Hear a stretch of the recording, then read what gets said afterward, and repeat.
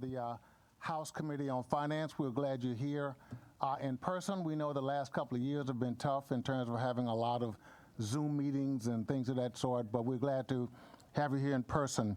I'd like to go over a few things before we get started so that you'll see how we conduct our business here in the Finance Committee. There are a number of committees that we have, and each works a little different, but we want to make sure that you understand that. We try to make it efficient, and we try to make sure that everybody gets an opportunity to speak on the bills that we're doing. So before we do anything else, though, I'd like to get a motion that we hold all bills for further study because we do have a quorum. So moved. Seconded. It has been moved and seconded that we hold all bills that are on the docket for further study. That just puts them in play for when it's their time to come up. Now here's what we do. We get all of the bills that we have on this there, or I'm sorry, all in favor of holding all bills for further study, please say aye. Aye. Are there any opposed? Thank you. That's a technical thing. Mr. Carr keeps me out of jail by making sure that I get it done. But at any rate, so what we'll do now is I'll explain a little bit about how we get started. It takes 2 or 3 minutes, and then I will remind us as we go through the process. Because if you look to your left and your right, you see a lot of your friends and neighbors who are here, and we want to make sure everyone has a chance to do some speaking on that. What we will do is we will get all bills into play. That means that all of the sponsors that are here tonight who are to get their bills going will come up. They will explain their bill very briefly, although if you're a sponsor and you need a little bit more time, that's fine. That will happen. And then after all bills are in play, we will start with the witnesses, which are most of you. At that point, we'll call you up by the order that we have you that you signed up on. And some of the bills may be out of order, but all we need you to do, please, is to give us your name, the number of the bill that you're testifying on, and whether or not you support that bill. What we do not need you to do is to re-explain what the bill is all about, because usually the sponsors do a very good job of that. But you just simply say, my name is X or Y, I'm here on this bill, I support it because. Now, in some of the committees you will hear and see a clock. I don't have one in here, but I am watching very closely to make sure that you don't go more than a couple of minutes or so, just because of the number of people who are here over time. So and I do it myself, as you can see now, but it's important. When you get to talking, you can lose track of time, but I'll give you a little signal or something to let you know that you should begin wrapping up your testimony. The cameras will not be able to see me because they're on you. So you'll be looking at me and I'll be doing one of these, and that just means please wrap it up a little bit so that your neighbors can get a chance to speak. So it's really simple. It gets complicated, I know. And if we have children here or something like that, I usually try to get those up if they're testifying, if they're here with their parents. And many times we have other dignitaries that will come in. Everybody's busy, but we try to make sure everybody has fun here and learn something. So that's the way we will conduct that. And if there are any questions about any of that, please let me know. And the panel members know we don't argue with each other. It's a question and an answer. It's a question and an answer. That way, you have a chance to testify. We have a lot of written testimony that you've already given us, and you still can feel free to give us more written testimony if you like. We want your voices heard. So I think with that, we'll start with the with our sponsors here. The first bill I'm going to call, Vice Chair Slater. Yeah, he's up with the Mayor of Providence. So if you'd come up, Vice Chair, to the desk there, please. The Vice Chair has 3 bills he's going to introduce, and I think he will then acquiesce to the Mayor, who will make short comments about each of the 3 bills. Welcome, Mr. Mayor. How are you? I'm doing all right, Mr. Chairman. How are you? Thank you. Not too bad. Yeah, thank you, and thank you, Chairman, for accommodating me. I'm going to concede my time to the mayor for introducing these bills. So you can go ahead, Mayor. Thank you. Thank you, Mr. Chairman. Thank you, Vice Chair, Rep. Slater, and members of the committee, particularly Representative Slater, Representative Diaz, and Representative O'Brien, who are all co-sponsors on these three bills. So I just want to start off by acknowledging that this is absolutely not about delivering better education for our kids. If ever there was a time when it is not about that, it is now. The RIDE and the City of Providence were caught in a legal dispute around the finances, and specifically the finances that goes towards our schools. But for the past couple of years, PPSD has had significant surpluses, unprecedented surpluses. And, to the extent that they're in a position where kids need to make up learning, PPSD is not spending some of the money they have. Or rather, RIDE is not spending the money that they have. They're putting it away for what they call a rainy day. But the school's finances are such that they don't need a rainy day fund. So I just want to make that clear, that this is not about delivering for our kids. This is just about what's fair to the city and what's fair to the city. So we're caught in a dispute between between the city and RIDE, based on two issues. The first issue is the commissioner's unilateral power to withhold state aid that the General Assembly has appropriated. The second issue is based on the commissioner's interpretations of the Crawley Act.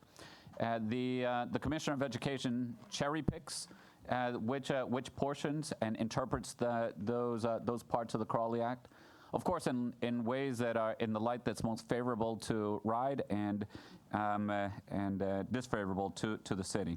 So I'll start with the first one: the commissioner's unilateral power to withhold state aid. There's a state statute that allows the commissioner to send a letter to the treasurer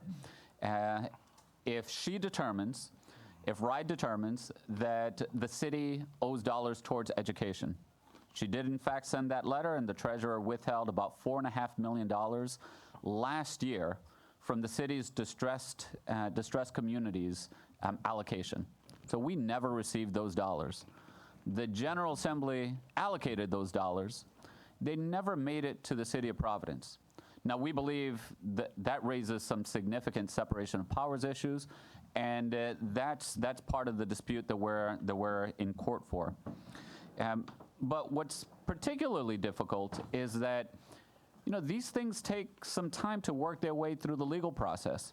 It could be years before the Superior Court and the State Supreme Court resolve this issue. In the interim, we're out about $4.5 million for last year. The commissioner has already indicated that she's going to withhold another $10 million for the current fiscal year. This is presenting really significant cash flow issues for us. Now, it might be the case that we owe the money after the court process. The court decides that we owe the money, and if we owe it, we will pay it. But it is just unfair to put the city in this position where we're having our distressed communities and other state aid that you all have allocated to us taken away because the commissioner unilaterally decided that we owed it. What we're asking for is just let the court process play itself out. Again, if we owe it, we will pay it, but we don't think we will owe it, and so we ask for you to help alleviate some of the cash flow issues that will soon come up. So that's the first issue. The second issue has to do with the commissioner's interpretation of the Crawley Act. I mentioned that the commissioner has cherry-picked different portions of it. The Crawley Act is actually very vague, and it's very vague compared to other statutes that allow, other states' statutes that allow for state control. But even on its own terms, there are so many questions that aren't resolved. And I'll give you an example of two very important ones. So there's a requirement in the Crawley Act that the city increase our contribution towards our schools by the same percentage that the state increases education aid. However, what's not defined within the statute is when the state or when RIDE calculates what percentage increase that is, does it use only state money that goes towards schools, or do you also use federal dollars? So RIDE has interpreted it as both state and federal dollars count. Now, of course, that's the light that's most favorable to them and increases the percentage. And we believe that's an incorrect, improper reading of the statute, but that's how they've interpreted it. The second issue of interpretation is with respect to whether the state aid is calculated by the total amount of state aid, or if it's calculated by the amount by the amount of state aid that goes directly towards PPSD. Those are two different percentage increases. And once again, in this instance, the commissioner has interpreted it in a way that is most favorable, in a light most favorable to RIDE. And in both these instances, it is unfair. Again, this is the subject of dispute, and what we're asking here are two things. First, that you help to either clarify the statute, or by simply taking a much more direct route and withholding or taking away the commissioner's power to withhold the state aid during a period of state control. Remember, this is a budget that she directly oversees and is making decisions that bring more dollars towards her budget and less towards the city. Again, an allocation that you all have made. The last bill in the package asks for this to be retroactive. The last point that I'll make here is that going back to 2019, 2020, the state received COVID relief funds, the CRF dollars.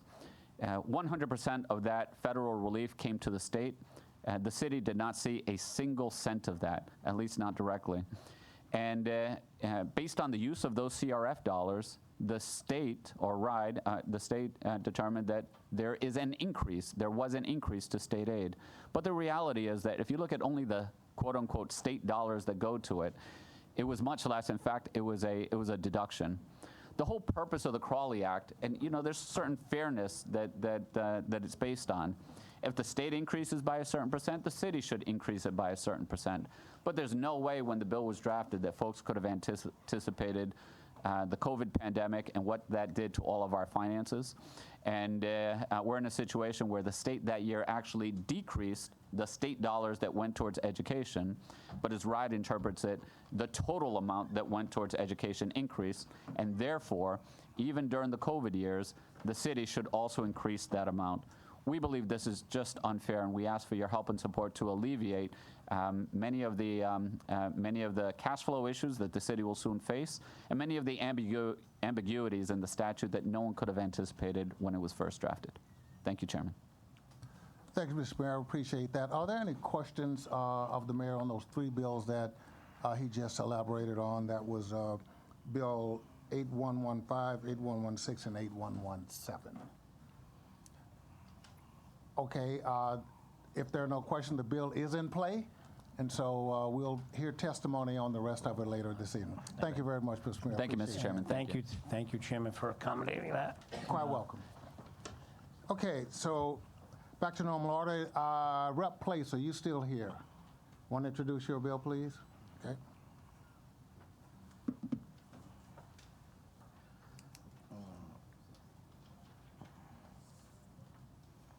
Welcome.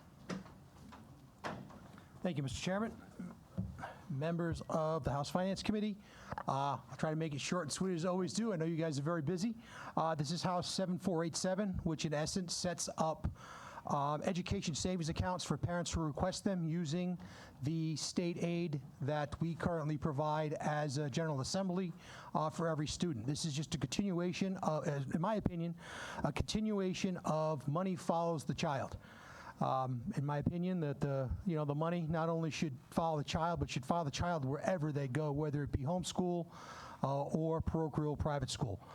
And it comes down to funding the child, not the system, as again, we have sort of started to establish with allowing the money to follow the child. And I'll entertain any questions, Mr. Chairman.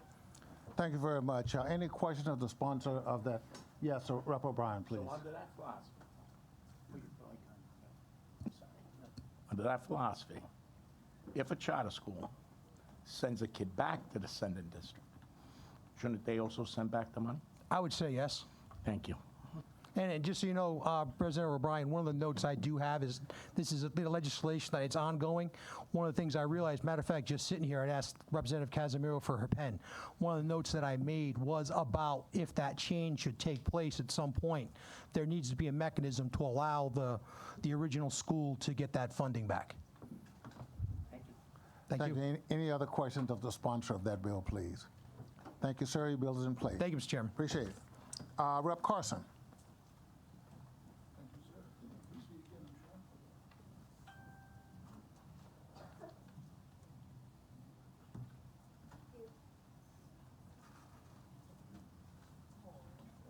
Good evening and welcome. Thank you very much, Chairman. Is this on? I don't know, is the red light on? Yeah, red light's on. Okay, good. We can hear Okay, you. so thank you everyone for hearing my bill to create a special education ombudsman for the state of Rhode Island. I think that there's some interesting news about this bill, and that is we're listening to parents. And I think that there's been a lot in the news the past 6 to 8 months about listening to parents. And I think that you will hear plenty of testimony this evening from parents who are asking us to create an objective office called an Ombuds for Special Education that really resembles the Office of the Child Advocate in many ways. And when I talk about it, I often ask folks, our peers, to really put that hat on and think about the success that we've had in the state of Rhode Island in creating a Child Advocate's Office that serves as an independent voice for us, for the community, and really represents what's actually going on out there in the world when we need information about special education. I've put this bill in for several years. It's kind of interesting that it's being heard here. It had formerly been heard in education, so I'm taking that as good news that it's in this committee rather than in education.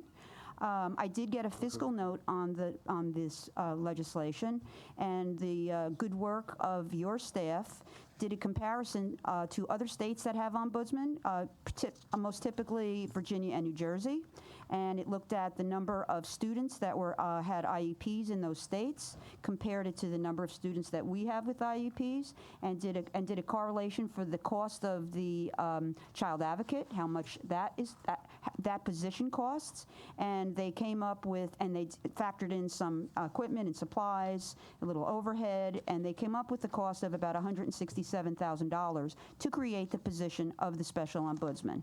I think that needs to be retooled if the bill is reworked, because I think that they addressed only the office of the ombudsman, not any support staff that may need in the office. And I think that if we look at the child advocate's office, her budget is about $1 million.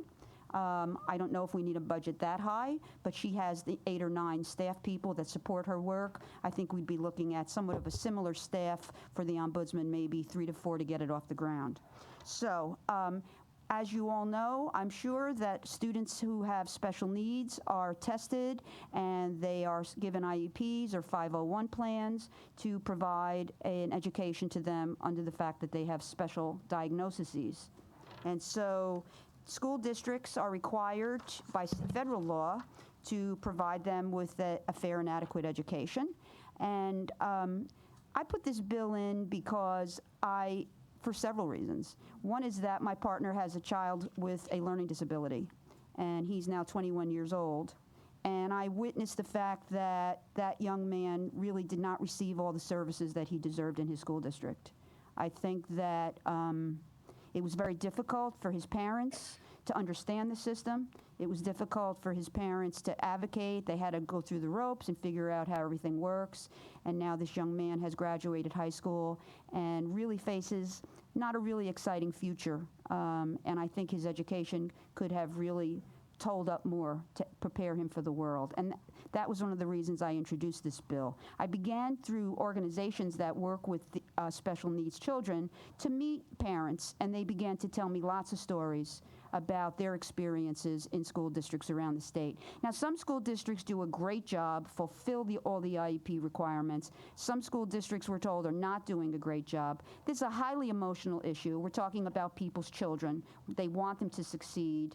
And oftentimes, if parents go through the process of objecting to whether or not they're getting an IEP or whether the services are being delivered, they then have to go up to RIDE, they have to file something with RIDE, they oftentimes have to hire attorneys. It becomes a very long and complicated process for parents, and expensive, by the way. There's a very limited amount of special education attorneys in the state of Rhode Island, and right out of the box they want $10,000 just to get started on your case.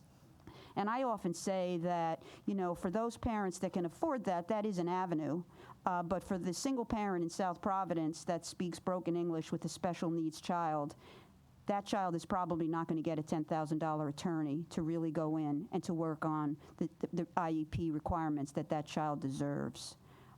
And so this ombudsman would be appointed by the governor in a very similar way to the way the child advocate is appointed. There would be a committee that would be put together. They would look for qualified candidates that understand federal and state law on IEPs, and IDEA, which is the federal law that really oversees the implementation of special education.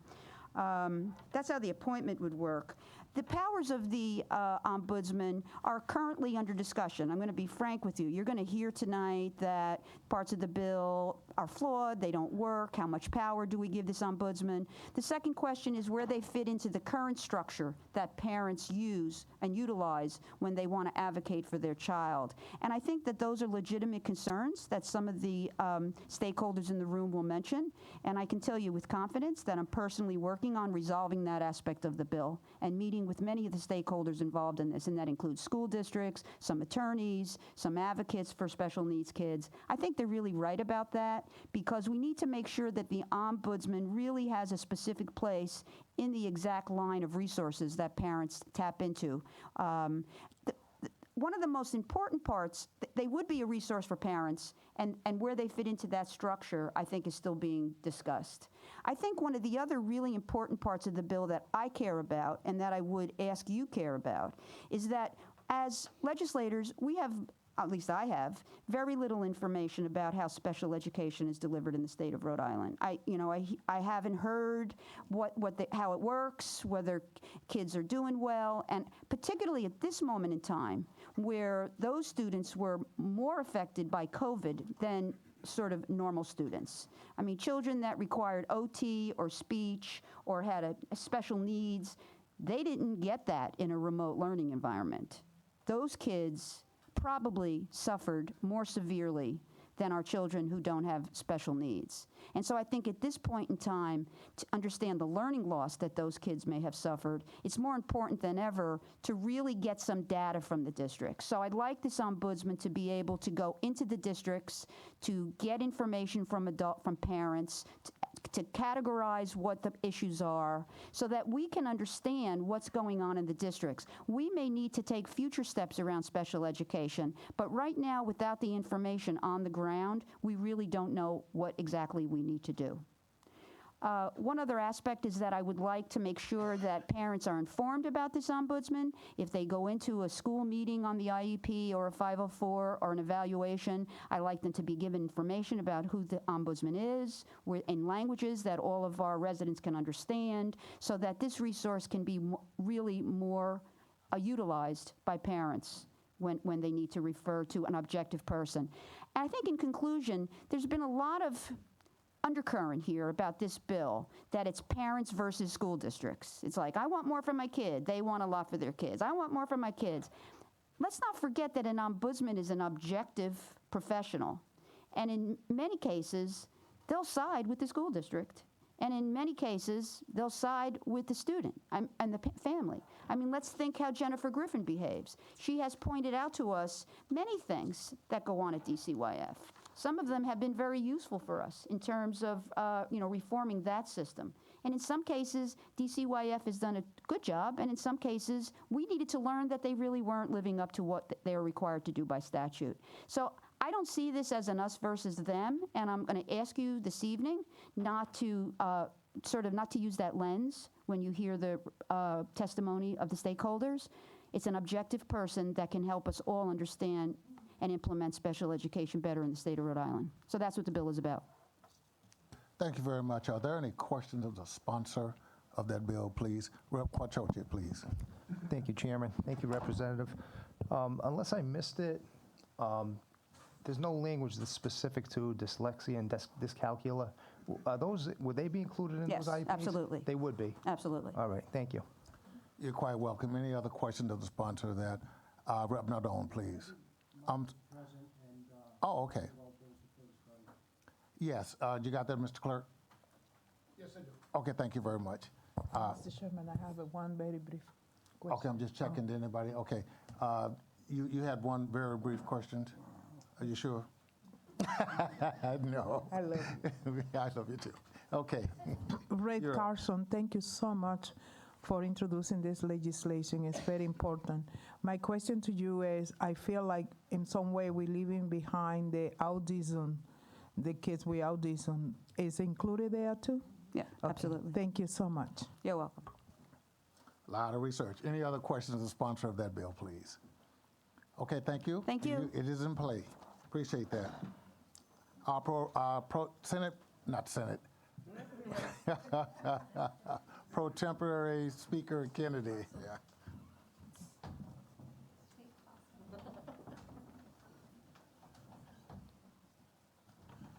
Thank you for your patience and welcome, sir.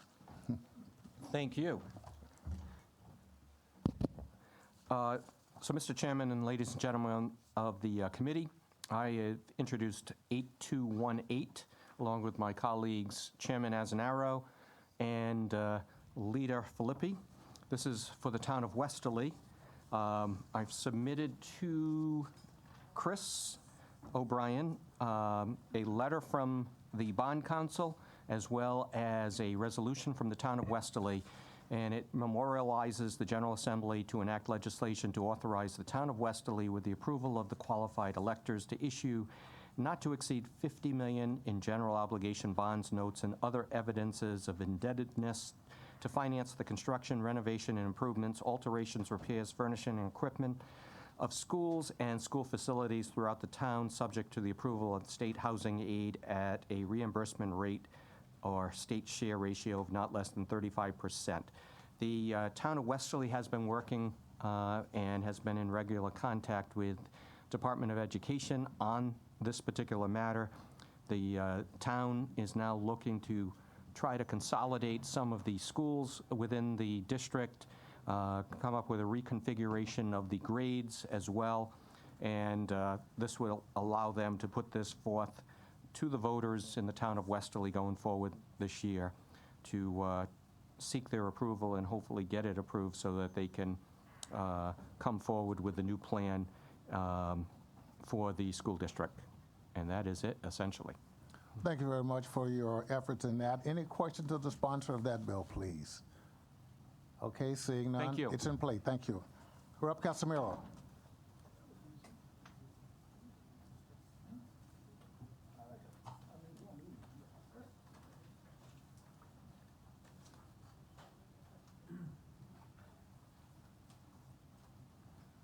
Okay, welcome to House Finance. Thank you, Chairman. Thank you, members of the committee. I'm here tonight to talk about H7915, which provides funding for after-school and summer learning and workforce development for K through 12.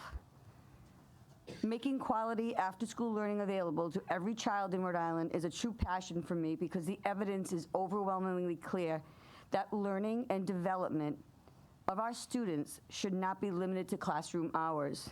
This is why I sponsored H7915, the Rhode Island Quality Enhancement in After-School and Out-of-School Time Learning Act.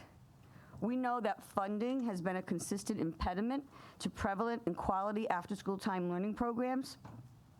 We know all too well that after-school programs are usually the first to go when it's time to cut budgets every year. And we know that troubling youth behavior that comes out with the lack of quality after-school time learning. That's why this act is so important. With a yearly investment of $2 million, we can provide our children with after-school and summer learning support that they desperately need and deserve. This investment is even more important now than it ever has been, as our students continue to grapple with the lost learning time and mental health issues associated with the pandemic.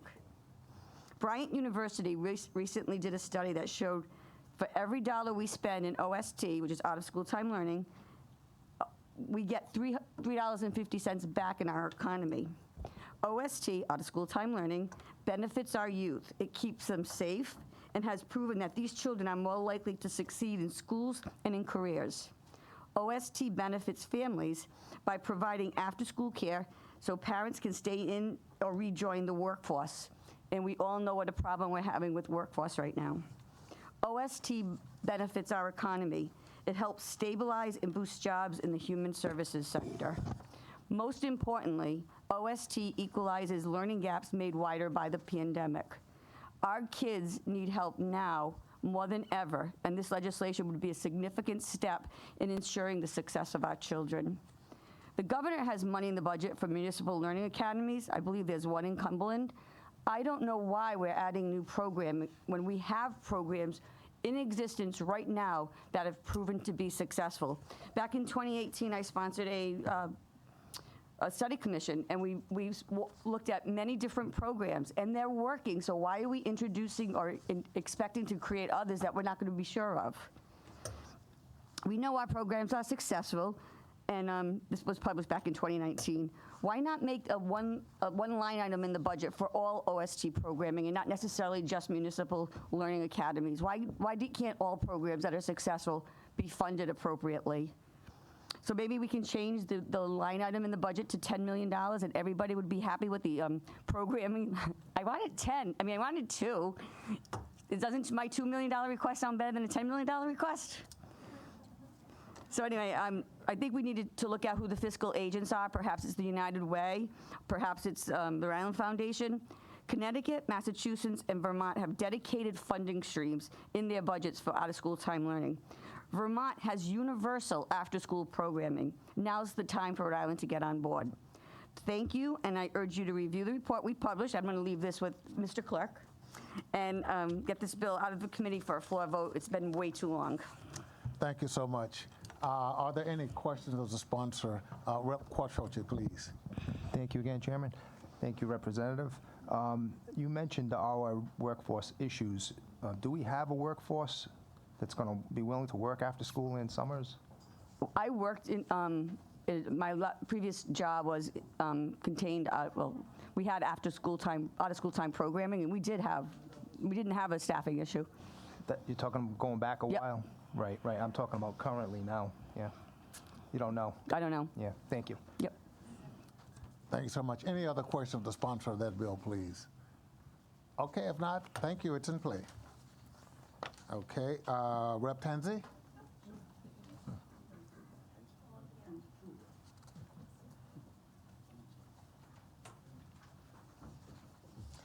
Good evening, Chairman. Good members evening. of How the are you? Committee. I'm well, all in all. Thank you. I'm here. I think this might be my 7th year on this particular bill. I don't even need notes for this one anymore. It really is a very simple concept. It is an unfunded portion of every school district's budget, and it is transportation.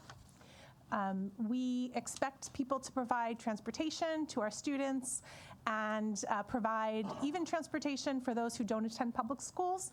So the place where the person lives, regardless of if they go to a public, a private, a Catholic, whatever school they want, we're expected as the sending district to pay for that transportation. And it's not accounted for in any way in our state funding formula. So when I first got here, I think it was the very first year of our last funding formula, and I know that there's been talk over the years about tuning that, fine-tuning it to address the needs that exist in our communities that are not currently being considered. And I put this bill in for at least 7 years now, if not more, on behalf of South Kingstown. And of course, Narragansett wouldn't mind it either. But South Kingstown in particular, we have one of the largest areas geographically that we have to provide transportation for. This is in the millions of dollars. And it is a significant portion of our budget each and every year, and yet there is zero consideration for this in the state funding formula. So, this bill would send that money directly to the school committee, wouldn't even have to mess through the budgeting process. This money should be sent directly to them. They're the ones who allocate for it, put it to the best use, and I highly recommend passage. Happy to take any questions. Thank you so much. Any questions of the sponsor of that bill, please? Every single one of your districts would appreciate this. I know it. You had to get that in. Okay. If not, thank you very much. We Thank you, appreciate you Chairman. putting it in. Lucky 7. Thank you. I know it. Okay. Rep. Giraldo, you're here. Okay.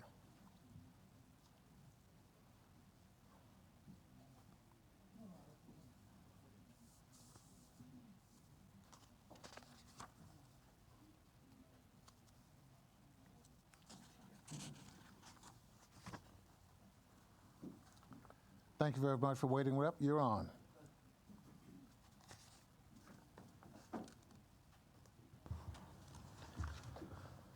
All right. Thank you, Mr. Chairman and members of the committee. What I have for you today is a fairly straightforward bill, House Bill 7862, that waives the background check fee for low-wage workers, interns, and for parents that want to be involved in their child's education. In a simple sense, I believe we should be encouraging parents to be involved, to serve as chaperones when they go on field trips, to be available to help in the classroom if the school or teacher needs it, and shouldn't have to pay a fee to do that. As a former teacher and as a parent, I know the benefits of having parents engaged in their child's learning and in the school community in general.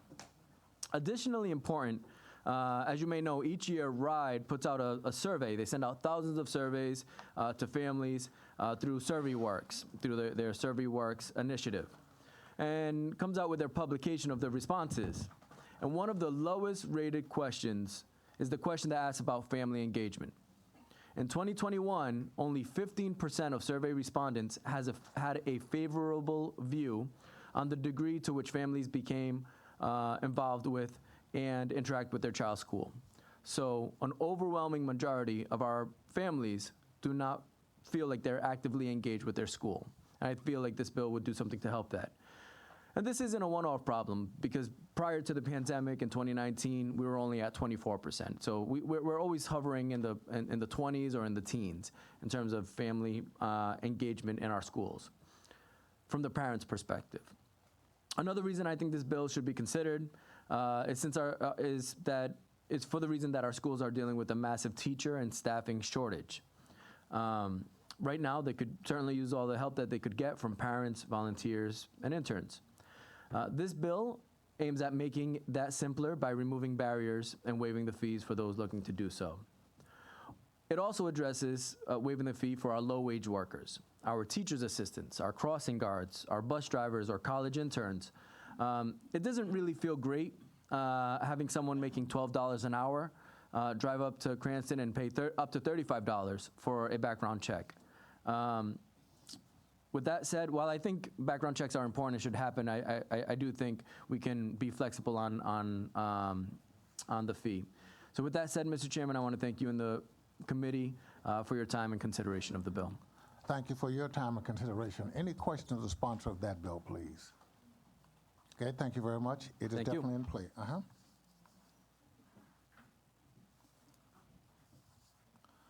Okay, I'm trying to see if there are other members who may have to go to committee meetings who are there. If not, I'll continue down the line.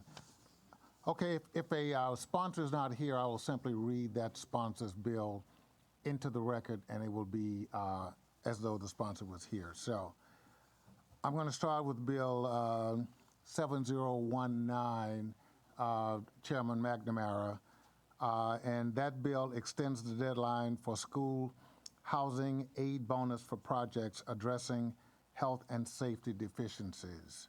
That's Bill 7019. if you have any questions, that particular sponsor, you can find him and he'll provide the answers for you. But that is now read into the record. I don't see Rep. McLaughlin, so I'll read his bill into the record. That's Bill 7281, and it provides for RIDE to release funds to the town of Cumberland in an amount equal to aid withheld in fiscal year 22 as a set-off for funds received from the Emergency Relief Fund.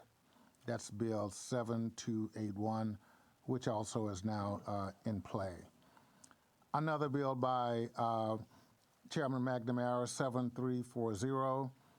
This appropriates $1 million annually to support programs that seek to close the achievement gap for at-risk children as they enter kindergarten. Again, that's Bill 7340. And if anyone has any questions of the sponsor, we can always find them for you.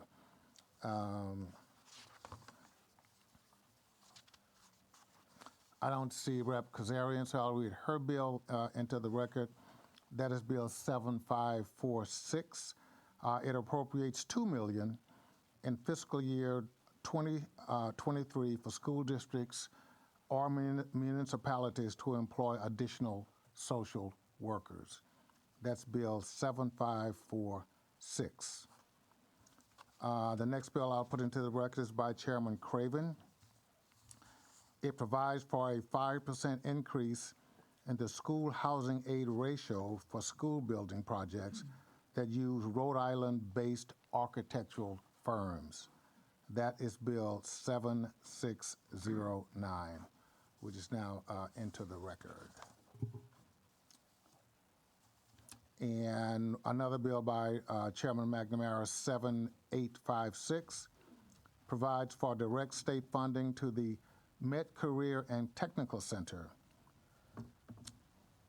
and that's Bill 7856. And I believe I'll read into the record. You had one or two bills, Rep. Croce, that I can read into the record for you. Yeah, okay.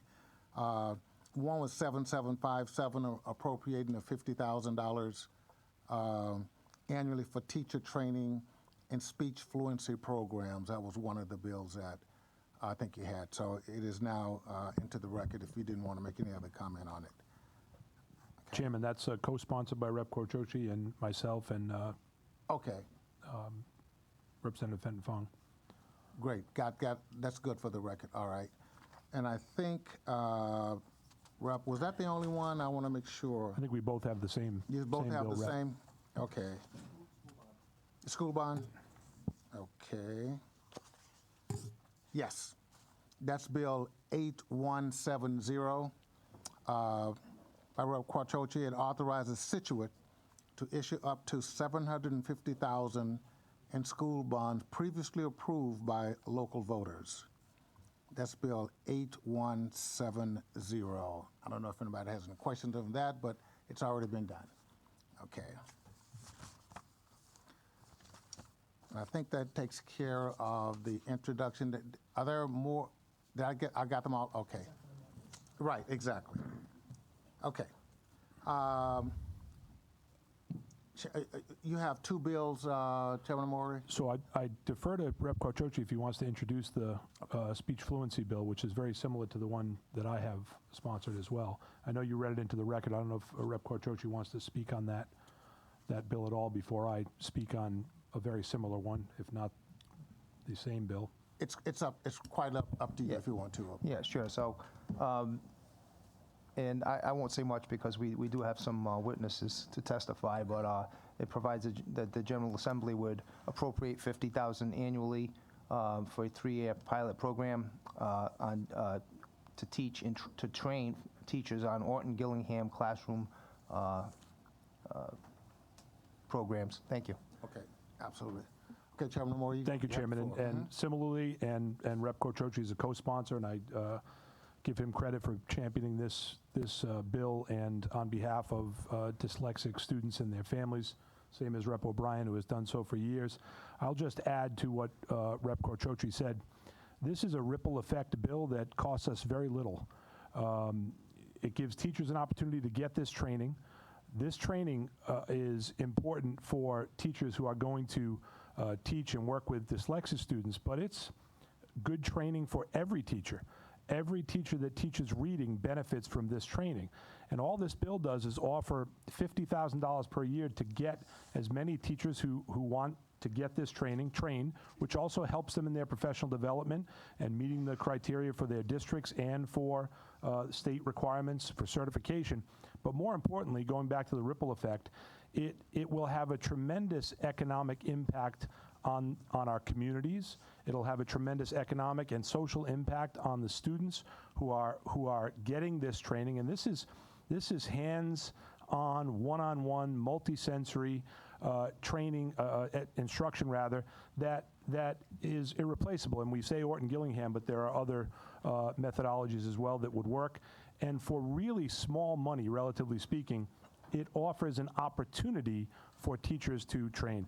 And if these teachers impact one student per district, the ripple effect and the economic impact on our community, our state, and most importantly on that student and their families' lives, who are tremendously impacted if they are not helped in this way because of the frustration level, because of the despair. And I know Rep. Cortrochi and Rep. O'Brien have spoken to this in the past, but this is why this is important, and it's really a really slight investment in the grand scheme of things that will have tremendous payoff.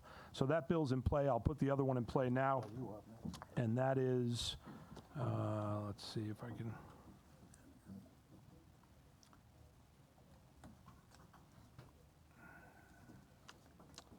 The other is 7488, which requires school lunch service contracts to provide for payment to school lunch workers and aides for 180 days or the length of the contract of the school year, whichever is longer. We have given lip service to essential workers during the pandemic. This is an attempt to reward these essential workers who are not terribly highly paid, but they are terribly essential. We did something similar to this for our school bus drivers last year. And basically, it offers some stability for these folks who work 180 days or around there so that the rug cannot be pulled from underneath them and they can't afford to pay their bills. Yet we call upon them and we need their services all year long. But with the pandemic, we have had a situation where a school day can be called in 24 hours if a district wants to go distance learning because of whatever may have happened, pandemic related or otherwise. I think there are going to be more instances where distance learning is used, but these folks are essential to make sure that schools operate. You know, during this hearing alone, in my day job, I am the athletic administrator in East Providence. This hearing alone, I took 4 texts in regard to busing for our teams. We are still facing a bus driver shortage based on the pandemic because everybody was sent home and they went out and found other jobs or they got retrained. And now we can't find these folks. So we don't want to give lip service to essential workers and then not take care of them, and that's what this bill attempts to do. Thank you, Mr. Chairman. Thank you very much for introducing. Any questions of the sponsor of that bill, please? Okay, with that, I think that was your last one, I believe. Okay, thanks. Leader Felipe, I think you have 2. Yes. Please. Yes, Mr. Chairman, I do. I'll just get into it. Do you want them in any chronological order? No, either order you call them up in. Okay, start with 8029. Thank you. Thank you, Mr. Chairman. But they do kind of weave together. Okay. So first I'll start that under Article 12 of our state constitution, the General Assembly has the plenary authority and duty to provide education to students in this state. Our Supreme Court has found that the school committees are mere agents, that we delegate our duty to them, and we have the ultimate authority and responsibility to provide for educating our citizens. I'll start with a new program that's applicable to 2 bills. It's called the Rhode Island Education Revitalization Fund. It partially funds the programs in both bills. And what the Rhode Island Education Revitalization Fund is it provides a tax on private colleges in this state that largely don't pay any property taxes, and it relates it to their endowment. The larger endowment, the larger the tax. Many of these private educational colleges sit on billions of dollars of real estate, and they do not pay their fair share. And they are in cities with schools that are struggling, with children's futures being taken away because they're not getting an adequate education, in many cases an underfunded education. So I'll start on 8029. This is a type of open enrollment which allows any student who is in a failing school to transfer to another public school of their choice. Transportation would be provided through the Education Revitalization Fund, and the state per capita, per pupil fee would go to the receiving district. It's our reasoned opinion that we should not expect children to sit in a failing school waiting 10 years for the state to turn it around, especially when you look at Central Falls, where the state has been in control, I think, for over 20 years now, and it unfortunately and sadly is still one of the least performing school districts in the state. I believe that parents and students should have the right to go to other schools. I always quote Martin Luther King when I say, when he said actually, that what does it profit someone to sit in an integrated lunch counter if they don't have enough money to buy a hamburger? Martin Luther King knew that to enjoy the fruits of legal equality, there must be economic opportunity. And in order to have economic opportunity, you need a quality education. It's the most important thing we can do in this state. It's a civil rights issue, and it's probably one of the most critical economic development issues we face. The next bill, 8030, is the Language Academies Act, and that seeks to alleviate many of the English language learner issues that are in our public schools. This requires the Department of Education to form essentially a new state school district with the primary purpose of teaching children who do not know how to speak English, getting them proficient in English, and then matriculating them back into traditional school where they can become lifelong learners. That is also funded through the Education Revitalization Fund and the per pupil state aid to the city and town that would be sending the English language learner to the state language academy. What's really interesting about the state language academies is that they were suggested to me when I had a meeting with Progresso Latino several years ago, and they referenced me to their success in Canada. And Canada has, I think, over 225 of these schools where they are educating people all over the country, new immigrants, how to speak English, and then putting them back onto the traditional school track, matriculating them back to traditional public schools. New York has an interesting system. New York has an interesting system where they have three separate programs within their language academies, where it's English as a new language, transitional bilingual language, and dual language. And we have new programs in Indiana, Connecticut, and Iowa that are focusing on language academies, and they've met with great success. It's something I really think we need to look at. I travel a lot, and when I go to a country that I don't speak the language, I am an outsider. I want to be able to learn from immigrant communities as much as I want them to be able to integrate and have financially successful lives and to be part of our community. And when you don't have a common language, there is a separation. And I don't want that any longer. We need people, not only for economic development, but for social development, to have all of us with a common tongue. So those are my two bills, Mr. Chairman. I thank you for your time and indulgence. Thank you, Leader. Appreciate that.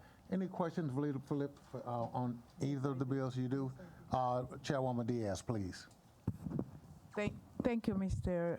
Chairman. In case you need to learn Spanish, I can teach you. But that is not a question. Necesito aprender más. This is not a question, Leader. Last year, the state of Rhode Island approved a position in the RIDE about establishing an office for the dual language, and it's it was passed by the Finance Committee.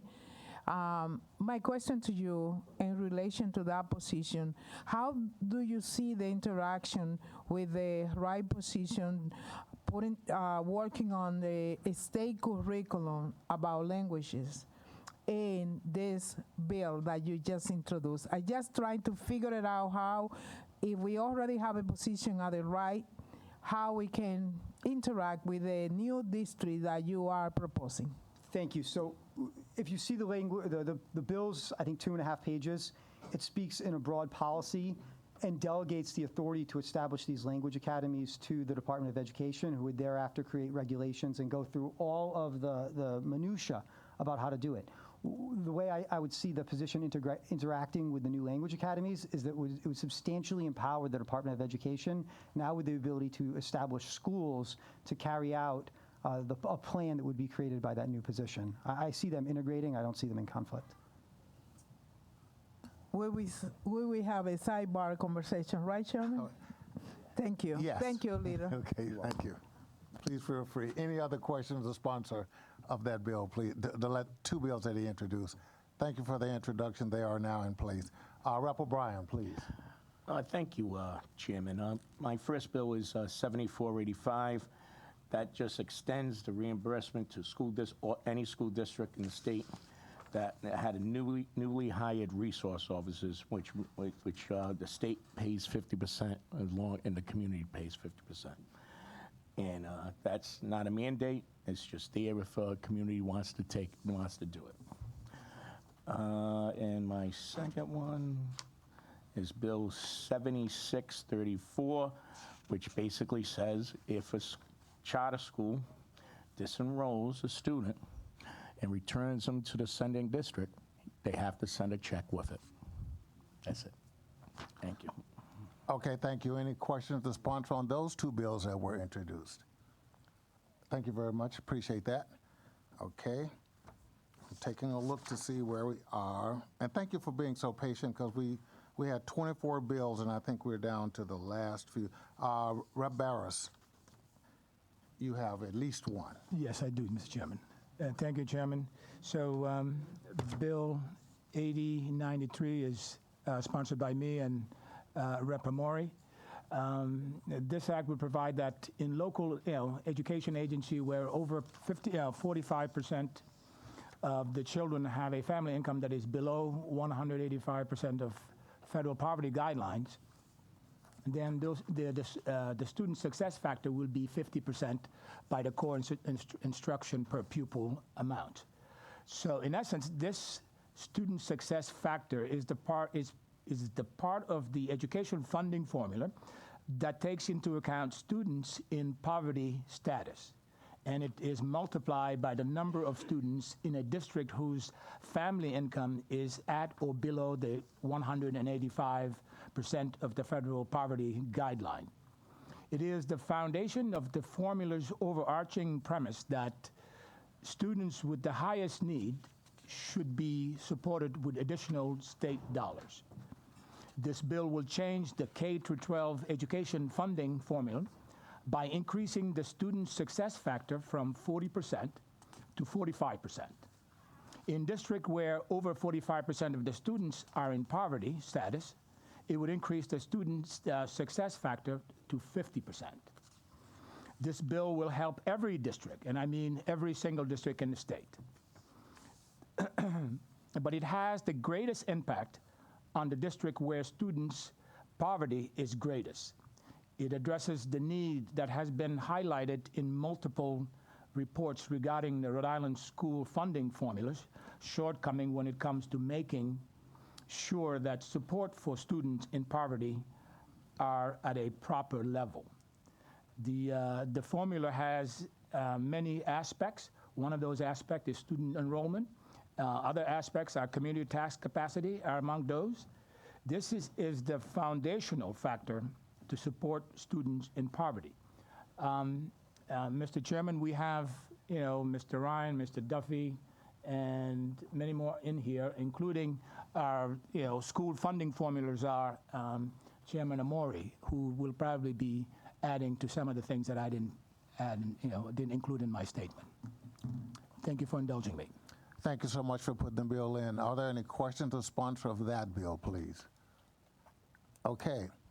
I'm going to check with my legal advisor. I think we have gotten all of the bills that we were supposed to in play. I want to thank the members of the committee for indulging in getting that done. And so now we're going to go into the second half of what we do. And I just want to reiterate one more time that this is the most important part, because we get to hear from our citizens about how they feel about a particular bill.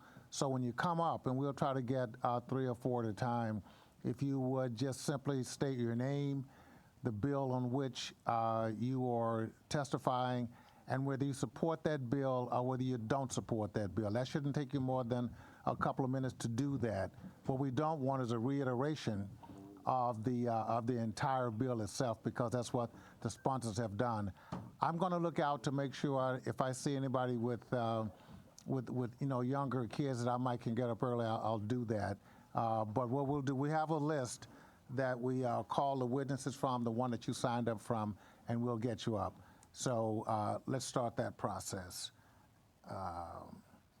And they're not in any particular order of the bills, but it's the witness list that you signed up on. So I think we've got on Bill 7019, this is Tim Ryan and Andy Andrade.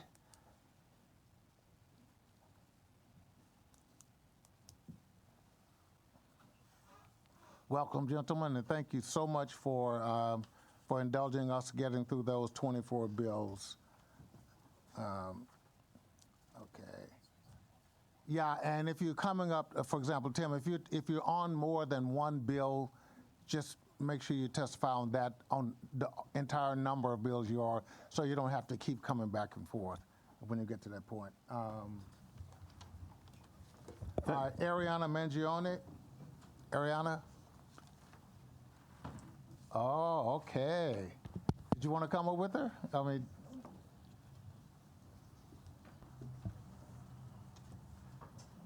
oh, we like this. Yeah. This is the future. Okay. See, a little bit of dragging and you get them all. Can we get another chair up there, please, if we can? You're between two powerful people there now, so, okay. But thank you so much for your patience, yeah. Okay, yeah. In fact, I think what we will do is let Ariana go first, if you don't mind, and we'll get your testimony in. Welcome to House Finance, and thank you for coming out. Okay, there's a mic in front of you. If there's a red light on, that means we can really hear you at that point. The whole world hears you now. Go ahead.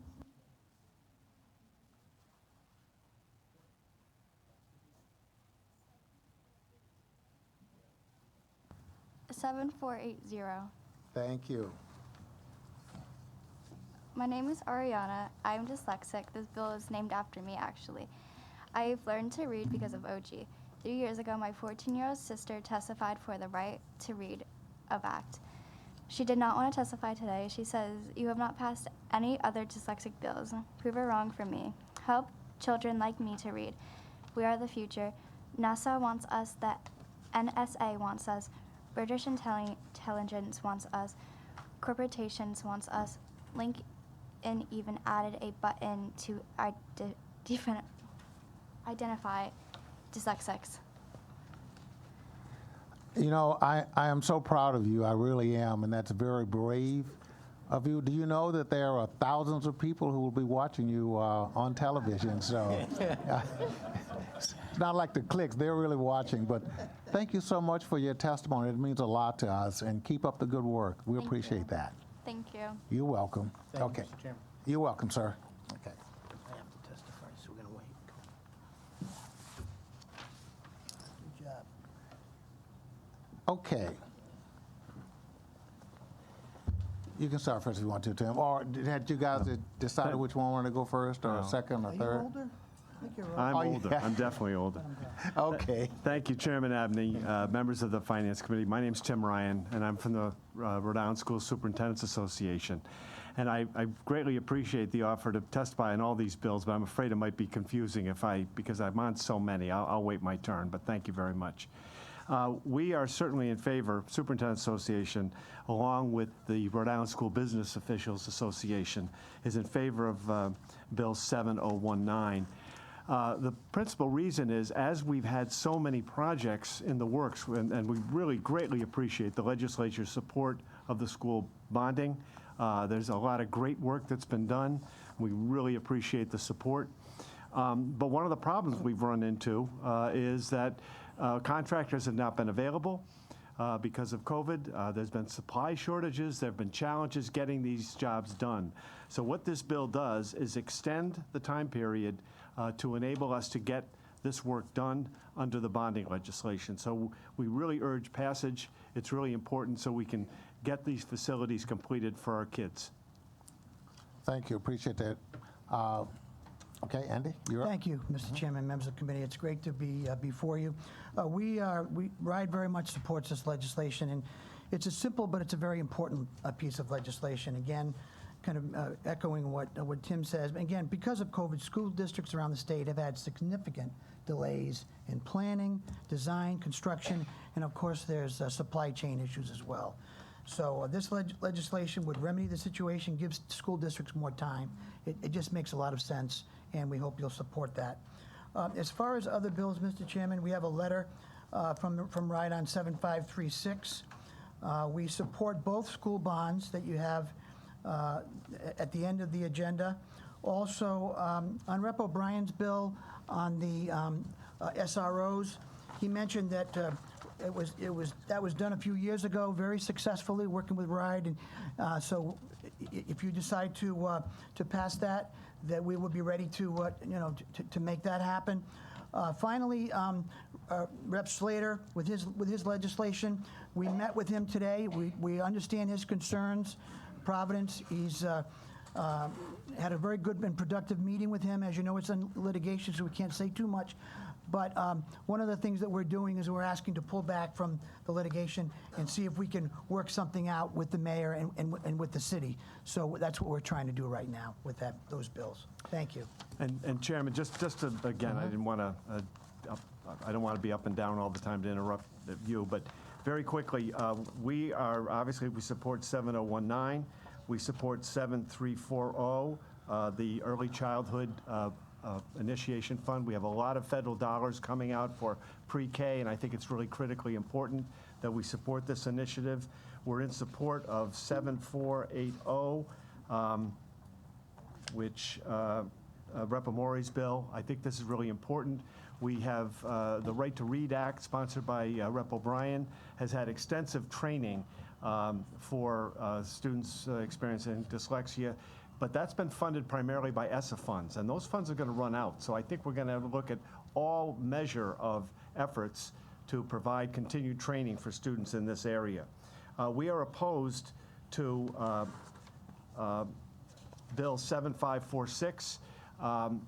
Not that we're opposed to school social workers in this area, but I don't think it's been established. The need has not necessarily been established. We have some districts where school social workers really operate as super guidance counselors, and others where they simply do home visits for IEPs. So I think we have to establish the need and the roles that are performed by school social workers in each district before we jump to this type of funding. We're absolutely in support of Rep. Barros's bill. I think he explained it quite well. The funding formula underfunds districts of students in poverty.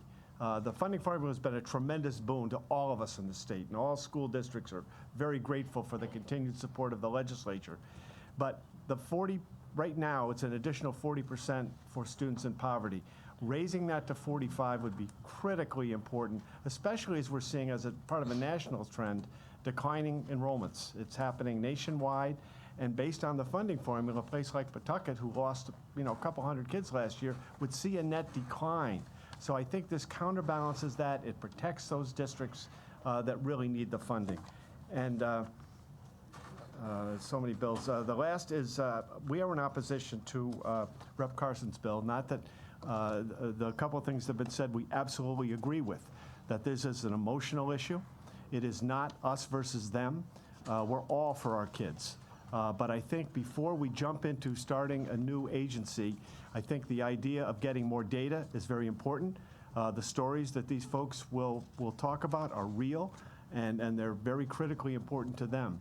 But I think we need more data before we jump into an expensive new agency. And I think there's a lot of special ed departments that are working very well.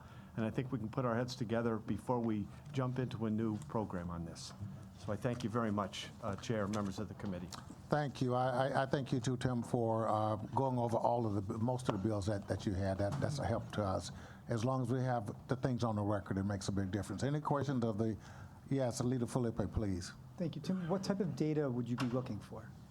Well, I think where I would start, again, I'm not an expert on this, but I think I would start with what's the historical data on complaints that go through the regular process under IDEA?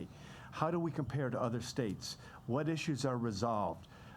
What agencies do we have that might, like Ripon, that operate in a similar capacity? So I think one is, I think we'd have to look at, get the Department of Ed in here, and find out exactly how many cases we're talking about.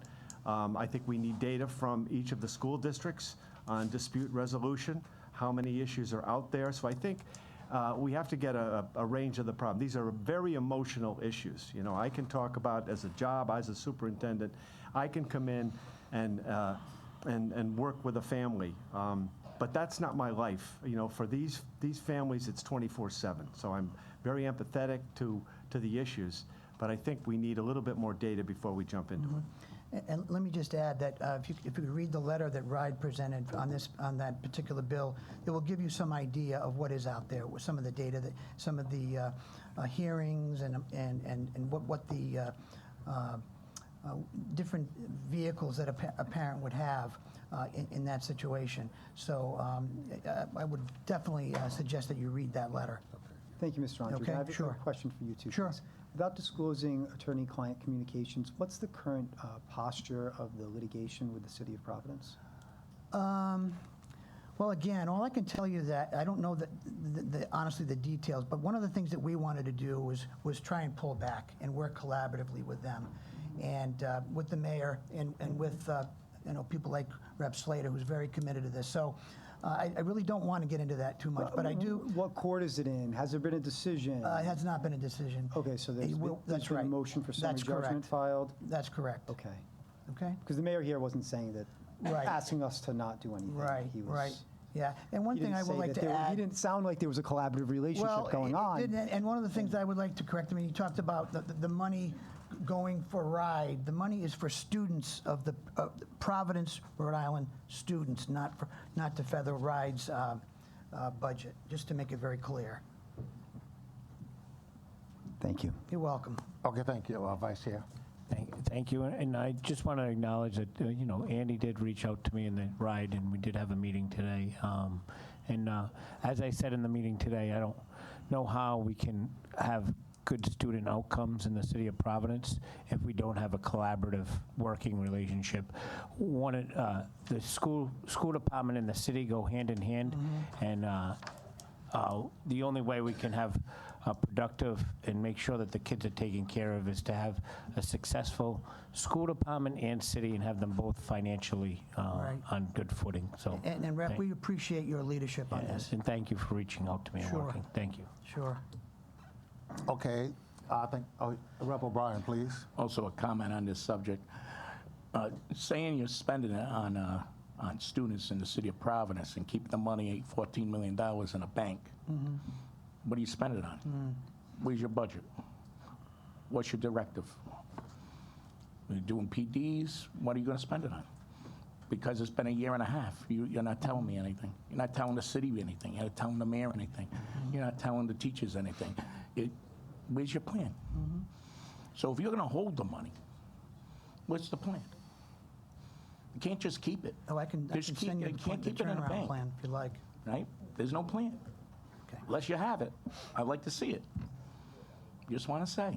I mean, do you have one? Of course. You have one for this committee?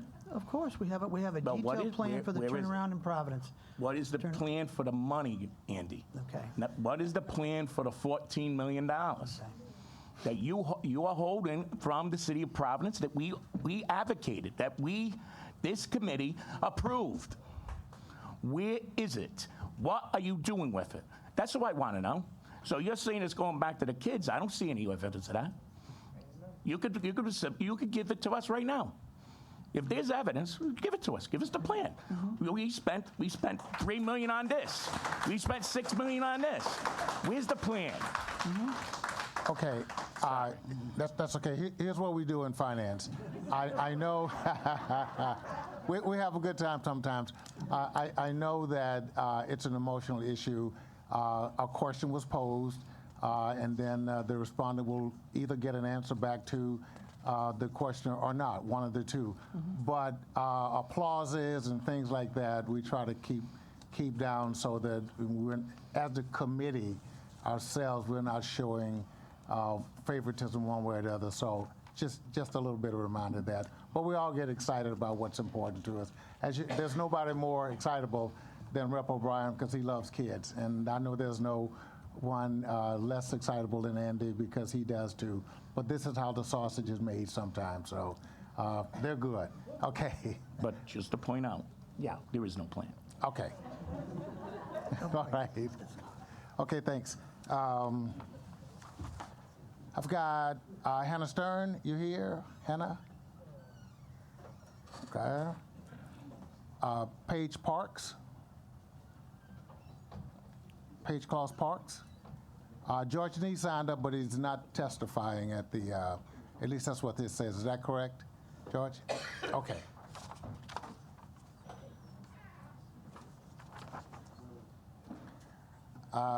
This is Nancy Idaluca. Nancy? And again, George Nee gave written testimony, and so did Patrick Crowley. He gave written testimony. Let's see. We've got one. How many we've got? 3? Okay. I don't know, actually. Okay, welcome. Thank you for being patient. We appreciate your time, and as you can see, we're moving along quite well. So, as I say before, just your name, the bill. This is for the record, and then why you support it or why you don't. Okay. Yes, you can go first. I can go first. Thank you. I think you mentioned, Chairman, that if we have more than one bill, we could do them both at once. Is that? That's correct. If you're up for more than one bill, it doesn't extend your time that much, but it does allow you to go a little bit longer on that. So please. Perfect. Okay, so I just have 2 bills to testify on tonight. I'll be clear about which ones I'm talking about. But thank you very much for your time. My name is Hannah Stern, testifying on behalf of the ACLU of Rhode Island in opposition to H 7485. We have very deep concerns about continuing state subsidies for school resource officers and the creation of financial incentives to hire SROs over more critically needed personnel. What we found over the years is that SROs are often inappropriately used to provide routine school discipline, and that it's not uncommon to find student arrest incident reports which show that the student arrest actually arose from a very minor infraction. So, for example, a dress code violation, which then escalated into something like a disorderly conduct offense. So what we're seeing is that SRO presence in schools is actually redefining very normal adolescent behaviors or very minor misconduct into issues of criminal justice when these issues should be treated internally as a school matter. This is also particularly critical because in Rhode Island, what we see, especially in school suspension data, is that disproportionately in disciplinary and enforcement protocol in schools, that Black and Hispanic students are disproportionately affected. They're disproportionately suspended, as well as students with disabilities. So in just the past few years, our organization has actually filed lawsuits on behalf of 2 students in our state who experienced very inappropriate actions at the hands of their school SRO. One of those lawsuits is on behalf of a Black female honor student in Pawtucket in middle school who was unlawfully arrested by her SRO just a few days after another student heard that SRO actually saying that he was, quote, itching to arrest somebody, which is, I mean, I don't really know how I can, that's so concerning to me just to even repeat out loud. The other lawsuit was on behalf of a special education high school student in Narragansett who was actually thrown to the ground by their SRO. So these are really horrifying and concerning incidents that are happening in our schools in just the past few years. These are very recent incidents that we're seeing. So we just believe that any state funding provided for the hiring of personnel on campus should really be directed towards personnel with specialized training in behavioral and social emotional health in students. There's another bill up tonight, which I'll be testifying on next, sponsored by Rep. Kazarian, which we support in this regard. So we do strongly urge rejection of this piece of legislation, H 7485, and instead really encourage the committee to ensure that state subsidies are being directed at hiring individuals who have a professional understanding of the interpersonal, psychological, and behavioral needs of students. So thank you very much for your time. I'd be happy to take any questions before I go on to my next bill. Now just go on to your next bill. Thank you. Thank you again, Chairman and members of the committee, for your time this evening. My name is Hannah Stern, testifying on behalf of the ACLU of Rhode Island in strong support of H 7546. In contrast to the bill that I just talked about, this bill really recognizes that the most needed personnel on school campuses are not law enforcement, but that they're those individuals who have a professional understanding of the very unique social emotional needs of students. I won't belabor most of the points of this because I think you just heard them when I just testified on my last bill, but this committee might remember an incident actually in 2019 where Kickamuit Middle School was actually closed because enough teachers called out sick. And what happened was that in the weeks after this incident, we heard of so many teachers and personnel on that campus talking about the rapidly disappearing counseling structures available to students and the desperate need for mental and behavioral support services. But what actually happened was that the district then brought in an SRO, which we found to be a really inappropriate response to what was an incident that clearly necessitated increased psychological support for students. So we think it's really critical to ensure that we have these adequate behavioral support staff on campuses, just to ensure, again, that very normal issues which are rooted in academic or personal problems are not harmfully redefined into issues of criminal justice. This is a problem that can be addressed by bolstering the number of mental health and behavioral health personnel on campuses, so we strongly support this legislation. Our only suggestion would be to expand the ability for schools to use the allocated funding from this bill for behavioral and mental support, health personnel beyond social workers, so individuals like counselors or school psychologists. But otherwise, we strongly urge passage. Thank you very much for your time. Happy to take any questions. Thank you for your testimony. Yes, ma'am. Okay, I'll go next. Yes. Great. We're going to get all the testimony, and then we'll ask if there are any questions. Perfect, great. So good evening, members of the committee. Mr. Chairman, thank you for the opportunity for our testimony today. I'm Paige Colossus Parks, Senior Policy Analyst at Rhode Island Kids Count. I'm testifying on 4 bills today. Okay. So I will begin with our strong support for House Bill 7915, which would provide $2 million to support after-school and out-of-school time programs. We want to thank Representative Casimiro for sponsoring this bill. She did a great introduction of it already, but I will just provide some additional information. What children do during out-of-school time really matters for their success in career, in school, and life. Currently, our state manages 2 systems to provide access to after-school and summer programs. One of those systems is managed by the Rhode Island Department of Education, which invests federal 21st century community learning funds.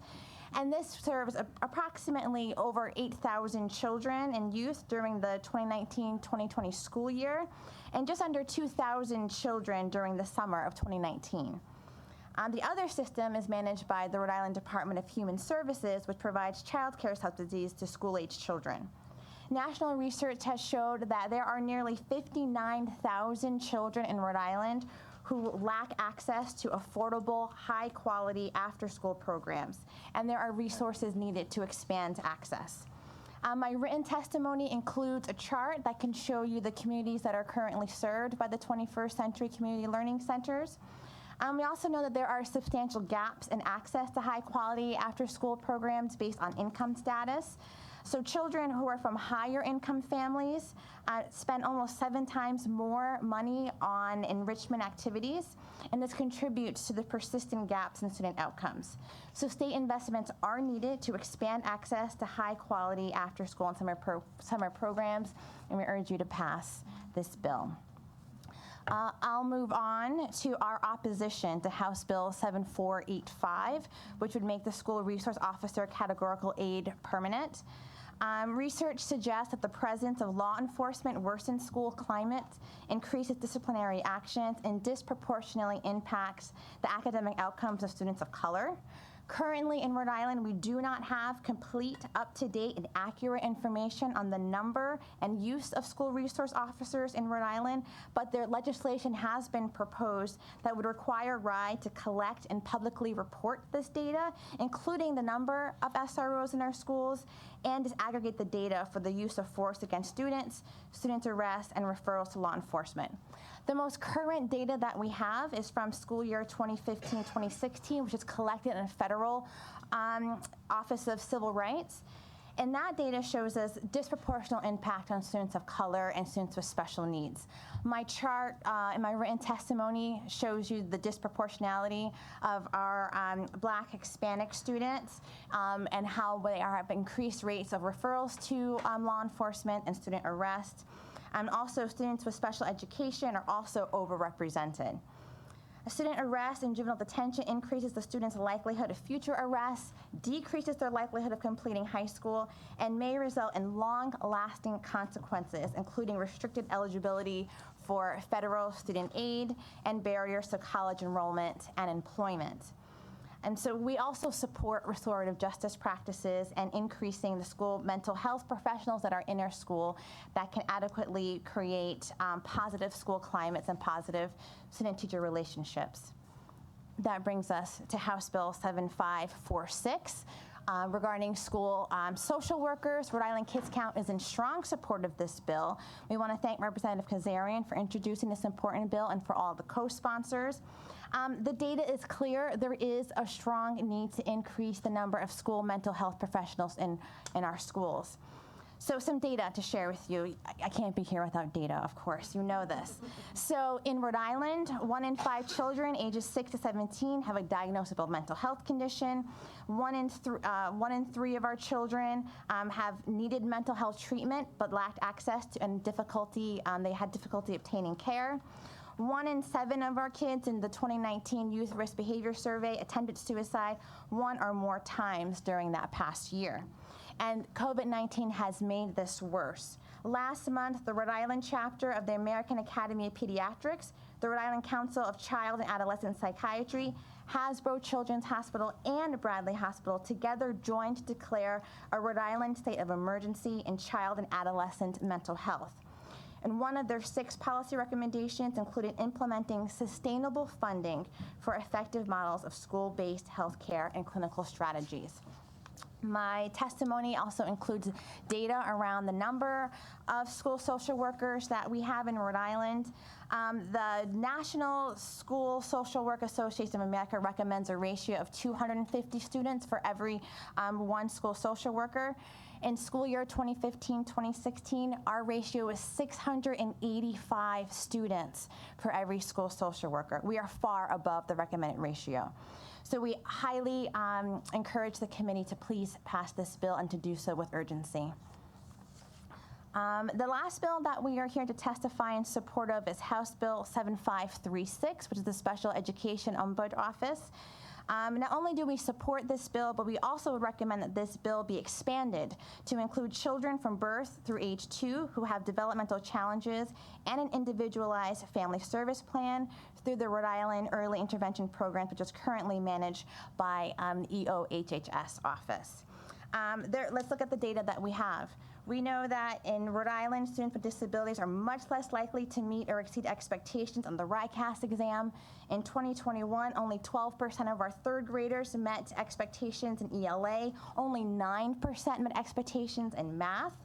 This is compared to 46% in ELA for students without disabilities and 28% in math. In June of 2020, there were just over 21,600 students receiving special education services. My written testimony includes a chart so you can see how that's broken down by grade level.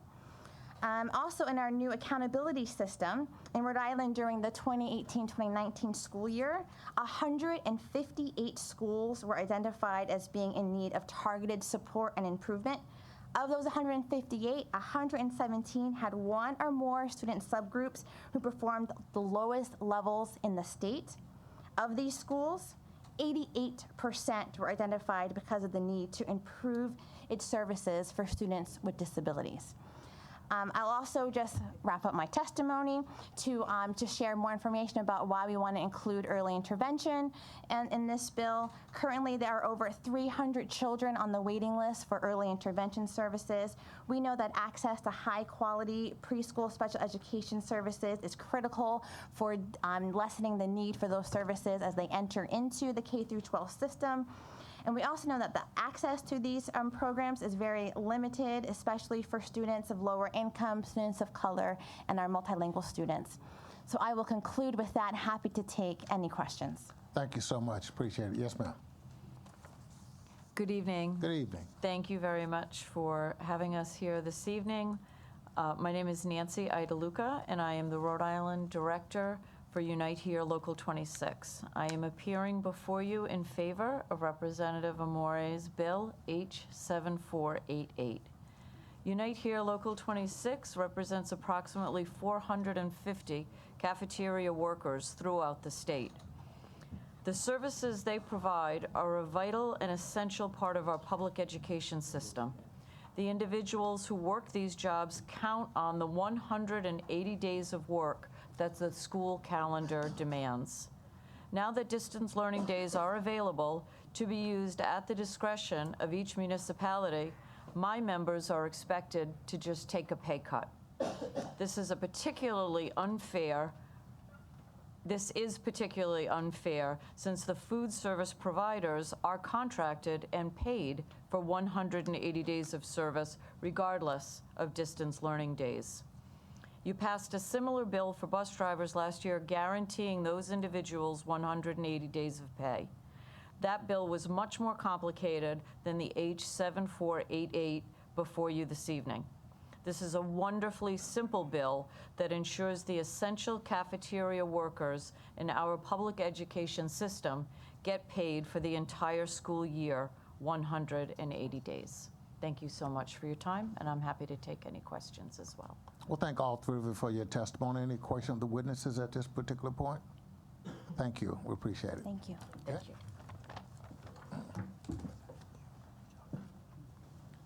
Okay, Joe Magiacomo. Okay.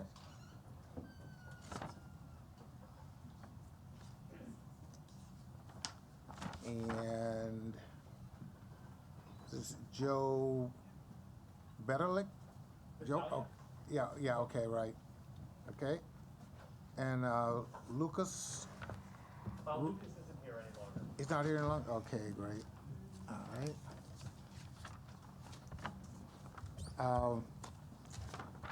This is Marie Barria. Did I get close?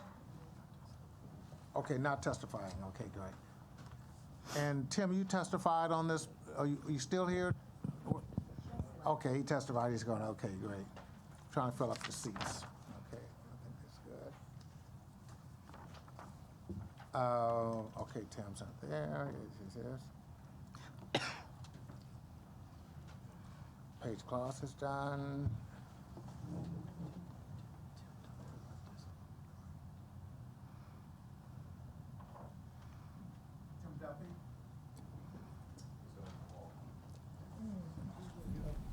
Okay. Wow. He needs to come from the hall to the inside. If you're out there, Tim, we'll get you up. Elijah McLean.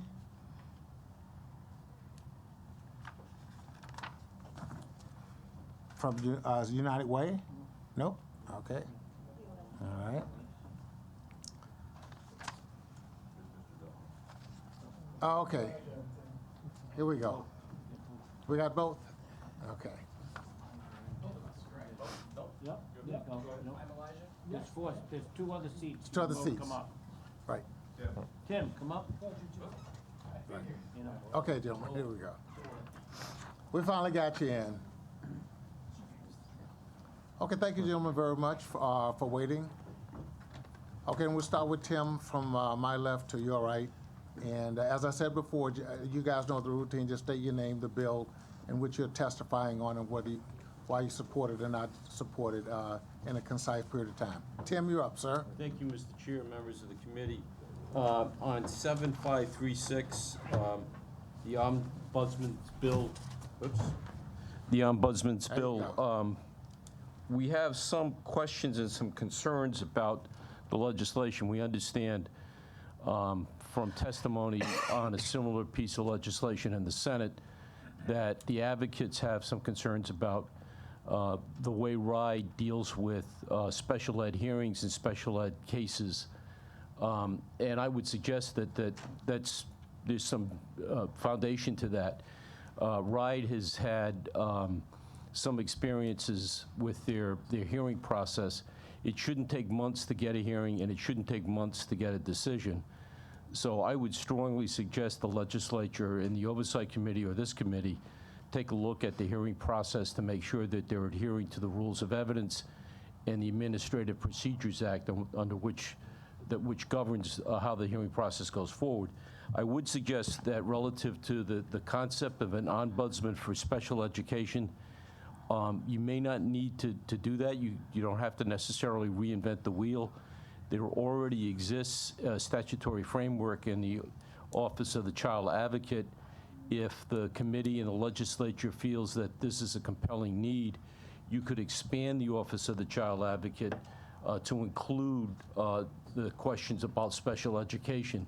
They already have an administrative staff. They have a structure that's already in place.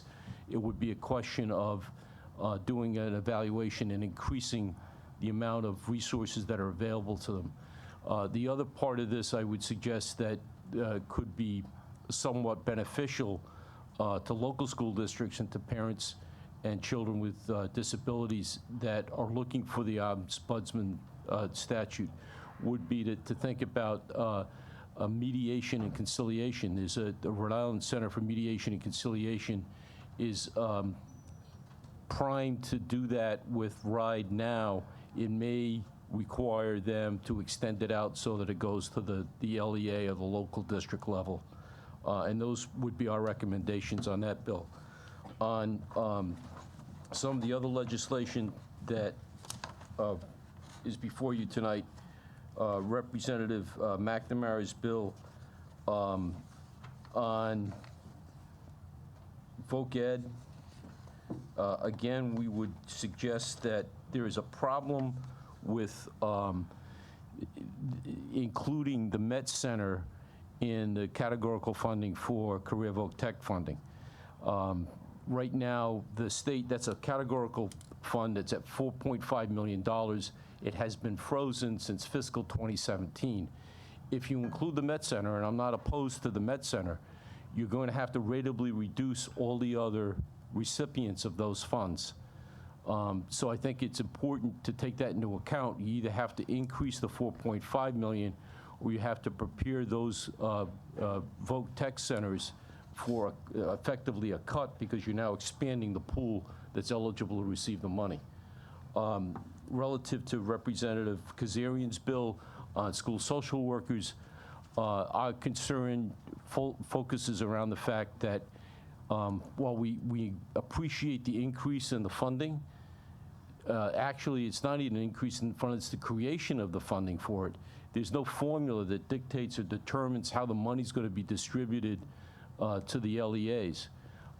So without that, and again, it's categorical funding, and the problem with categorical funding is that it could be frozen at any given level. There's no formula attached to it. We don't know how the money is being generated. So for instance, when you take a look at high-cost special education, the formula for that is the core instructional amount combined with the student success factor and multiplied by 5, and that's when districts start to receive compensation. But again, that has been frozen for several years. The same with ELL. ELL has a set formula in statute. It's 10% of the core instructional amount that would go to school districts, but it's been frozen at $5 million. If you calculate that out to full funding, for ELL, it would be about $9.2 million, and for high-cost special ed, it would be doubled to about $9.2 million as well. So those are some of our concerns. Representative Barros's bill was something that we worked with the teacher unions on, the Superintendent's Association, the Hasenfeld Institute. It would increase the student success factor. So one of the concerns that the legislature has when you approach the formula is that if you make fundamentally major shifts in the formula in and of itself, you're going to create winners and losers. And that was the problem 10 years ago when the formula was first put into play. Some districts lost copious amounts of state aid, others got more state aid, and that creates heartache at the local level. This would merely increase the student success factor from 40% to 45% for all districts, and for those districts experiencing high amounts of core poverty, it would increase it to 50%. One of the things I think we're going to be facing in the next year or two is right now the state, in the last budget and the proposed budget for this year, freezes the student enrollment rates to pre-pandemic levels. We've witnessed a dramatic drop in student enrollment. That's going to impact certain school districts much more severely than others, particularly the urban districts. This isn't a dollar-for-dollar offset, but it would offset or mitigate some of the lost funding because it will occur on two fronts.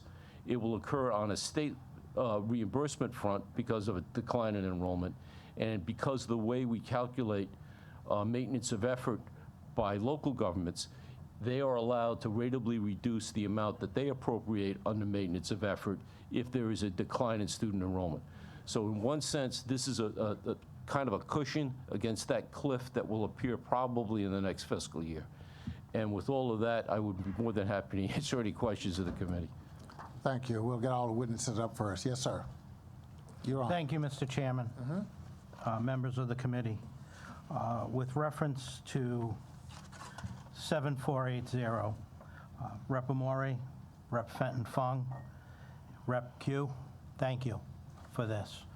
Rep. Q started this journey with me some 3 years ago after I told him a story. He submitted the initial bill, which ultimately was transformed and became the Right to Read Act. I'm here because 4 years ago, I laid in bed at 55 years old, looking at the ceiling, crying, saying, how am I going to educate my dyslexic child? That was the state of the education system in this state. Sent him to a private school.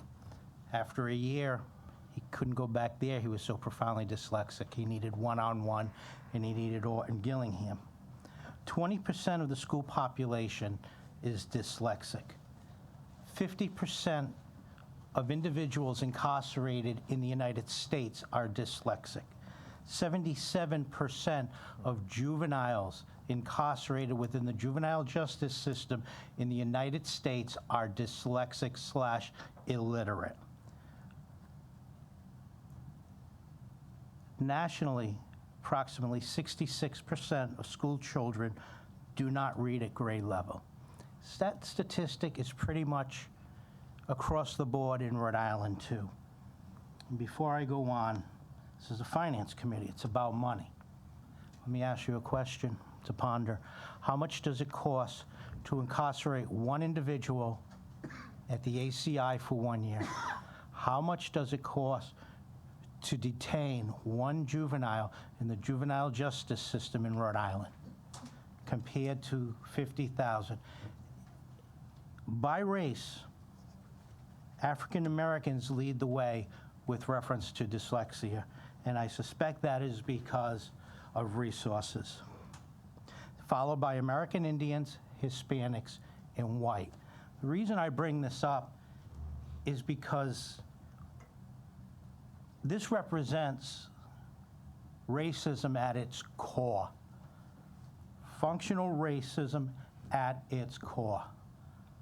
The policies that were prescribed in the past have caused these statistics.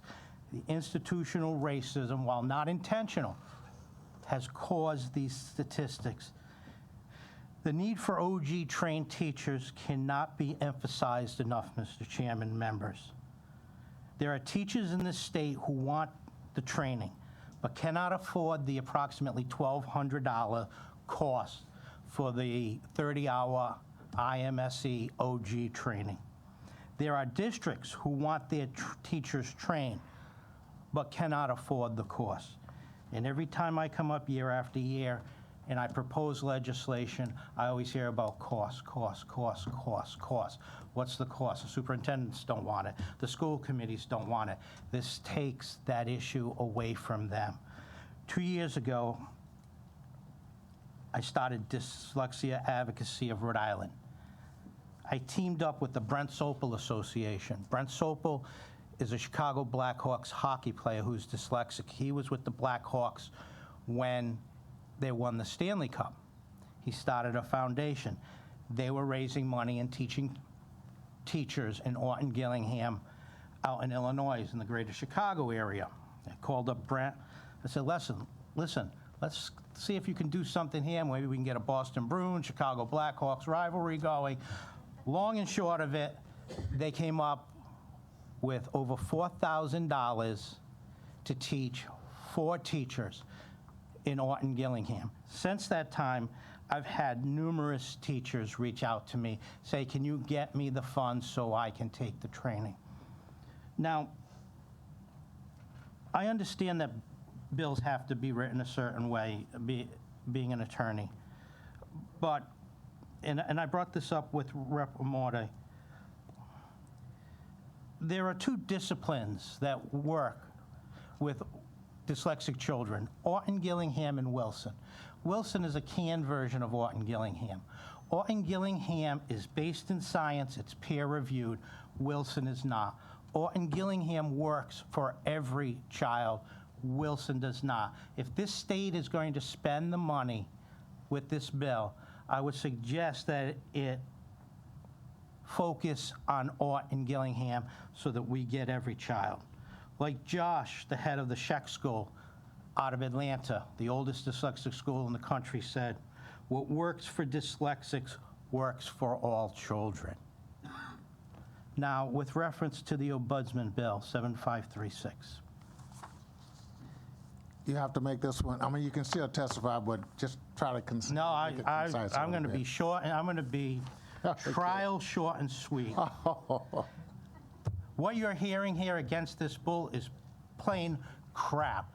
I am an attorney. I've sat on the other side of an IEP meeting. And if you want to see what IEP meetings actually are like, go to Save Situate on Facebook. Go to June 8th of 21. There's a recording of an IEP meeting, okay? This misnomer, to be polite, that they put out, that there are all these avenues. I'm an attorney. I was going up against John Anderson, who does nothing but educational law, and I felt inadequate because I practice criminal and death penalty. I can't imagine what a regular parent feels like when they say to you, here's the IEP, your kid doesn't have autism, your kid doesn't have dyslexia, your kid doesn't have dysgraphia. If you don't like it, go to RIDE and go get a lawyer and sue us. And what parent has $50,000 to take this process all the way? What parent has 2 or 3 years? I pulled my kids out of public school because the 2 or 3 years it would have taken to fight, never mind the money, I would have missed the opportunity where you get the greatest gains in these children with the brain development. By 4th grade, their brain is solidifying. The white matter is hardening. You are losing the ability to get the biggest gains while you're fighting the system. The only thing parents are asking for is a fair shake, to be equal at the table, and that's all the Ombudsman Bill does. It gives them the opportunity to be equal at the table. Thank you, Mr. Chairman. Thank you, members. Thank you so much for your heartfelt testimony. Thank Okay, you. everybody, please. Thank you, Okay. Chairman. Thank That's you, okay. House Finance Committee. My name is Joe Battaglia. I'm representing the Met School in support of H 7856. This bill, if passed, will bring the Met back in line with the important funding mechanism that is for our specific, unique, and statutorily created program and CTE Center. The Met's different by statute, which is why we believe the categorical aid legislation needs a revision to equitably capture our important innovation program. So since 2012, the Met has gotten between 5 and 13% of the CTE categorical money, and we have had 8 to 12% of the CTE students in the state, so it was an equitable distribution of funds that supported our program. In the last year, the qualifications for that have changed, and we want to make sure that we have a stable income that supports all the students at the Met. And so I'm available for any questions. folks out. Thank you. Yes, sir. Excuse me.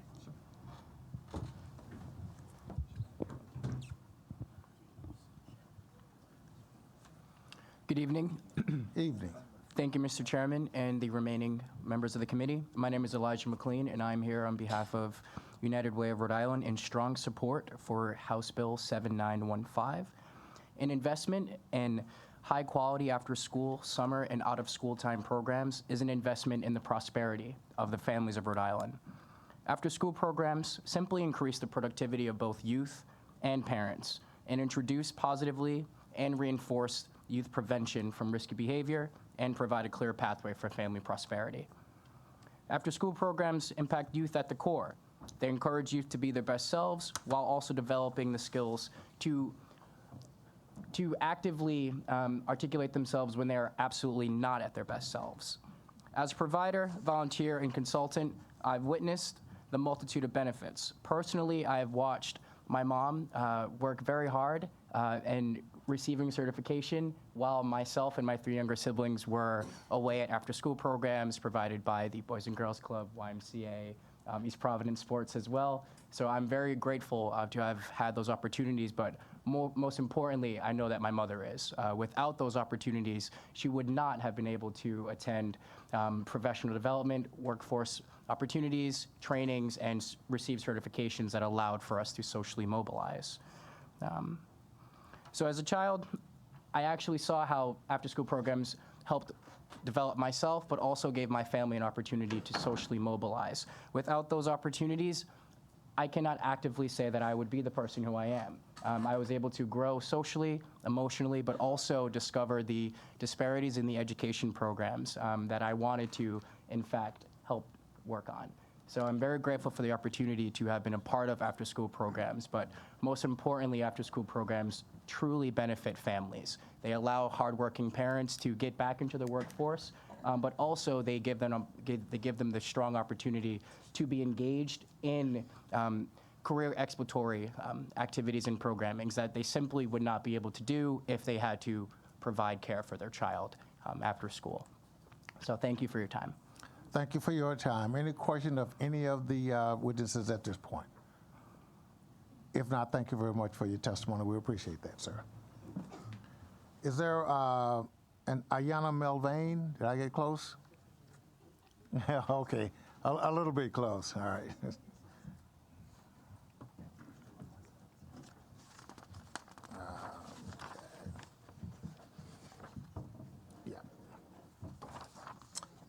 And Edward Marita? Edward, okay, come on up.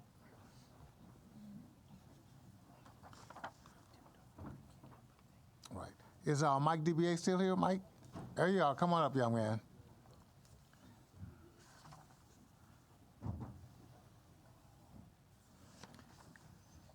And I think we got Tim, he testified on one, and then Frank, I believe, Frank Flynn, I think he testified. Oh, here we go. No, there you go.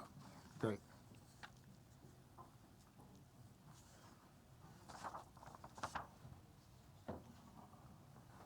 All right, got a good lineup here. Thank you for being patient. We're in about the 6th inning, so everybody's doing very, very good in their testimony. We appreciate that. Okay, we'll start with you, ma'am. Hello, everybody. Thank you, Mr. Chairman, and thank you, members of the committee, for hearing me tonight. My name is Ayanna Melwan, and I am a Westerly resident. I'm here in support of House Bill 7915 for out-of-school time programs, which include after-school workforce development programs and summer programs. I'm a product of after-school programs, but I've also been working in the out-of-school time field for over 20 years, and I can definitely tell you that it definitely helps young people discover a lot about themselves that they might not get during the school day. So it provides access to opportunities that they typically don't have. And those activities are fun. fun, they're hands-on, and we are able to bring young people all over the state of Rhode Island to places that they normally would not be able to go because of affordability, access, and things like that that I mentioned before. I also submitted written testimony because I understand that the governor has in his budget the municipal learning centers, and that's a great idea with the $10 million investment. But we already have proven practices and programs that have been getting assessed and evaluated for over a decade that really help young people in the state, but also provide jobs for people in the state, and they already exist, like Providence After School Alliance, Youth in Action, Connecting for Children and Families in Woonsocket, I believe, and the Pawtucket Cozy, the Cozies all over the state, Newport Partnerships for Families. All of these programs already exist, but they always need funding. So if we actually provide them the proper amount of funding, they can work at full capacity to serve the 59,000 youth that are on our waiting lists, which there's about, 150,000 youth in the state. So that many on a waiting list is alarming. So I hope that you pass this bill. I hope you consider joining it into this idea about municipal learning centers, changing the language, and utilizing organizations already in the state of Rhode Island that have a proven practice around and systems in place to give out the money. So those entities we know, United Way of Rhode Island Foundation, they've been giving money to out-of-school time programs for years. We can utilize them to pass this money out to programs that they've evaluated, they know are high quality, and they know are accessible to our most vulnerable youth in Rhode Island. So I hope that you consider this bill. I know that it's been here for a long time, and I thank Rep. Casimiro for championing this bill for a very long time, and I also thank Senator Cano, who has a bill in the Senate side that she's been really trying to push through. So thank you very much. And thank you for your testimony. Yes, sir. Hello, my name is Edward Merida. I'm 18 years old, and I live in District 46 in Pawtucket. I'm here to testify against Bill number 8030. 5 years ago, I came to this country not knowing one word of English. I attended Calco Middle School for 7th grade, where I was put in classes with students who only spoke Spanish. I learned little English. I transferred to Saywood Middle School in 8th grade, where my English is improved due to the fact that I was surrounded by people who spoke English. Even though their first language was Spanish, but they only spoke English in school, I learned from them, hearing how they spoke and pronounced things. I now attend Blackstone Academy Charter School for high school, where there are less people who speak Spanish all day. Now that I'm in classes and activities where I speak most English, I'm finally proficient. Being at Blackstone forces me to practice my English daily and to keep improving. And I know this field would impact people like me in a negative way. Because they will not be surrounded by people who are proficient enough in English. Next year, I will attend Roger Williams, where I'll be surrounded. Next year, I'll be attending Roger Williams and studying architecture, and I feel prepared for what's to come. Caution second language, Section 30, suggests that a person is most likely to learn a second language if they engage in natural interaction using the new language. I'm a prime example of this. Being surrounded and observing the English language helped me become proficient. Bill 8030, who have treated me as an outsider and proposed academics who have been separating me from my new community. I'm positive that I would not be here if I am today. Please do not fund this academy. It's just a bad idea. And thank you for your time. Thank you for your testimony. We appreciate that. Mr. DBAs, welcome back. Thank you, Mr. Chairman. Thank you, the members of the committee who are still here. I'm here on House Bill 8093, which is a school funding bill. A couple of weeks ago, and I'm the president CEO of RIPEC, Rhode Island Public Expenditure Council. A couple of weeks ago, RIPEC published a comprehensive analysis of the school funding formula at 10 years old. Our analysis found that the formula was successful in increasing the state's investment in K-12 education, and also was successful in targeting more funding to needier districts. However, despite this progress, stubborn inequities remained. In FY 2020, Pawtucket, Woonsocket, and Woonsocket were in the bottom 5 in per pupil expenditures. Central Falls was in the bottom 10. And these disparities are more concerning when one considers the greater resources needed to educate disadvantaged students. We also, at RIPEC, don't believe that these communities have property tax capacity to significantly increase their local shares. And of course, Central Falls is not contributing a local share to the operating at this time. So RIPEC supports the direction of this bill, and I credit Representative Barros and Maury and Representative O'Brien for their sponsorship in asking to increase the student success factor. It's one of the recommendations in our report. We have concerns about the special bonus for districts with higher concentrations of poverty. We think that creates a cliff effect. There's also questions of how we count needy students. In 2017, in the 2017 budget, we eliminated free and reduced lunch as a measure. However, we still seem to be using it as part of the calculation. And also, the special bonus would be awarded regardless of the ability to pay. We also believe at RIPEC that we need to factor in ELL, which was not accounted for in the original school funding formula and is not accounted for in this bill. So in summary, Mr. Chairman and members of the committee, we would respectfully urge that we need a comprehensive revision or adjustment of the school funding formula. We think this is very timely, and Tim Duffy talked about this because of the hold harmless and the enrollment declines. We're at a moment where the school funding formula actually has more money than would be there if the formula were to operate as it does in statute. So it will be less costly to make these adjustments, and also will alleviate the problem when these districts have a reckoning in terms of cutting with funds. So with that, I'm here tonight to ask you to focus more on this issue in a comprehensive way, because I think it's a very serious one for our K-12 system. Thank you very much. Thank you so much for your testimony. Mr. Flint. Thank you, Chairman Abney and members of the committee. The Rhode Island Federation of Teachers fully supports the increase in the student success factor. This is vitally important to most of the schools, all the school districts that we represent, and it would be a bonus or an increase for every district in the state. Unlike Mr. Dibier's, we're in favor of the increase for those districts that most need it, where there's a high density of poverty.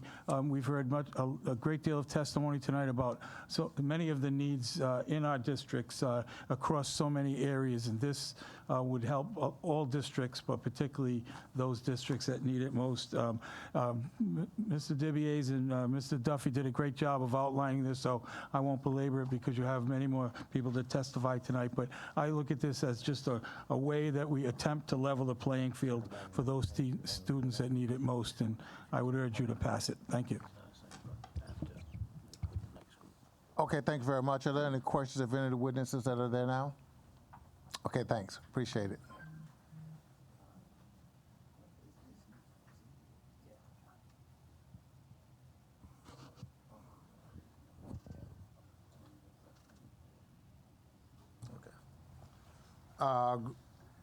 Gregory Greco, are you here? Thank you, sir. And Mr. Chairman, I'd just like to be. Oh, yes, Chairman, could you recognize Chairman Hull as being present, and you want to vote in favor of the bill? In the affirmative. Thank you, Okay. Mr. Chairman. You're welcome. Anne Marie Pinelli? Oh, okay, you're here, but you're not okay, not testifying. Okay, is this Elizabeth Peckham? Okay, Liz? All right. This is Martha? Costa? Martha, okay, great. We got 3. And John Petrarca?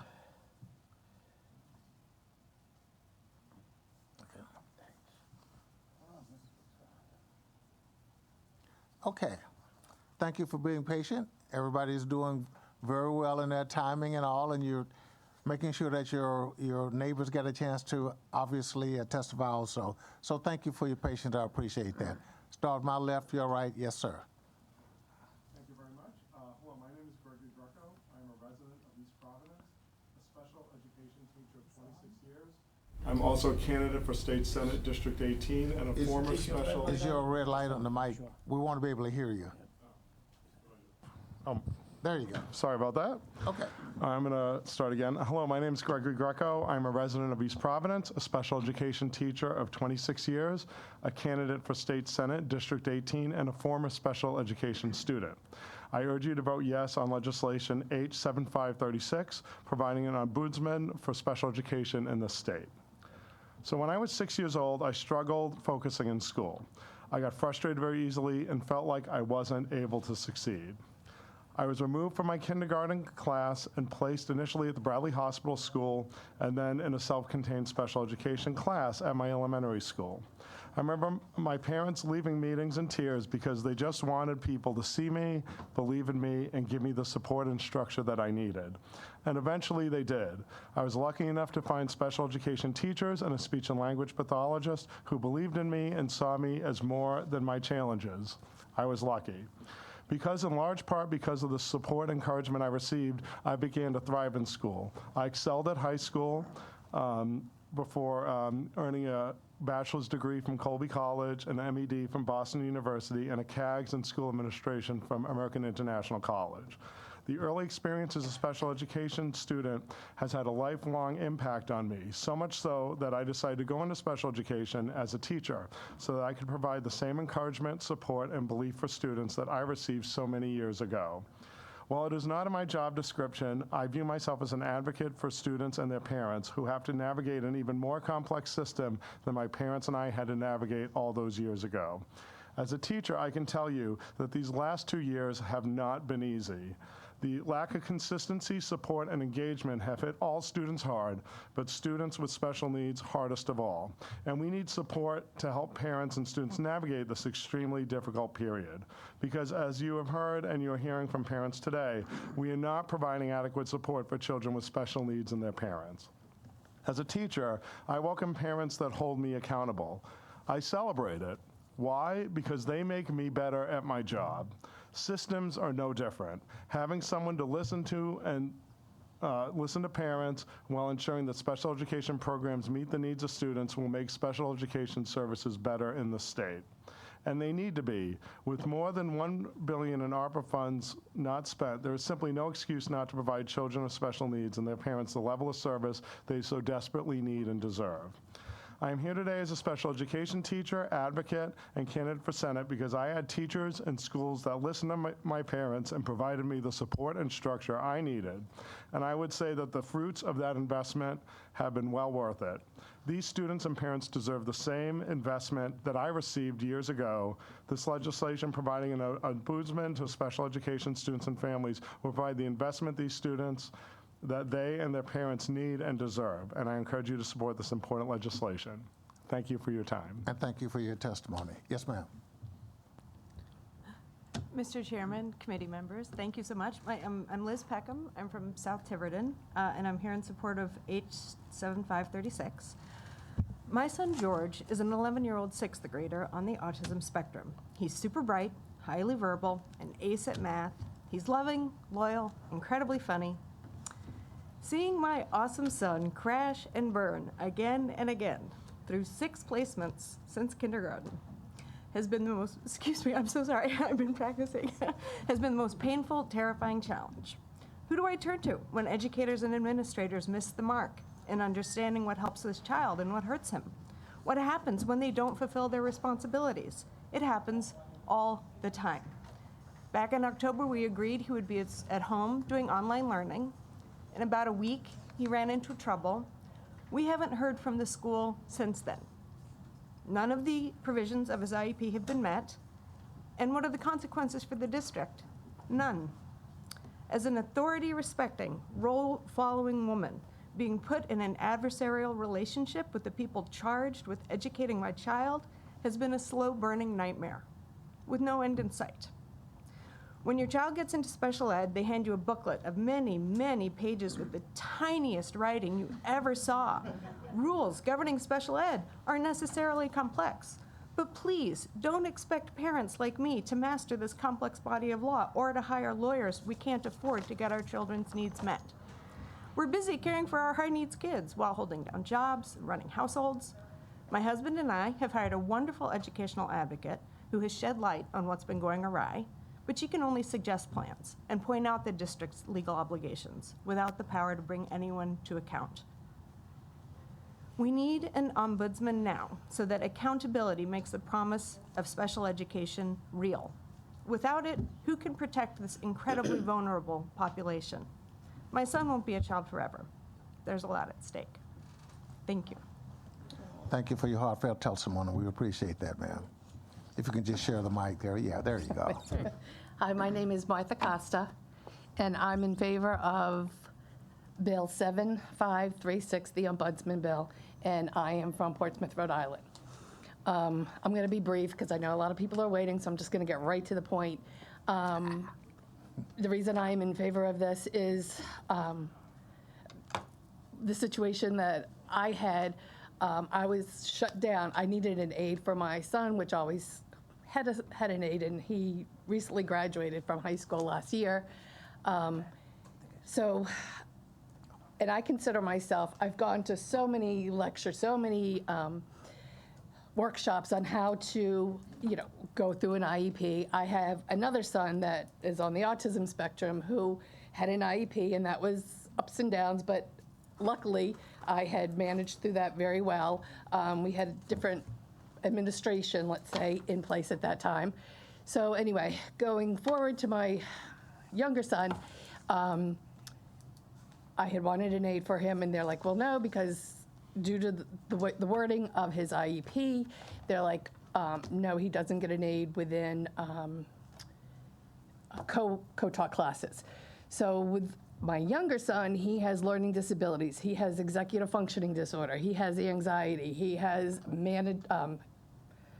anger management issues from all his other school issues, from not being able to learn in the typical way. So in saying that, when we went in front of the team, it was very clearly, the team was like, you know what, I think he would benefit from an aide. So we all looked to the LEA. Crickets. It's like, why are we looking to the LEA? She had to go get permission from we have a pupil personnel, which is the special ed director. So she had to go and get permission, basically, for an aide. And I'm like, well, the law states it's our team decision. Pupil personnel isn't on my team, so I don't know why we're waiting for her, but I was shut down. So this is one of the reasons we need an ombudsman position, because they shut you down and there's no recourse. So, the whole year, his whole junior year, going back for IEP meetings, giving data, giving all this information that they need. No, he's not having one. Nope, he's not having one. So going forward, it took a whole year. Then I went to mediation. Well, of course, they do the due process. I went to mediation, which, it was a joke, because basically, again, they were like, nope, it took 2 seconds. I had brought all this information. I brought his developmental pediatrician there to testify on behalf, because with executive functioning disorder, one of the problems is that you're actually very immature. So he's probably 3 years behind. So you have a junior in high school who's actually maybe in 8th grade mentally. So, and the reason they gave me why he can't have an aide was because they said, well, he's not going to have one in college. And I said, he's not going to get to college. And guess what? He didn't. He graduated last year. He tried CCRI, and he couldn't do it. Because again, he did not have what was needed for him in these high school years. Everyone here was saying, and even kids are our future, but it's up to all of us to do something about that now. And if we don't, then the kids aren't going to be our future. And the ombudsman bill is our way, a parent's way. Nobody knows my children better than I do. how he learns, how he copes. So when I'm not heard or just, shut down, nope, here, go to due process. You're like, excuse me? So we couldn't do that in our jobs. And there's no accountability, like you said, there is none. They just shut you down, off you go. And that's a Ombudsman bill is a way to help us to say, come on, what are we gonna do? These towns need to be accountable. My son's gone. Both of my kids have graduated and gone, but this is so important to me and because I am a child's person as well. All these kids need this Ombudsman bill for their parents to be heard and listened to. And in all due respect to RIDE, yeah, I called RIDE. Oh, it's up to the districts. I even went my channels. I went through the whole line from, teachers all the way up to my school committee. Nothing. There's nothing. And this is a full-time job. So, with due respect to the Mr. Ryan and all them, saying about, well, there's things in place. There isn't anything in place. We are all subject to that. There isn't. I, for one, would have done it. There is nothing. So that's why this is so important. Thank you very much. Thank you for your heartfelt testimony, too. Appreciate that. John, thank you for being patient and waiting. We appreciate Well, that. thank you, Mr. Chairman, and thank you, members of the committee. My name is John Petrarca, and I'm here with my wife. And we were compelled to come and testify tonight on 7536. Some of you may know our son, former Representative Peter Petrarca, who served for 10 years. And anyway, I want to go back to Peter was born with cerebral palsy. So my wife, countless days, that was her whole life. So when we got him into the school system, we had to do an IEP. He did very well in nursery school. We went to the IEP, and we had this meeting, the first meeting, and with the somewhat of a team, not as I guess not as big as the team they have today, but and the principal, and we were discussing what we should do. And I got to tell you, it was very condescending and intimidating. And he spoke at a level, let's say, above my pay grade. So the second meeting, it was the same thing. So what are we going to do? I read through the law, and I knew you could either hire a lawyer, which, when you're starting a business, there's no guarantee you're getting a week's pay, so that was out of the question. So I had a friend of mine I went to school with, and his name was Tullio, so I called him up. I said, and my friend Tullio now became Dr. Patassi, PhD, child psychology, graduated top of his class at Purdue University. And knew myself, of course, I'll be glad to. So we have a meeting. Mr. Chairman, representatives, members of the committee, it made it worse. It made it worse because now they're bucking heads. And my son's just trying to get him things that he needs to work with and things that he just needs to function every day. It was actually part of the law.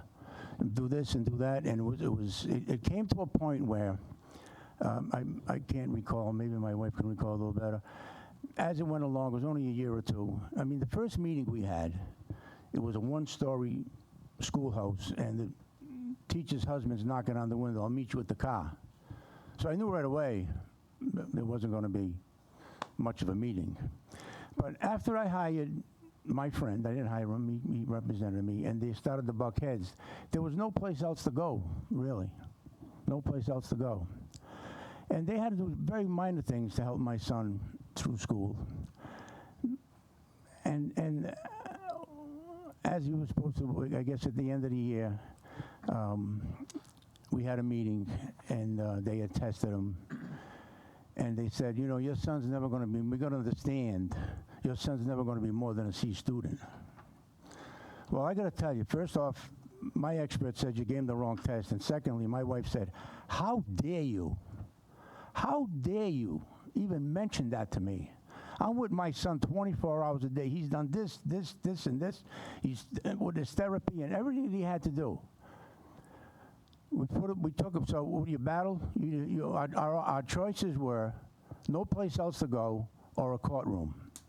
We put him into a private Catholic school, which were very helpful because all we had to do was pay for the things that he needed, and they were very helpful in helping him along with his education.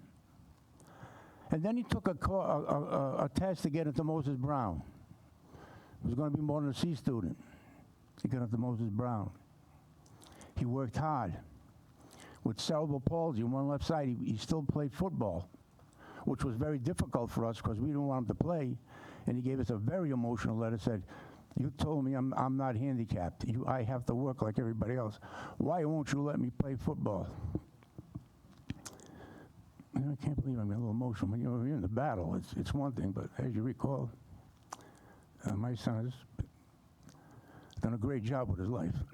So anyway, we're going to continue on because he's never going to be more than a C student. Ends up, goes to Boston University, takes his LSATs, the test for the law school, and he comes in the top 10% of the country.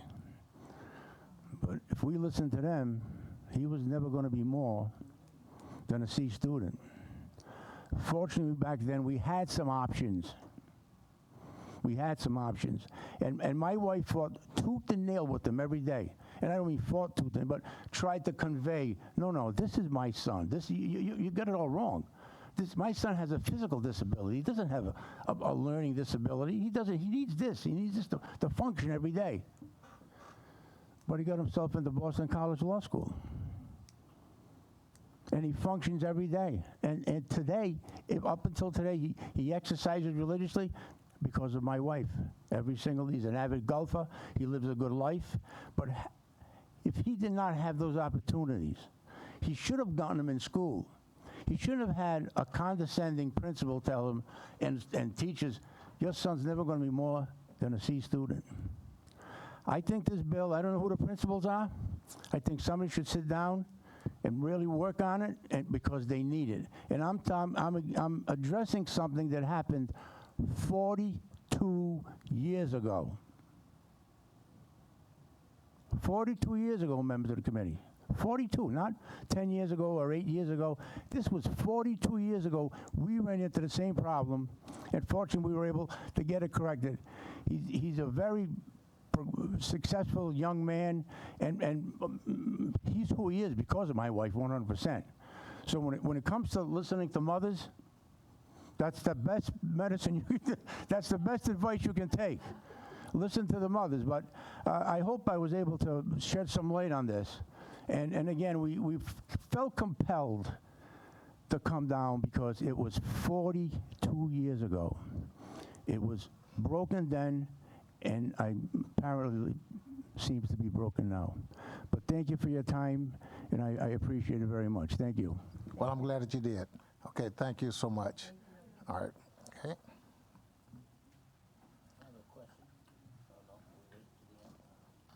Oh, no. Do you know which one you wanted to ask it to? Okay. Chairman Hull has a question for one of you before you take your seat. Yeah. I will just address all of you. You don't have to sit down. And I understand your advocacy for the bill that's here, and I'm on board. I will tell you, Mr. Petrarca, because I know your son. I call him my nephew now. But to the other family that's involved here, I understand what is actually going on for the advocacy for your children. It happens in my family also. I'm from a family of 13. And when somebody tells you your child can't do something because you know that they can do it, that's right. It's hurt. It really hurts you. But we know what those children can do, and I'm thankful for the chairman to tell me, to give me this time to continue on your journey. Because the children, they are our future. And your son, Mr. Petrarca, my nephew, had taught me a lot on this, in this House of Representatives. And I can bet you everybody that's here will say the same thing. But I can bet you the people that we don't know, your children, will say the same thing. I had to say that so we don't lose ourselves and forget the process what we're asking for and for the ombudsman. And I thank you for showing. Thank you. Okay, thank you, Chairman Hull. And I had to let you do that, too. There was no doubt about it. Okay, thank you. I appreciate that. All right. So we get 4 more. Is this, did I call Sam? Salconic? Oh, okay, great. You're up. And Joanne Sochi? Joanna Skokie, okay. All right. Yeah, I know. And I'm a Texan, so you see me having trouble with the, okay. Christina Batista? Oh, she had to leave. Oh, okay. All right, sorry. Renee Smith? Come on down, Renee. And Jessica Bono? Okay, good.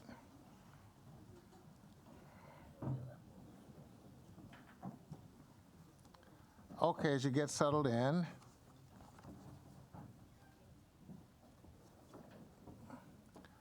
Okay. Thank you for your patience. It's a tough night. It's an emotional night, and it should be for what we're talking about. But let's please try to stay on track, stay on topic, and do it as succinct as you can, because I know you really are talking about people that you love. So, again, I'm going to start with my left, your right. You're up first, sir. Thank you, Mr. Chairman, members of the committee. My name is Sam Salganic. I'm the Executive Director of the Rhode Island Parent Information Network, RIPEN. I'm here to speak about Bill H7536, the Special Education Ombudsman Bill. RIPEN is a peer-led social services nonprofit. Being peer-led means a majority of our board and about 3/4 of our staff are parents or caretakers of loved ones with a special need. We've been the federally designated Parent Training and Information Center for Special Education in Rhode Island for 30 years. And we help about 1,000 families every year navigate special education and attend about 500 IEP meetings every year.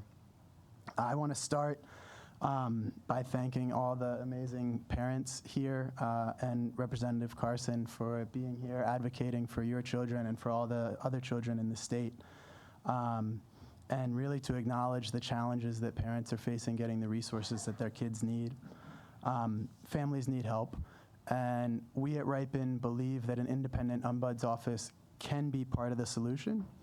That said, the details really matter. And as an organization that's involved in the day-to-day work, we have a number of questions and concerns about the details in this bill. And I want to thank Representative Carson for being open and meeting with us about that. She mentioned in her opening remarks some of the challenges that we might mention, and I want to thank her for being open to looking at those. There's really 2 categories. One is just making sure that the scope of duties of the office and its resources are aligned with each other. If you have an office that is going to support lots and lots and lots of parents, they need the staff to do that. If they don't have the staff, then they shouldn't be assigned that work. If they can't meet expectations, that's not going to really do justice to these families. The second category of questions and concerns have to do with where this office fits into the existing legal processes and framework, because we would need to be able to answer those questions to actually help parents navigate the system with this new office in place. So just, with respect to the scope of duty and the resources, folks have mentioned the Office of the Child Advocate as a model for this office. The Office of the Child Advocate has a $1 million budget. They have about 10 FTEs budgeted. They oversee a system a DCYF system that has about 3,000 children, and they handle about 600 inquiries a year. So that's 3,000 children. Special education, there are about 25,000 children with IEPs in the state. There are about 50,000 IEP meetings or similar meetings in schools every year. So if we're creating an office that is going to be tasked with supporting these parents in this system, if they don't have the resources to do it, it's not actually going to be helping. I want to thank Representative Carson as well for mentioning the fiscal note that scopes out this office at a single FTE. A single FTE is not going to be able to support all the parents in this room, let alone all the parents in the state who might be calling if their phone number is at every IEP meeting. Second category I mentioned, where does it fit into the legal framework? I know this is going to sound technical, but I'll just give a really simple example. We've mentioned the RIDE complaint process a few times. So is this ombudsman get involved before you file a RIDE complaint, or at the same time, or after? And what if the ombudsman and RIDE reach different conclusions? I know that's like, but at a simple level, we have to answer some of those questions. The statute doesn't answer any of those questions right now, and parents will need the answers to those questions if they want this office to actually be effective. So I'll just come back to where I started. The problems are real. I want to thank everyone who's here sticking up for kids with special needs and their families. And the details are really important, and we've had a number of discussions with the sponsor, and I'm really hopeful that we're on the right track to designing an ombudsman office that can, really be effective. Thank you. Thank you so much for your testimony. Yes, ma'am. Hi, my name is Joanna Skokie, and I am a mom first to a child with autism and dyslexia. This is his picture. I would love to send it around to you, but you will see that he is decked out in graduation gear from the University of Maine, and he got his engineering degree. This is a child who had no education from the time we came to Rhode Island from New Jersey, from kindergarten until 6th grade. As a matter of fact, he didn't even go to 6th grade.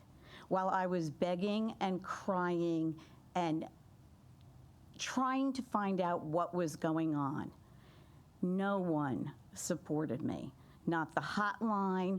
Ripon does a fine job with giving you the basic information, but it doesn't help you navigate the special education process, which is complex and it is legalese. And never mind the special education lingo when a mom goes into a room and they don't understand it. So what did I have to do? I begged them. 6th grade, never even got a report card from the district, and no one cared. Not one person. So I had to hire an attorney, and I had to hire an educational advocate. And guess what? There were no special education advocates at that time in Rhode Island. I had to find somebody in Connecticut. And there were really no special education attorneys that you could find in Rhode Island because we never did anything. And every time parents would go and they would try to get the services and supports, the federal and state law requires us to provide to these children with disabilities. You would have to hire a lawyer, $50,000, $60,000, $70,000. My son, after I hired the lawyer, I was able to get 2 years of school district placement at the Wolf School in East Providence, in Rumford. Fine school. They had a wonderful social emotional program. And he was able to overcome some of the trauma that he suffered from being dragged into school, isolated, thrown in a little 3-walled box, and not taught at all. He went to 7th and 8th grade at the Wolf School. They have an integrated social program. He was able to overcome some of the trauma. He was able to go to school for the very first time. He had friends for the very first time. This is a boy who never went trick-or-treating before. The first time he went trick-or-treating is because he was in a school in a small setting with like peers, and he was able to go enjoy trick-or-treating. 7th grade, that's pretty sad. 9th grade comes along. Wolf School only goes up to the 8th grade. They have a fabulous social emotional. But because I was in a difficulty and legal battle, still 3 years into it, with my school district, he didn't receive any dyslexia remediation. He is high-functioning autistic, and he has dyslexia. There is a certain way, evidence-based instruction that needs to be given to children with dyslexia. He was he graduated from Wolf School. He had a 3rd grade reading level, and that was perfectly okay with South Kingstown School Department that he go back to their high school where he had been traumatized. But enter 9th grade, at a 3rd grade reading level with no instruction, no reading and writing instruction ever.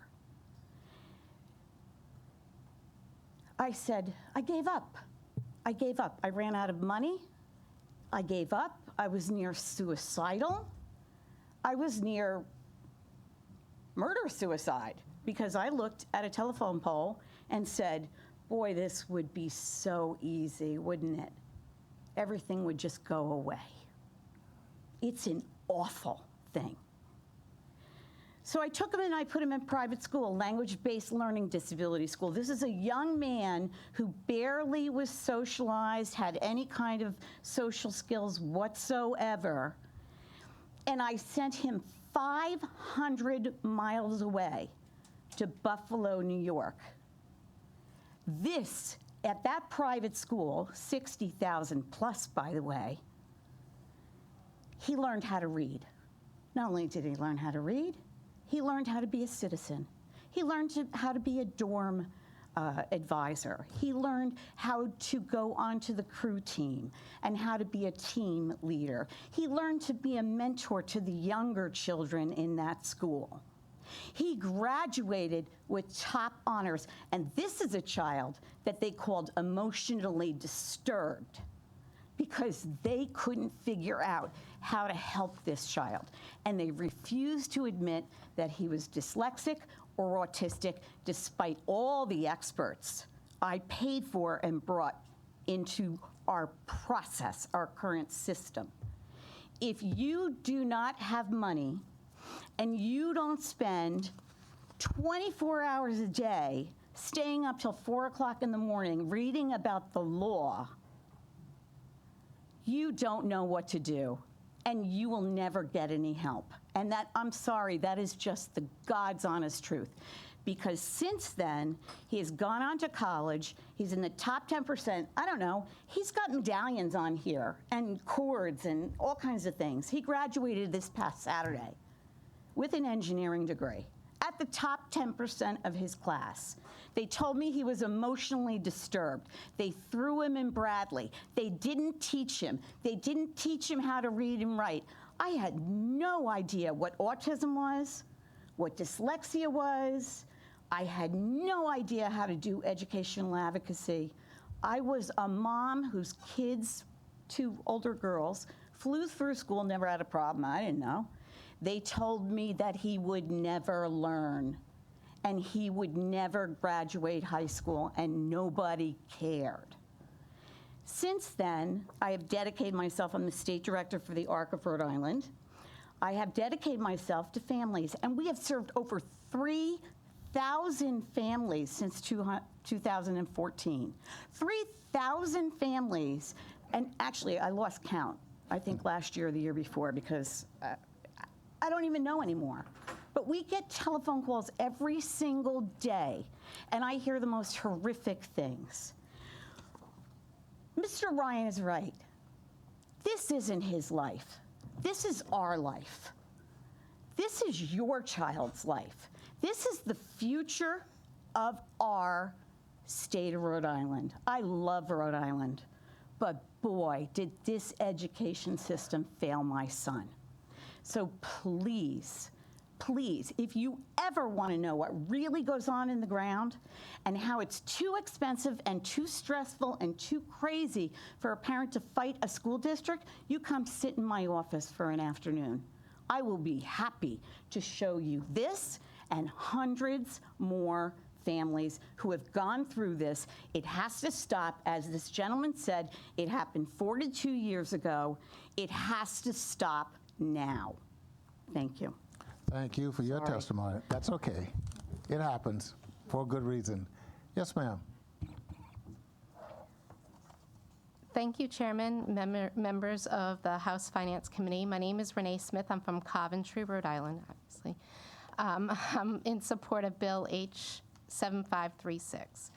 So I'm testifying on the behalf of my son, Dylan. So this is him about 5 years ago, where you'll hear his story. It took most of the year of kindergarten for Dylan to get an IEP that he so severely needed due to his autism and behavior challenges. He's high-functioning autism, he's anxiety, and along with that is the behavior challenges. So in first grade, he was placed in a program. This program was supposed to help kids with autism. He was regularly restrained and dragged to a secluded area in the classroom near other children that were trying to learn. We learned soon that he was sent to this secluded area daily, and he had 0 grades by the end of January of that following year. The school began calling 911 on him 2 to 4 times a month and asking us to arrive before the ambulance took him. During one such incident, my husband arrived and a police officer threatened our then 6-year-old son that if he didn't compose himself, dress, and leave with his dad, Dylan would be removed forcibly from school in handcuffs naked. Dylan took his clothes off in the space, a clear act of despair and frustration that children with autism sometimes exhibit when trying to communicate their feelings. After this incident, in many, many meetings, we met, an IEP meeting is only supposed to be once a year. We met every 2 weeks. Dylan was finally moved to another school in our district with a true behavior program. Same district, different school. It's actually a Title I school that we are in now. Within 2 weeks, he was at or above grade level and in a regular education classroom about 99 to 100% of the time.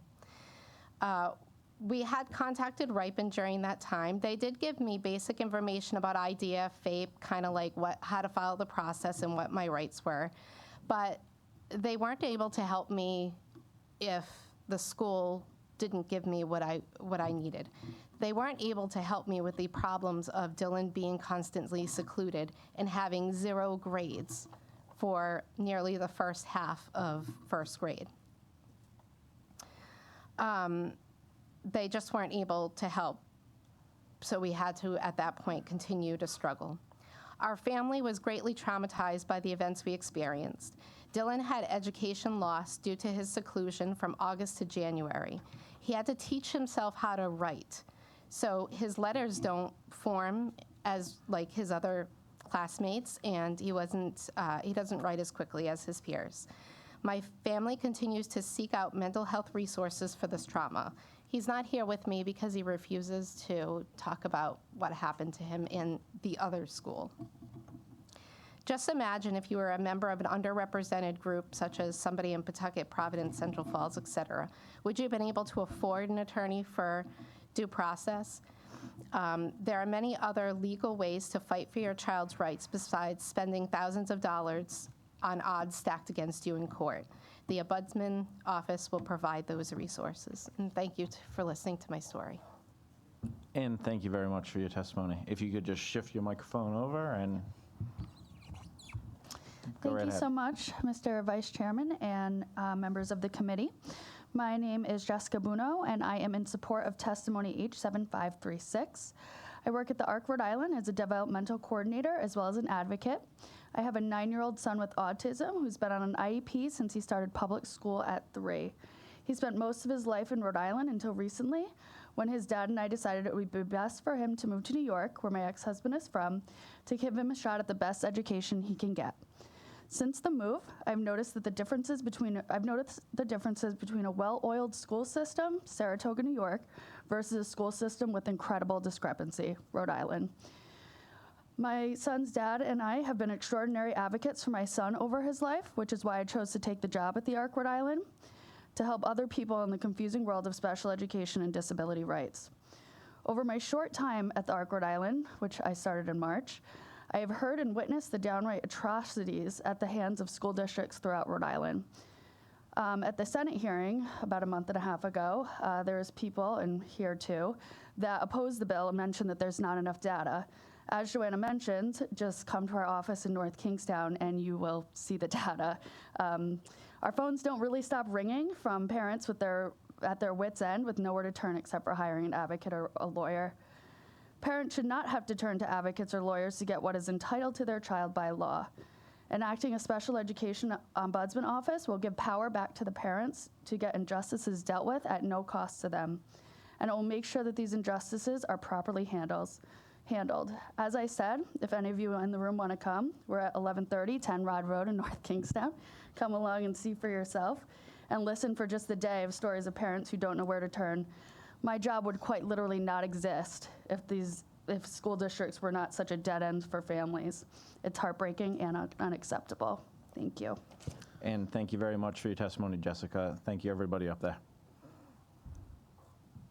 And next up, we have Kate Torkowski, Catherine Holtman, Didi Santos, Ken Renard.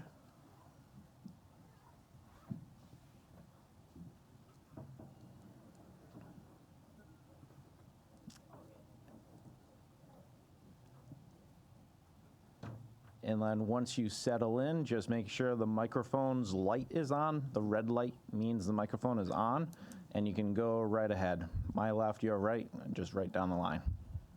You got this. Don't worry about it. I'm Italian. I have like a 0 chance of not crying, so I'm just warning you now. My name is Kate Tokarski. I'm from Hopkinton. I'm here to support Bill H7536. So thank you, Vice Chairman and members of the committee, for listening to my children's story. Already.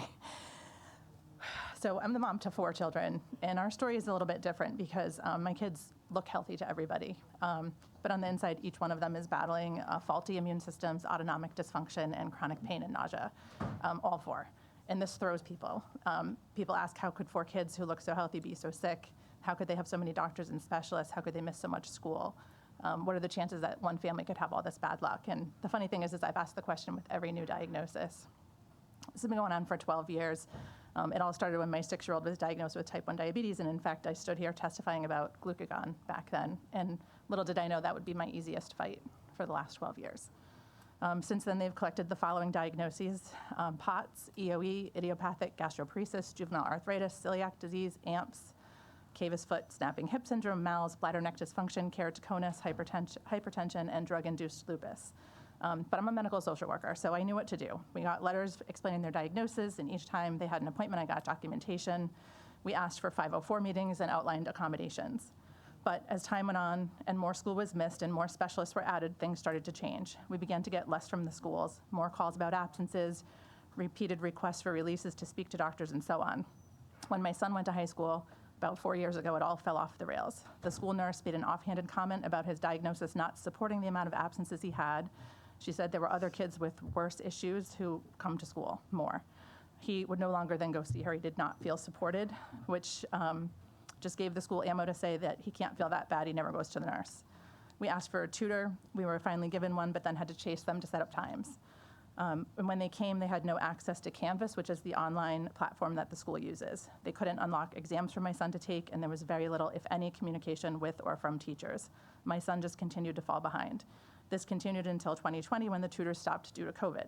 We tried Zoom calls, but again, could not access work, and at this time there was no communication with teachers or staff. We were told that by the administration that they just couldn't ask teachers to do one more thing.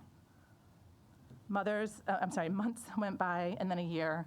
I then signed a release for the school nurse to talk to my son's doctor at Boston Children's Hospital, thinking if they spoke, they would maybe begin to understand the complicated nature of his 3 diagnoses.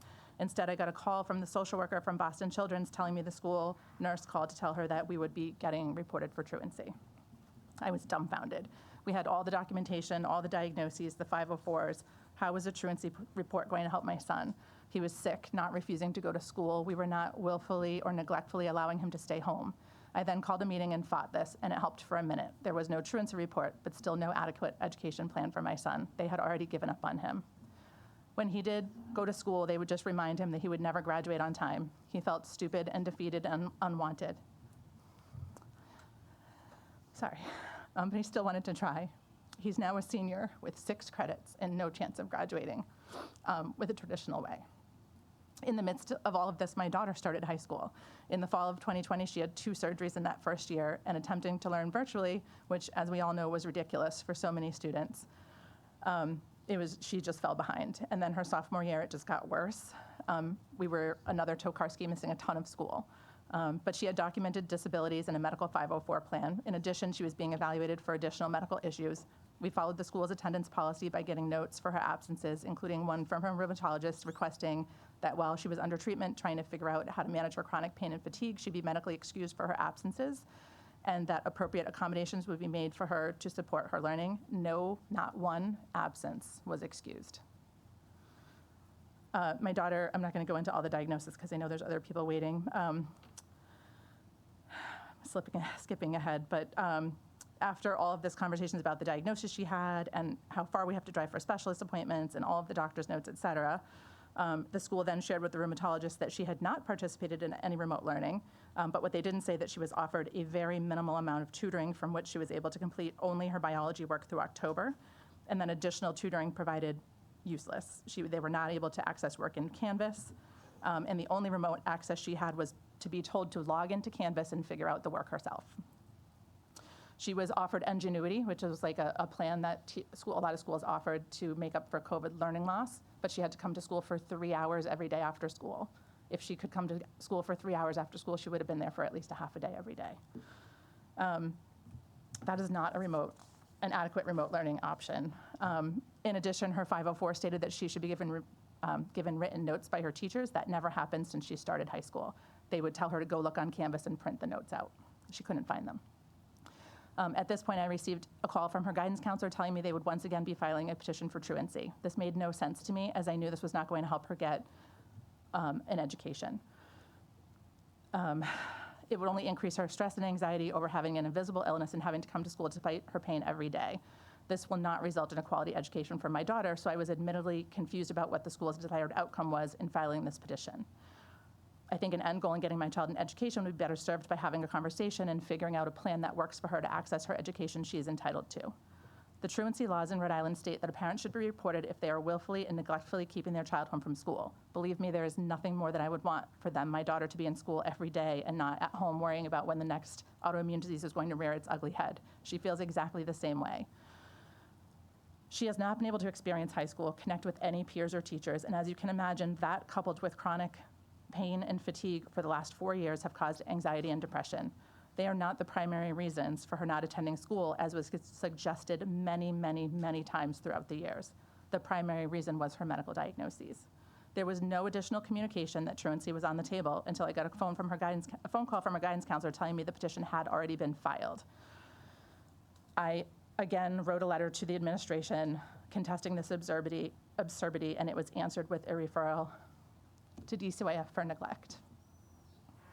We pulled my daughter, who is now in an accredited online learning high school that we pay $279 for out of pocket every month. She has a 3.6 grade point average, a kid who is failing out of school in the public school system. I respectfully ask for you to vote to approve yes for a special education ombudsman who can help families like mine navigate the system. I have spent countless hours away from work and family trying to negotiate with schools. I've had to defend my parenting, become an expert in explaining my children's diagnosis, and defend their rights to an adequate education for years. I did contact the Rhode Island Parent Support Network, and they were great, but I was just given advice on how to continue fighting. What I needed was someone who wasn't emotionally involved to sit in meetings with me and defend my child's right. I'm a professional, but not an expert, and I sat in those meetings fighting back tears and frustration, and I was unable to really help my children because I was just an emotional and unreasonable mom. I have been accused at those meetings of enabling my children by allowing them to stay home, and maybe that's true. But as you can imagine, there were days when I woke up in the morning and had to decide what was more important, their education or their physical and mental health. Some days, I admittedly chose the latter. I contacted private education advocates in an effort to see if they could work with us to review medical documentation and to work together to find a homebound program that entitled my children to the education they deserve despite their disabilities. But at $150 an hour times 4 children for a consult, and then $25 to $35 an hour for meetings, on top of deductibles for medication, for my health insurance and for medication copays, there is no possible way I could afford it. Unfortunately, our story is not unique. Children who don't fit into the box of what our education system has decided is the only way are being left behind. They need your help. Thank you. and thank you very much for your testimony. You did a wonderful job. And I know you felt a little rushed up there and everything like that. So you can submit, if I saw you were reading off of everything, you can submit that, and everybody can submit their written testimony to the clerk. Okay. And then that would be filed online, and we'd be all able to review it that way as well. And sometimes most meaningful testimony that we get is just when you look up at us and you speak from the heart and everything like that. So you did a wonderful job. Thank So you. go right ahead. And Lana, it looks like we have a couple of kids in the audience too, so they'll be coming up next. But ma'am, go right ahead. Red light means you're on. Thank you. My name is Catherine Holtman. I'm here in support of House Bill 7536, the Ombudsman Bill. Thank you, Vice Chair and committee members. I would like to briefly explain to you why we need a special education ombudsman office by talking you through my experience with the state complaint process this past year. You've heard some representatives from RIDE talk about some structures that are already in place right now. Well, we went through that structure this year and it failed us. So I'm just going to briefly take you through what we went through this last year. When we put a state complaint in against the Portsmouth School District last summer, and two of my main complaints were that the district refused to test my son in all areas of noted concern. And when we actually did get to the eligibility meeting, we were told that in this district, they were not allowed to find a child eligible for OHI without a medical diagnosis of ADHD. OHI is what you would use to classify ADHD in an eligibility meeting. This all gets started last year when my son was in second grade, and he and his teacher and I had a handful of discussions, which led me to believe that we needed to get my son tested due to some academic struggles that he was having. Ben was coming home frequently complaining that he was the worst reader in the class and he was the worst writer in the class. Initially, the school referred me to neuropsychologist Dr. McLean in East Providence. At the time, I was unaware the school was actually supposed to test them themselves. At that time, we hired an educational advocate who not only explained to me the school is supposed to test him, but after reviewing his file, I learned for the first time that my son was actually an entire grade level below where he was supposed to be at that time, despite having spent 2 years in the highest levels of RTI, which is not how RTI is intended to be used. During the referral meeting, they had decided that they would complete a psychological evaluation, a complete psychological evaluation with a number of assessment tools to get a full picture of Ben's cognitive functioning. But when it came to academics, the school would only test him in reading, and actually within that reading sector, they would only test him in phonics. Despite the fact that in the referral meeting, several concerns came up. He had problems with multi-step directions, organization, completing complex math problems, along with writing. Writing was a huge skill for him, a huge red flag for him. I actually learned when he went into third grade this year that he was only writing at a kindergarten level. After the meeting, we followed up with the district several times about our concerns about the limited testing that they were doing. We continually, I think we sent 6 emails in total, and our requests were continually denied for more testing. At one point, the coordinator called me, and she actually put in an email that it's unethical for schools to test in any area where RTI data has not been collected. This is absolutely untrue. In fact, the U.S. Department of Education has issued guidance that MTSS and RTI should not be used to delay any evaluations. Additionally, OHI doesn't even require RTI data. That's the intervention that kids kind of go into before where they might decide if a child needs to go into special education or not. It's not even required under the OHI classification. But despite sending 6 emails to the district about our concerns about the limited testing and the need for more testing, and some of these emails did include the director of special education and the superintendent, the district would not agree to complete a full academic battery of tests for our son's initial special education evaluation. So we went on, they completed the psychological testing and that one academic test for phonics. In June of 2021, we met for the eligibility meeting. And between the psychological testing, the observational data from several teachers and interventionists, it became very apparent that my son had ADHD. The school psychologist agreed that Ben displayed many of the same characteristics of a child with ADHD, but informed us in their district they would not make an educational classification.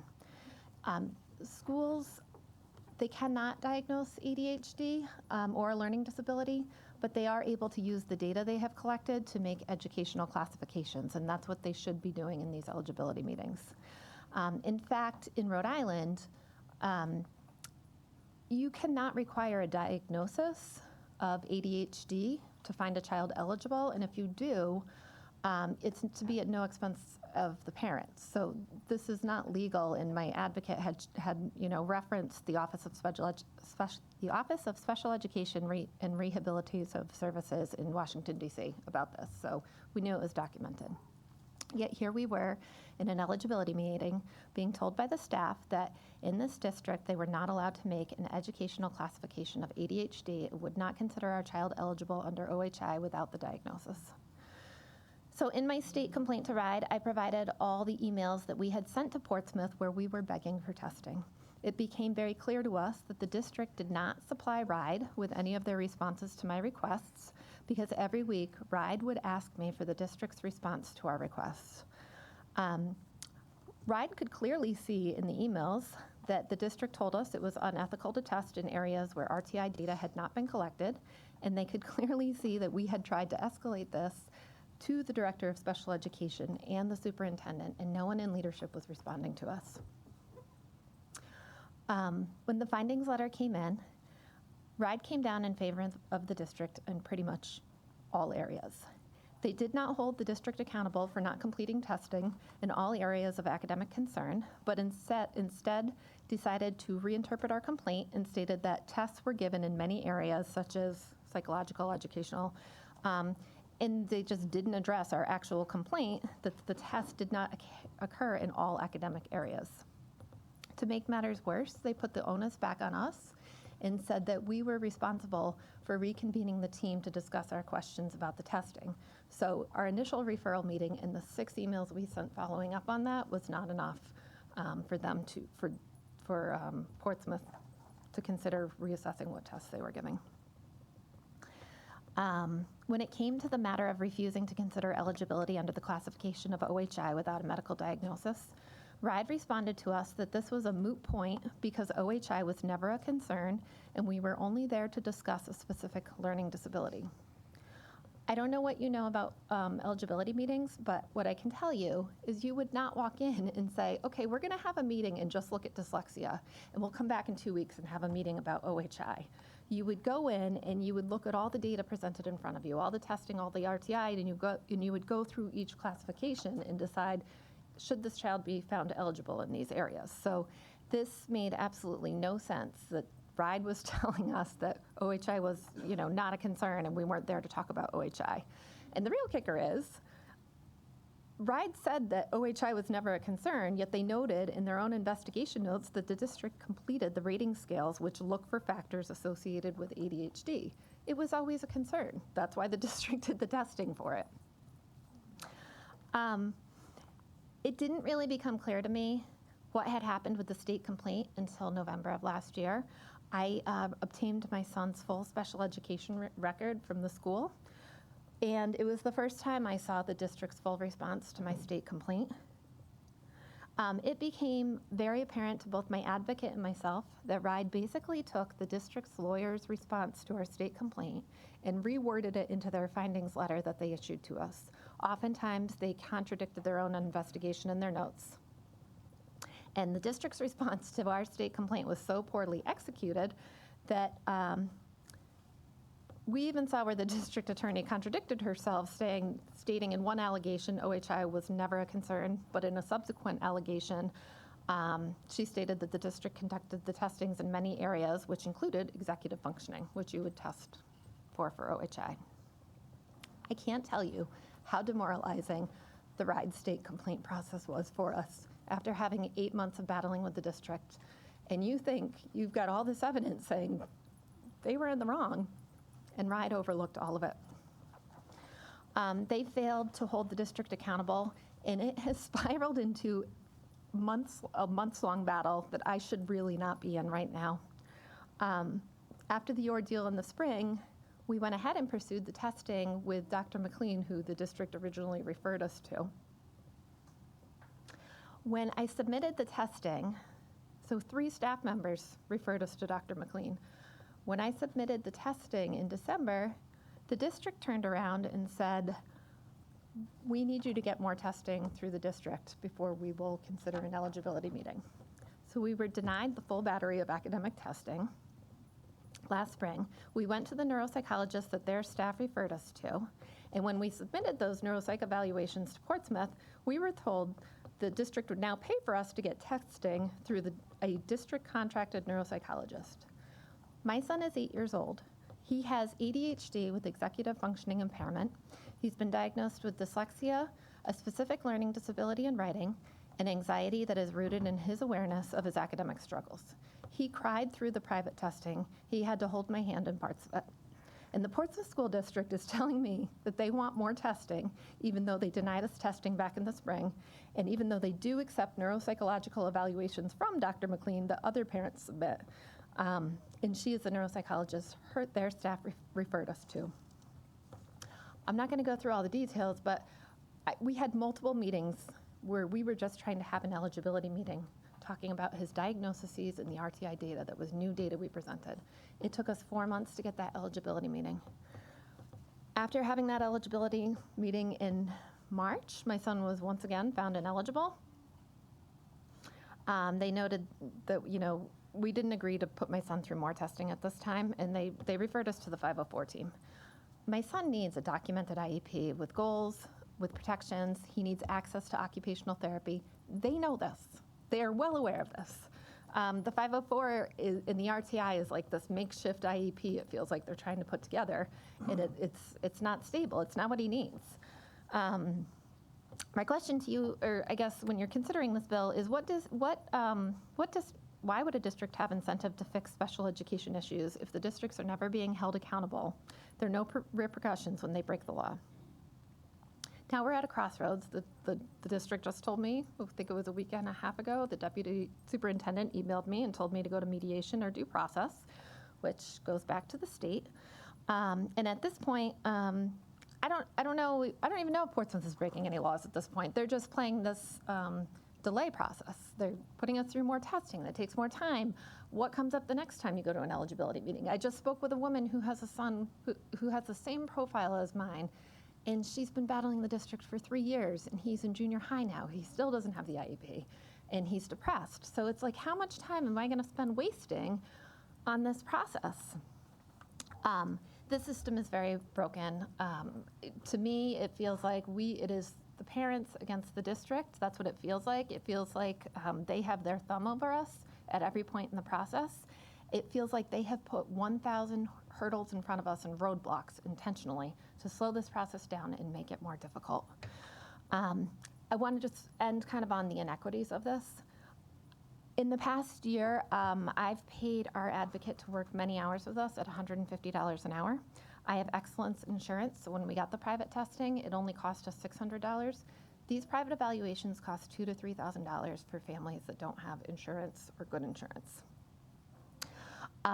We have been supplementing what the district doesn't do. So again, more insurance, counseling, $25 copay, occupational therapy, $25 copay, a specific tutor to address his concerns, $60 an hour. These are weekly appointments. My husband and I have remote, flexible jobs right now. I don't think everybody has that luxury. So you're carting your kids around to all these things. This system, it's not only broken, but it's just completely inequitable. And when you don't address the needs that these kids have, like you've heard from so many people tonight, it has very real impacts on their life, on their confidence, on their mental health. And what you've heard the stories, there's so much promise in what they can do. So I'm really asking that you support this bill, and I appreciate your time. Thank you very much. Before we go on, I just want to reiterate again that I know these are individual stories, and they are important. I'm a parent myself of 3 beautiful kids. They're all grown now, but my wife worked in a school as a guidance counselor, so I'm very familiar with what happens. But I'm saying that to say that I know you want to get some of this stuff out, but we're not a body that can listen to the facts and make it better for you that way. We're trying to do it through the process of looking at a bill that might do that. So I ask again, please, we want to hear your testimony, but an entire story of what's happening with your child is not going to do anything but keep us here all night to do that. It's important, but after a while, I want to make sure that the rest of the people who are here have an opportunity to give us their testimony. So please kind of squeeze it down a little bit. But I know how important this is because, as I say, I have 3 children myself that have gone through school systems, and this is tough. But please bear with us as we go through this. Yes, ma'am. That's okay. Oh, it's your microphone. We want to hear you. It's got to be on. It's got to be red. It's on. There you go. I support Bill 7536. This is the second time you get to me, and there's always something. We'll get there. Yeah, I'm here. Like I said, to support also my daughter, Simbella Falconer Santos. I adopted her 2 years ago, and we are still on the wave with the education, the IEP, and this and that, and getting her evaluated and stuff. I just, I'll submit so that you can have more details going in that. But I support this bill. This bill's been out here for 3 years. We come and we bring it forward, and now you hear all the shoulda, coulda, wouldas, all this and that, and what we're gonna do with this, and this is just going forward. We haven't gotten that far. Anything can be worked out. So I'm just saying this is very, very important for the state of Rhode Island. It's important for all our children.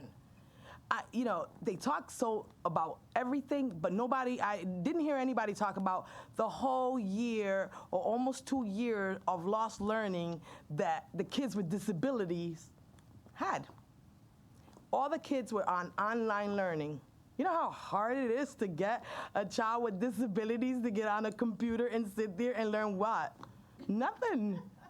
Like, can somebody tell me when these children are going to be given that 2 years they lost back, the opportunity to gain something from the 2 years that they lost?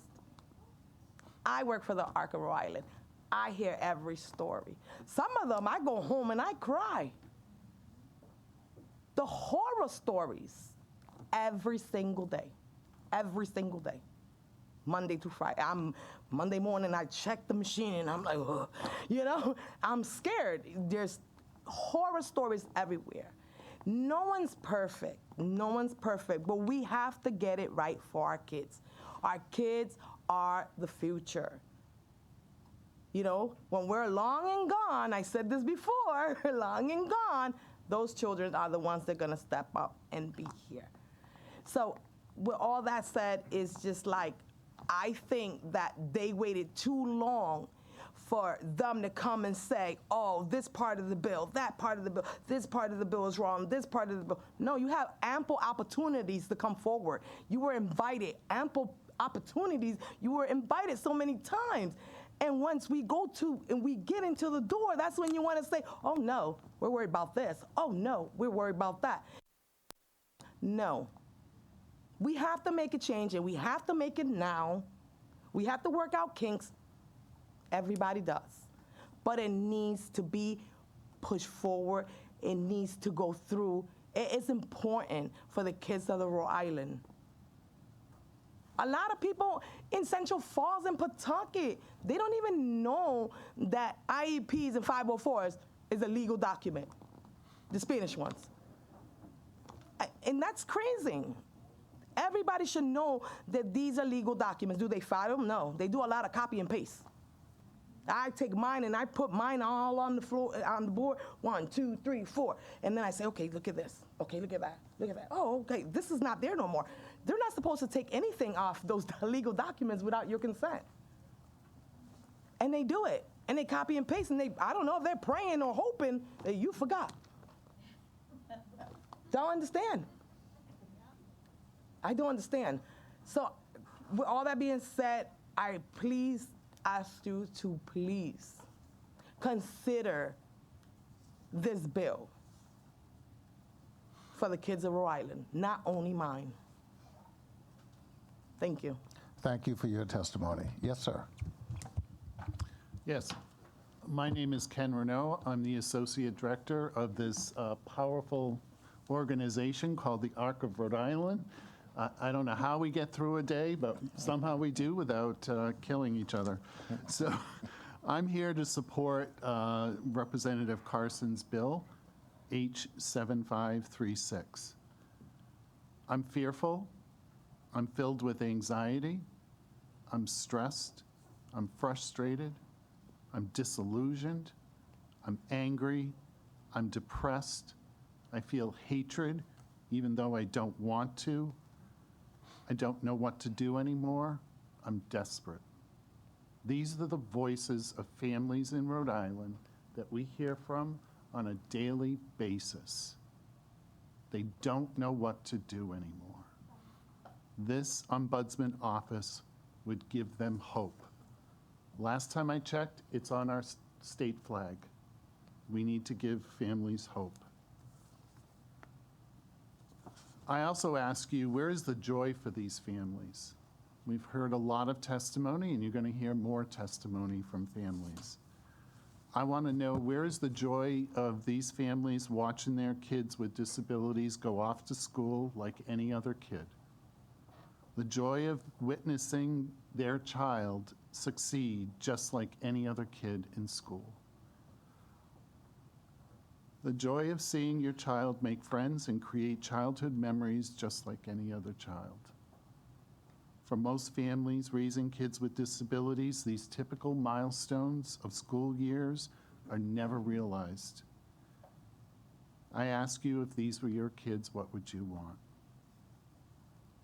Can't we provide joy to these families? As a state, I want to believe that we value providing joy to all families, including families of kids with disabilities. Let this joy be our legacy. Let us create schools that are inclusive, that we're proud of in this state of Rhode Island. I ask you to support this ombudsman bill. It's time for families' voices to be heard, recognized, and honored. Thank you very much for your time. Thank you for your testimony. Any question of any of the witnesses? Thank you very much. We appreciate that.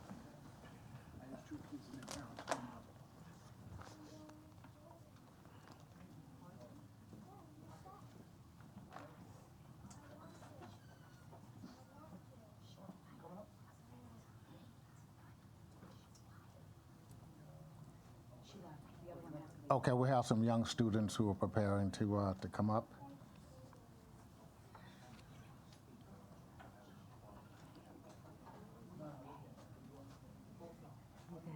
Thank you for being so patient and waiting. We got another group.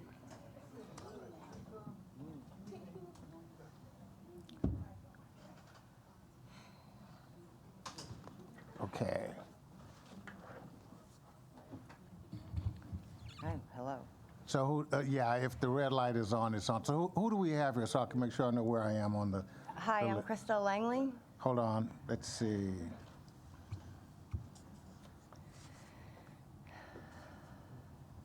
Okay, and... I'm in favor of Bill 7536. Okay. I'm quite nervous, I'm sorry. That's okay. You want to now tell us why? You will be unnervous as soon as you finish. And yeah. don't worry, it's not long, it's large print. Okay. Yeah, I can read it from here, and that tells you right? something. Okay. I am an average mother to a quirky little 8-year-old who happens to have autism and severe sensory processing disorder with a learning processing delay and dyslexia. We have overcome so many obstacles. At 4 years old, she would cry that she didn't fit in preschool. One day I said, I can help you fit in, or I can help you stand out, but either way you have to be yourself. Her answer was that she wanted to be like the other kids, but she would wear her fashion. So we worked diligently on facial expressions and holding conversations, and she became very animated in the process. She has learned a lot of social cues and replaced quacking and spinning with fidget spinners and whistling. She can now wear Band-Aids and sneakers and even tolerate dirt, and over time has become a very affectionate child. I have instilled in her to go to school for as long as you can, learn as much as you can, and learn something new every day. I've read to her since she was in my womb. She has always liked learning, and we have always watched PBS and Sprout and Leapfrog since she could roll over. We still go over sight words and letter recognition, and she still struggles in school. She only knew 12 sight words when the pandemic hit in March and she was in kindergarten. You need to know at least 53 sight words by the end of the year, but the school assured me that she was doing great and everything that was fine. She did distance learning through first grade, and we worked 7 days a week through holidays and vacation to be a barely average student, but the school said she doesn't qualify for any help. I moved school districts thinking maybe Coventry would be better than Warwick, convincing my daughter a new school, a new start. She was so excited to go to a new school. I had my 15-page eval explaining her diagnoses and that she goes to OT and PT and speech and social group and also therapy. I had her doctor's note for her asthma and a doctor's note for a medical shield. The school rejected everything except for her asthma note. We were sent home because my daughter could not enter the school without a mask. The next afternoon, I was told that she could come back until we found a solution. The solution was mass training. We had already tried previously in OT, and she could not tolerate it. She would sit alone in the corner of the class where she couldn't see the board, and she could not participate in the learning games that required a partner. So she didn't learn those lessons either. At lunch, where no kids wore a mask, she was still to sit alone at the end of the table. But I was told she was having a great day, and every time the principal checked in on her, that she was laughing and smiling. I got hung up on when I asked who is she laughing with. She's sitting by herself. My daughter was not laughing. She would come home crying because she was isolated all day. All the hard work we had accomplished was unraveling. Things needed to be in twos again and colors, and her tics that were long gone were coming back. Her nights were filled with tears and stomach aches. While she was in school, I would call Ride and Ripen to see if they could help, and they gave me very little help. I got no answers. I called lawyers and I called the CDC. The only ones that wanted to help were the lawyers. On a Tuesday at her OT, I broke down because I was at such a loss and feeling so disheartened with the school system. The owner gave me the ARC's number, so I went outside and I called. Joanna answered the phone, and I explained that my rule-abiding, happy child that was never violent, never threw a tantrum, is screaming and crying and kicking and hitting me and running away as soon as she hits the school parking lot. I was being told that it was my separation anxiety, as I would struggle to get her into school for over 45 minutes. Finally, I had a friend record the process so I could show my advocate that I do not have separation anxiety, like the school is trying to tell everyone I do. She is just scared to go in. With the help of Joanna, I got a 504 plan with an online platform, which she once again is happy to learn and do the extra schoolwork 7 days a week through vacation, weekends, and holidays to be a barely average student. She worries about next year when I won't be there to help her read. She sees that her reading affects her science and history and math. She worries that she won't be able to keep up. My question still has not been answered by anyone in the school department.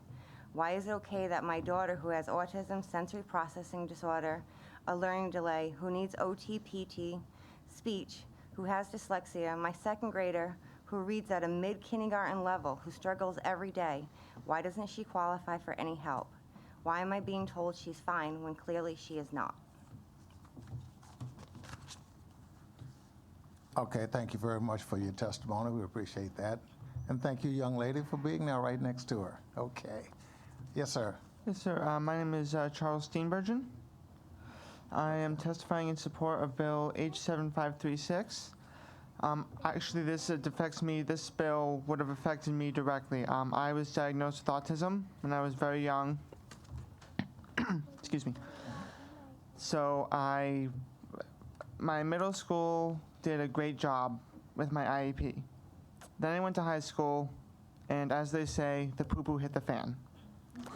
I had about 20 accommodations on my IEP. The school basically said, oh, we can take care of him, we'll do fine, as federal law said they have to. They didn't. They just didn't care. I was basically thrown to the side and left to rot. I became so stressed and anxious at school that I actually attempted to swallow a metal carabiner on the day before Christmas vacation as a suicide attempt. This was the first of many suicide attempts, although that was the only one at school. I was very lucky in that my parents could afford to send me to a $12,000 a month residential treatment center in Utah, which is over 2,000 miles away. And while I did graduate high school there with a 3.4 GPA, I would have much rather had accommodations in place much closer to home in my hometown of Woonsocket. This bill will help kids like me have a great high school experience, which is something that I was denied, and I am open to any questions that the Senate may have. Thank you very much. Sorry, Thank you very much. We appreciate your testimony, and you've grown into a great young man, it seems to me. So keep it up. sir. Whatever you're doing good. Thank you. Before you guys started, was there a Walt Steenberg? Is that the same? Oh, okay. Yeah, that is my father, sir. Okay, great. His name was on the list. I didn't know if you. Okay, gotcha. Were you testifying? You already? Yes, I am. Oh, okay. All right, great. Okay, then it's your turn.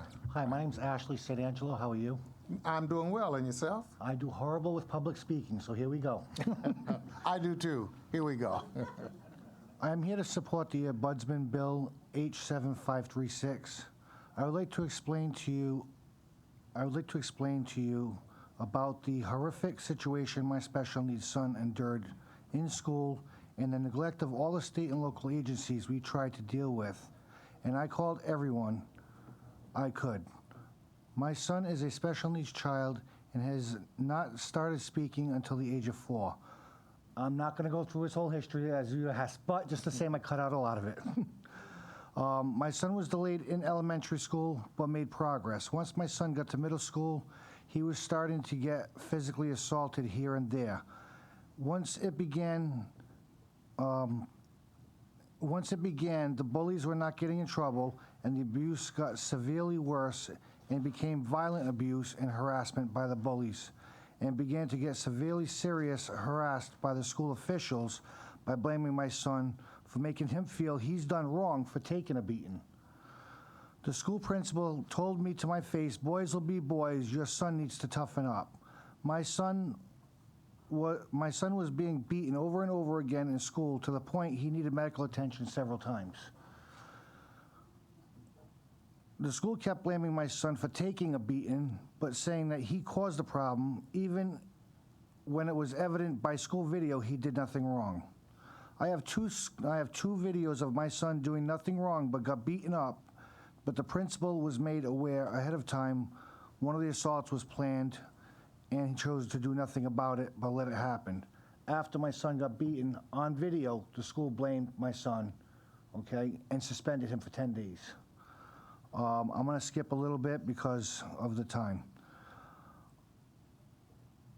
My son got suspended every time he got blamed for whatever many lies the school had or reasons.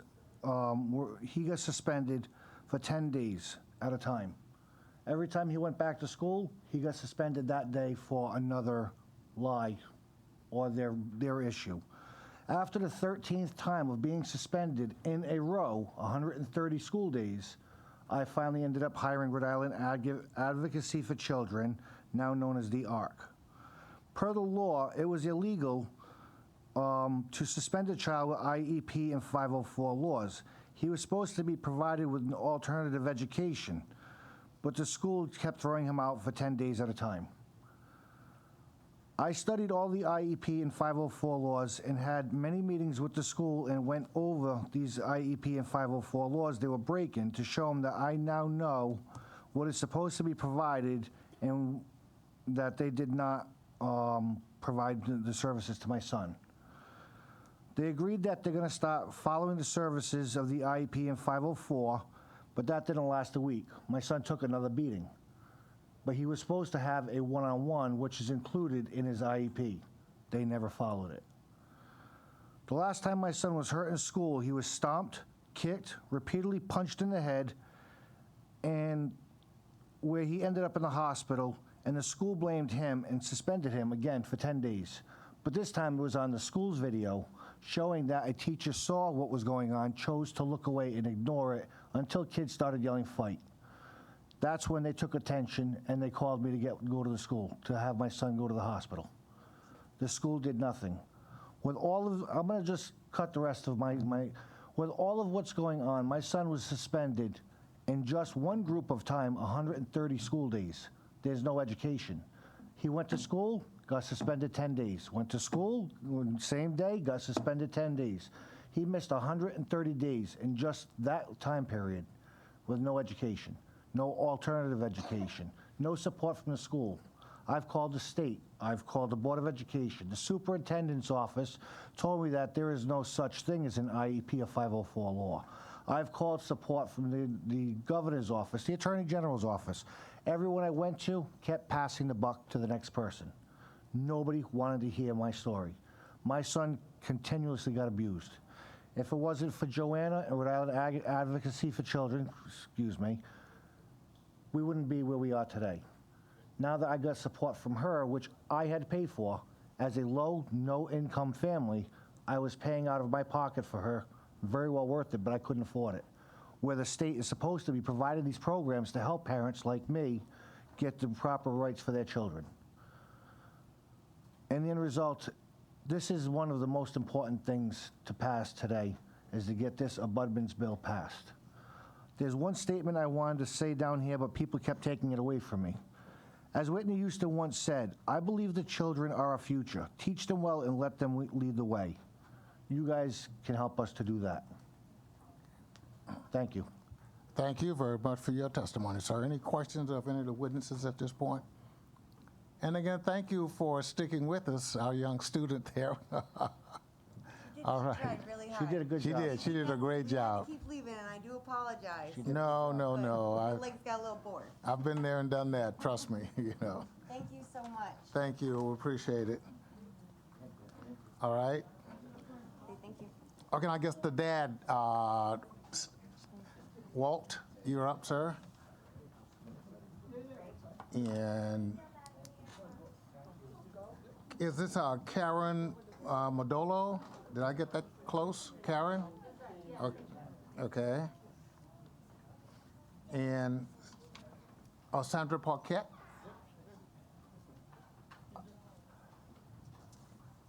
Yeah.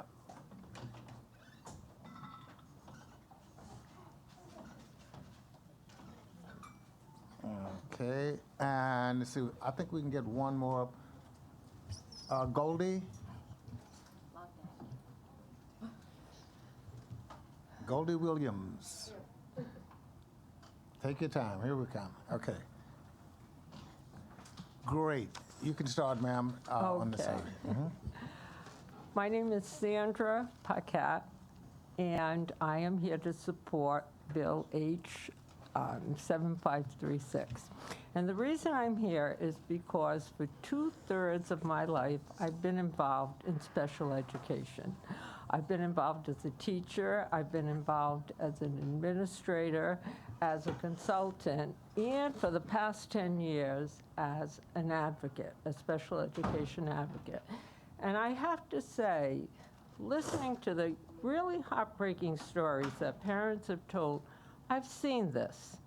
I've witnessed it myself. Multiply it by, I don't know, 50. Yeah. And I've had to sit there and I've had to view the frustration and the anguish and even the confusion parents have. And the reason they're confused is because they know that their children have been granted rights through the federal government and through the state. But these rights are being ignored. They're being denied to the very children that are deserving of them. And this is why the ombudsman is so important. parents have nowhere to turn. The state system does not work. I have seen it too many times. I have had many parents who've had to take their children out of public schools and at tremendous personal expense put them into private schools to get the kind of help to which they're entitled. It doesn't work because the IEP teams are not answerable to anyone. They give parents the option of mediation, but mediation is the same people who are on the IEP team, and they have the same thing to say, no. Then they say, well, you can go to a due process hearing. A due process hearing costs thousands of dollars, and there's no guarantee. And most parents cannot and will not be able to do that, which is why there is not data available. If you are looking for data, how many parents have chosen to go to a due process hearing, you're going to get a very small number because they cannot afford it. And they are just left, with a child who is entitled to services but who is not receiving them. The current IEP teams have taken the voice away from parents. They've taken the voice away from children. Parents are just part of, they are an insignificant part of the team. They're supposed to be, by law, the most important person on the team, but the teams come in, they have had prior meetings, which are not legal, and they have reached a determination, which is given to the parent. So we have to do something.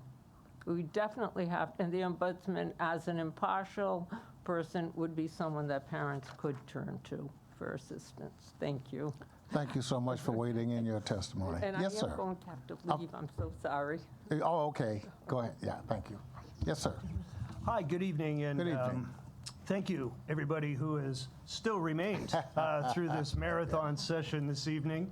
I understand from Representative Carson that it is both a great honor and a long duty to be on the House Finance Committee, and you guys do this 3 days a week. So, wow!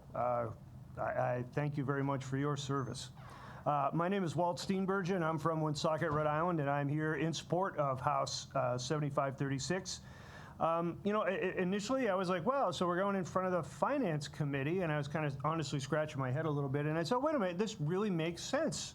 Number one, RIDE receives federal funding for IDEA.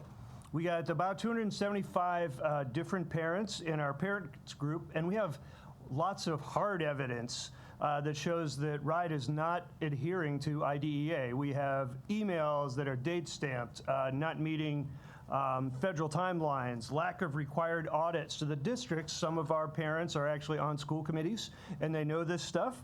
And we actually have hearing results from actual RIDE hearing officers that contradict IDEA. This puts that federal funding in jeopardy, so yes, that really does affect our finances here. Number two, if you look at just one disability, and obviously there are many of them, dyslexia, dysgraphia, autism, recent study, 66% of adults on the autism spectrum are unemployed. Rhode Island Department of Health, 26% of people with disabilities are employed, only 26%. So you can talk about the cost of trying to house and feed and make sure that these people have medical services. But then, of course, you have to look at, so what happens for these people who are not working, they're underemployed, unemployed, they're not paying taxes, they're not, really giving back to society in such a way. You heard my son speak. This poor kid could not make it through one single day of his freshman year of high school without a call from the school saying, your son's trying to hurt himself, you have to get out of here. You see him today, he has a part-time job. We're getting him some adult services to scaffold him a little bit. This kid's going to be fine. He is going to take those services, use them the right ways. He's already paying taxes. He works as a cashier at PetSmart because he loves dogs, because it fits right into his autism. You can go see him up in the North Smithfield PetSmart if you'd like sometime. Thirdly, federal government did a study just a couple of years ago, 2017, incarcerated people in federal prisons. Over 50% of prisoners incarcerated in federal prisons have some sort of a disability. In fact, they actually passed a law that requires that newly incarcerated people into federal prison have to be screened for disabilities. And then they have to provide learning and other supports for these people, so perhaps they can go out and actually make a living for a change.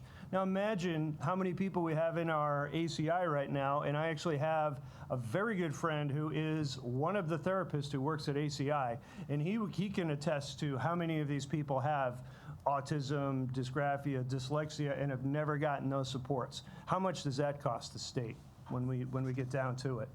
I did highlight in my written testimony sort of the current process for resolving the issue, and I think you got a good sense of that from everybody that was here this evening. But I have a couple of really interesting things for you guys to know. So, as you might tell, I'm a little passionate about this stuff. And I am part of a network because Charlie has neurofibromatosis, including, along with his autism. He won the genetic lottery. And so I am in touch with parent groups all over the country who help raise money and help cure. This is not a Rhode Island only problem. And I was talking to Representative Glenn Cordelli up in New Hampshire, and I invite you to give him a call. We chatted first about 2 years ago. I'd seen an article how he was trying to change special education in New Hampshire. And he said, well, what are you guys doing? And I'm like, well, we have this bill. We want to create an independent ombud. He said, oh my God, this is a great idea. He took it to the Senate.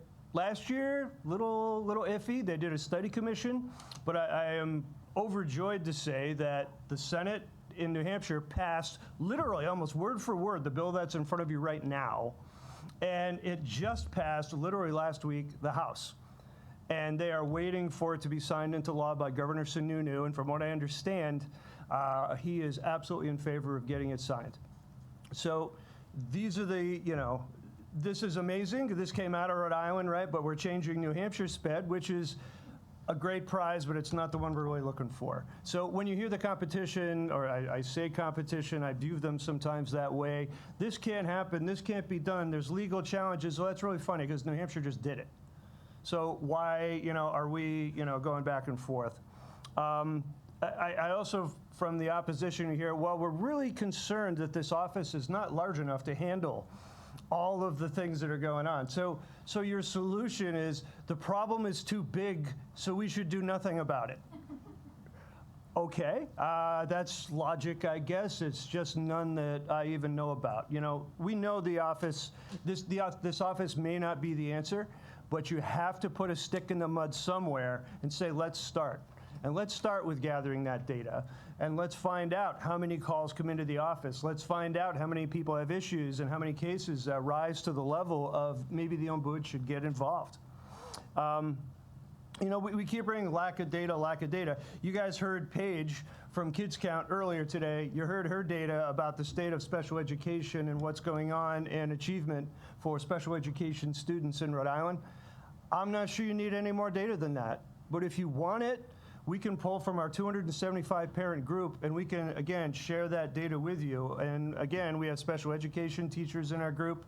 We have school committee members, and we have all kinds of different people who really have not just stories about horrific things that happen, but actual real data for how every day RIDE is actually breaking IDEA. If you want to take a quick anecdote from my case, so under IDEA, RIDE has 60 days to respond to a complaint.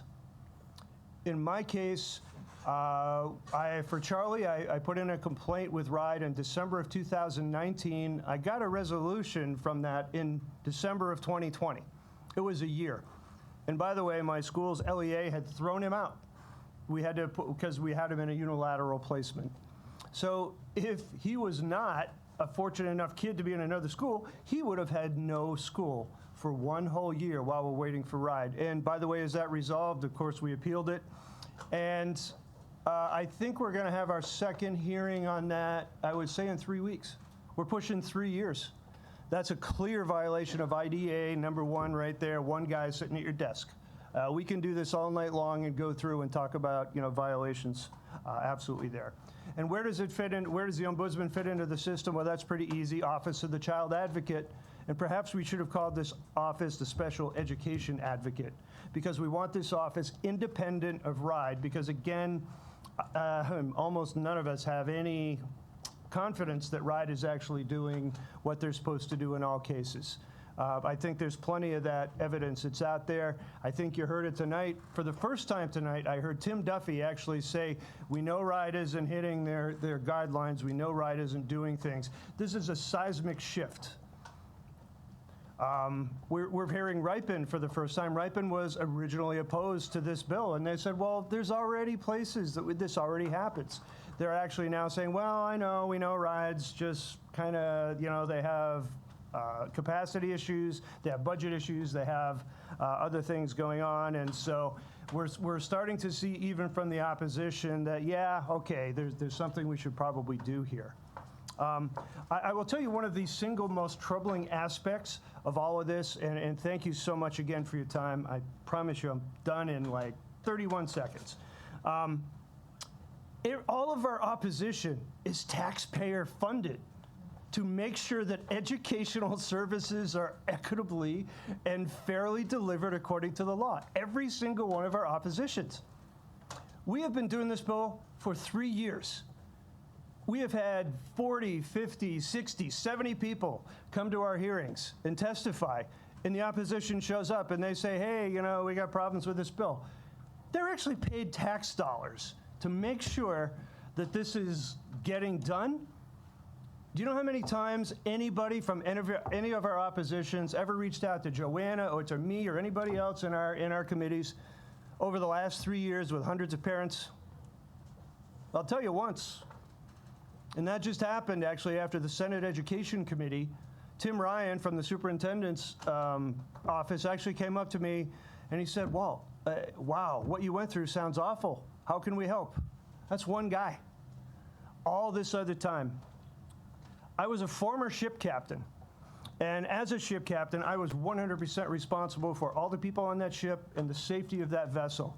If one of my passengers, 150 passengers, or a cook, or a vendor, or a crew member said, geez, there might be some smoke in one of the cabins, it is my responsibility to get down there and rip that room apart and make sure that there is absolutely no smoke there so that nobody gets hurt. Because if anybody got hurt, there was any loss of life or any damage to my ship, I'd be in federal prison. I would say to the opposition, you're in the pilot house of this ship for special education. You got 275 people jumping up and down, screaming fire, and you're saying, I don't see the data.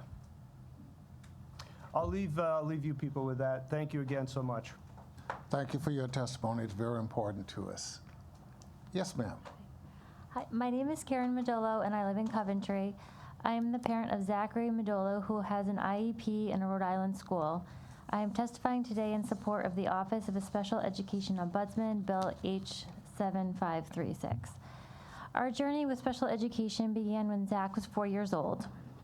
By 4, 100% of a child's words should be understood without context. Only 24% of Zach's words could be understood. Despite that serious detriment, we had trouble getting him speech services through the town. I was told by the Director of Early Childhood Education in Coventry that if I was that concerned, I should pay for private services. And the Director of Special Education Services actually told me that since he did not see me at town meetings advocating for more funding for the school, he did not see it as his duty to advocate for us. Over the course of waiting for services to begin, a process that took months and required us to escalate past the superintendent to the governor's office, Zach developed a stutter. He used to say to me, I don't talk good, my mouth is sticking, and ask me how to stop it.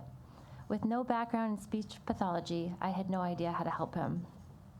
When services finally began, we exhaled a large sigh of relief. Zach would finally get the help he needed. However, we continue to have to advocate for Zach every step of the way. This school year alone, Zach's IEP has been violated 9 times.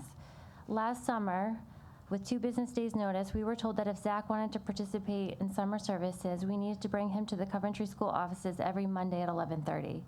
When I told his speech pathologist that wouldn't work with my work schedule, but I tried to work something out to either go in late or leave early, I was told my only options were Mondays at 11:30 or to forego services. I had to choose between my job and getting extra services for Zach.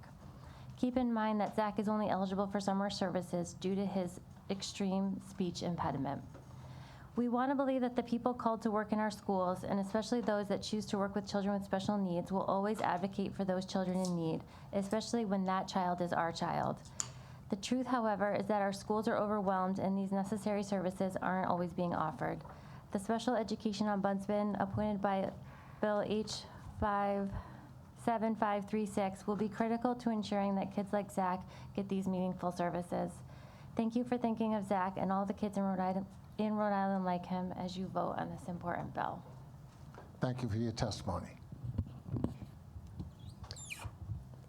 Hello, my name is Goldie Williams. I'm a parent of a 23-year-old son that was in the Charahoe School District. Rhode Island Bill H7536 for the Special Education Ombudsman would have helped my oldest son, Tommy, when he was in the Charahoe School District, who wouldn't give him services that he needed. My oldest son, Tommy, has Asperger's, ADHD, apraxia, dyspraxia, dysgraphia, central auditory processing disorder, sensory integration dysfunction, anxiety, and depression. Charahoe School District and Superintendent Ritchie did everything in his power not to give Tommy what he needed. They kicked him out of services in the kindergarten because he was too smart. He got them back when he was in the first grade at Kingston Hill, a charter school affiliated with the Groden Center.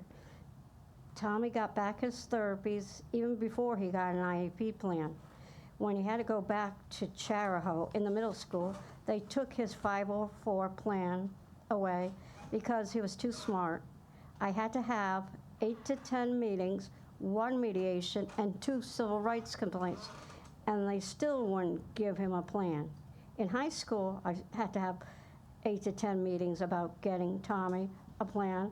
It didn't happen until he had a mental breakdown that he got an IEP plan. Even then, they didn't follow the IEP plan that was set up at the CAD program at Bradley.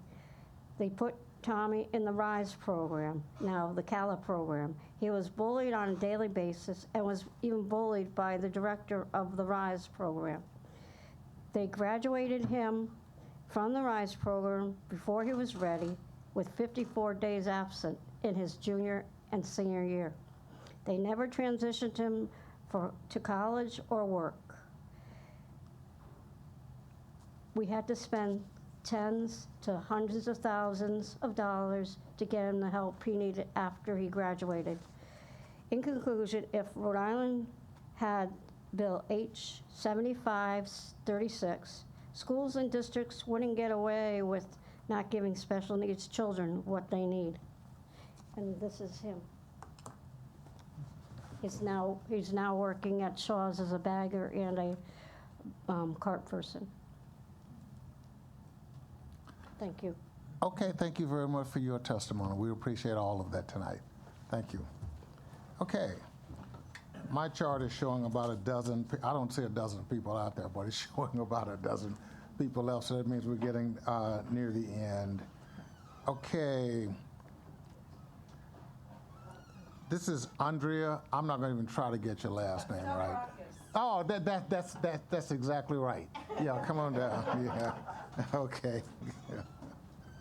I knew it all along. All right. So we got you coming down, Andrea, and this is Lisa Maloney. Yes.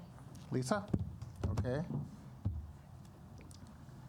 And Carrie Casijo. Okay, Casima. Okay, great. And Mary McDunbush. That close? I'm getting there. Okay, we got 4. Okay, great. You guys know the drill. Start my left to your right, and we'll start with you first. Yes, ma'am. Okay, I'm sorry, I'm just waiting for my computer shut off. But I do have something, can I read something that someone had to leave, one of the moms that was here? You know, what you can do is you can give it to our clerk, and it'll go into the record that way. Okay. Yeah. Okay, sorry. Absolutely. That happens a lot, so it's not unusual. Okay, while you're pulling that up, you want to start first? Okay, go ahead. Sure. Can you hear me okay? Yes, we can. Great. Thank you. Good evening, everyone. Thank you so much for having us here today. Thank you, Mr. Chairman and members of this committee. My name is Lisa Maloney, and I am here in support of the Ombudsman Bill, H7536. The Representative Carson did a great job explaining about this, so I'm only going to say two quick things. I'm an educator. I've been teaching for 25 years, and I think that this bill is super important. I hear all these stories tonight, and I am so distressed by this. I don't think there are many educators who want to see children fail. I never want to see any of my students fail. I don't think any of these families want to see their children fail, and I think this ombudsman will be able to allow them to have someone who can help them through this process so that their children can have someone for them. The last thing I want to say is it also seems a bit like an equity issue, and that really distresses me. I know that many of the people that have special needs students have to spend a lot of their own time and their own money to be able to support them, and not everyone has that, and I really am very concerned about that. So please take my testimony in support of this bill. Thank you. Thank you very much, and thank you for being an educator. It's important. Did you get it pulled up? I did. You're ready, okay. You're on. Can you hear me? Yes, I can. Okay, great. Dear honorable members of the committee, my name is Andrea Stavrakis, and I live in South Kingstown. I'm a special education advocate for the ARC of Rhode Island. I'm also a former special education teacher. This past year, I've worked with families across the state of Rhode Island. I'm testifying today in support of Bill H7536, the Ombudsman Bill, because this bill would facilitate consistency of services throughout the state. Presently, there are vast differences across districts and schools. In some cases, parents find little resistance in securing services for their children. In others, parents face obstacles that can be overwhelming. In many cases, in many of these situations, parents with limited resources also have little to no recourse. I support the bill because of the impact it will have for all students with IEPs and their families in Rhode Island, as well as the educators who serve them. In addition, this bill will establish an independent and impartial entity for resolving conflicts, potentially eliminating the deadlock and loss of precious time when families and school districts disagree.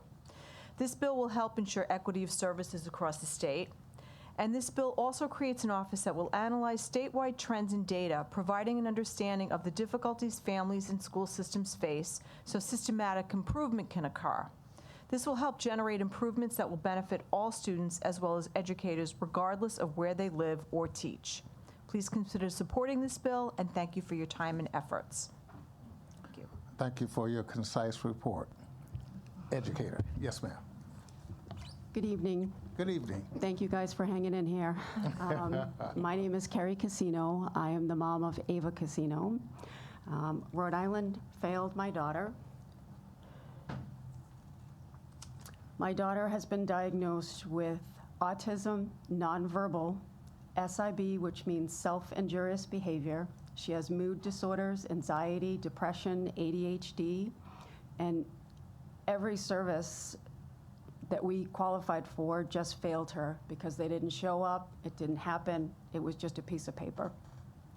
My daughter spent 4 years in a preschool setting during the most vulnerable times and fundamental years of her life. In an IEP meeting, I felt voiceless trying to advocate.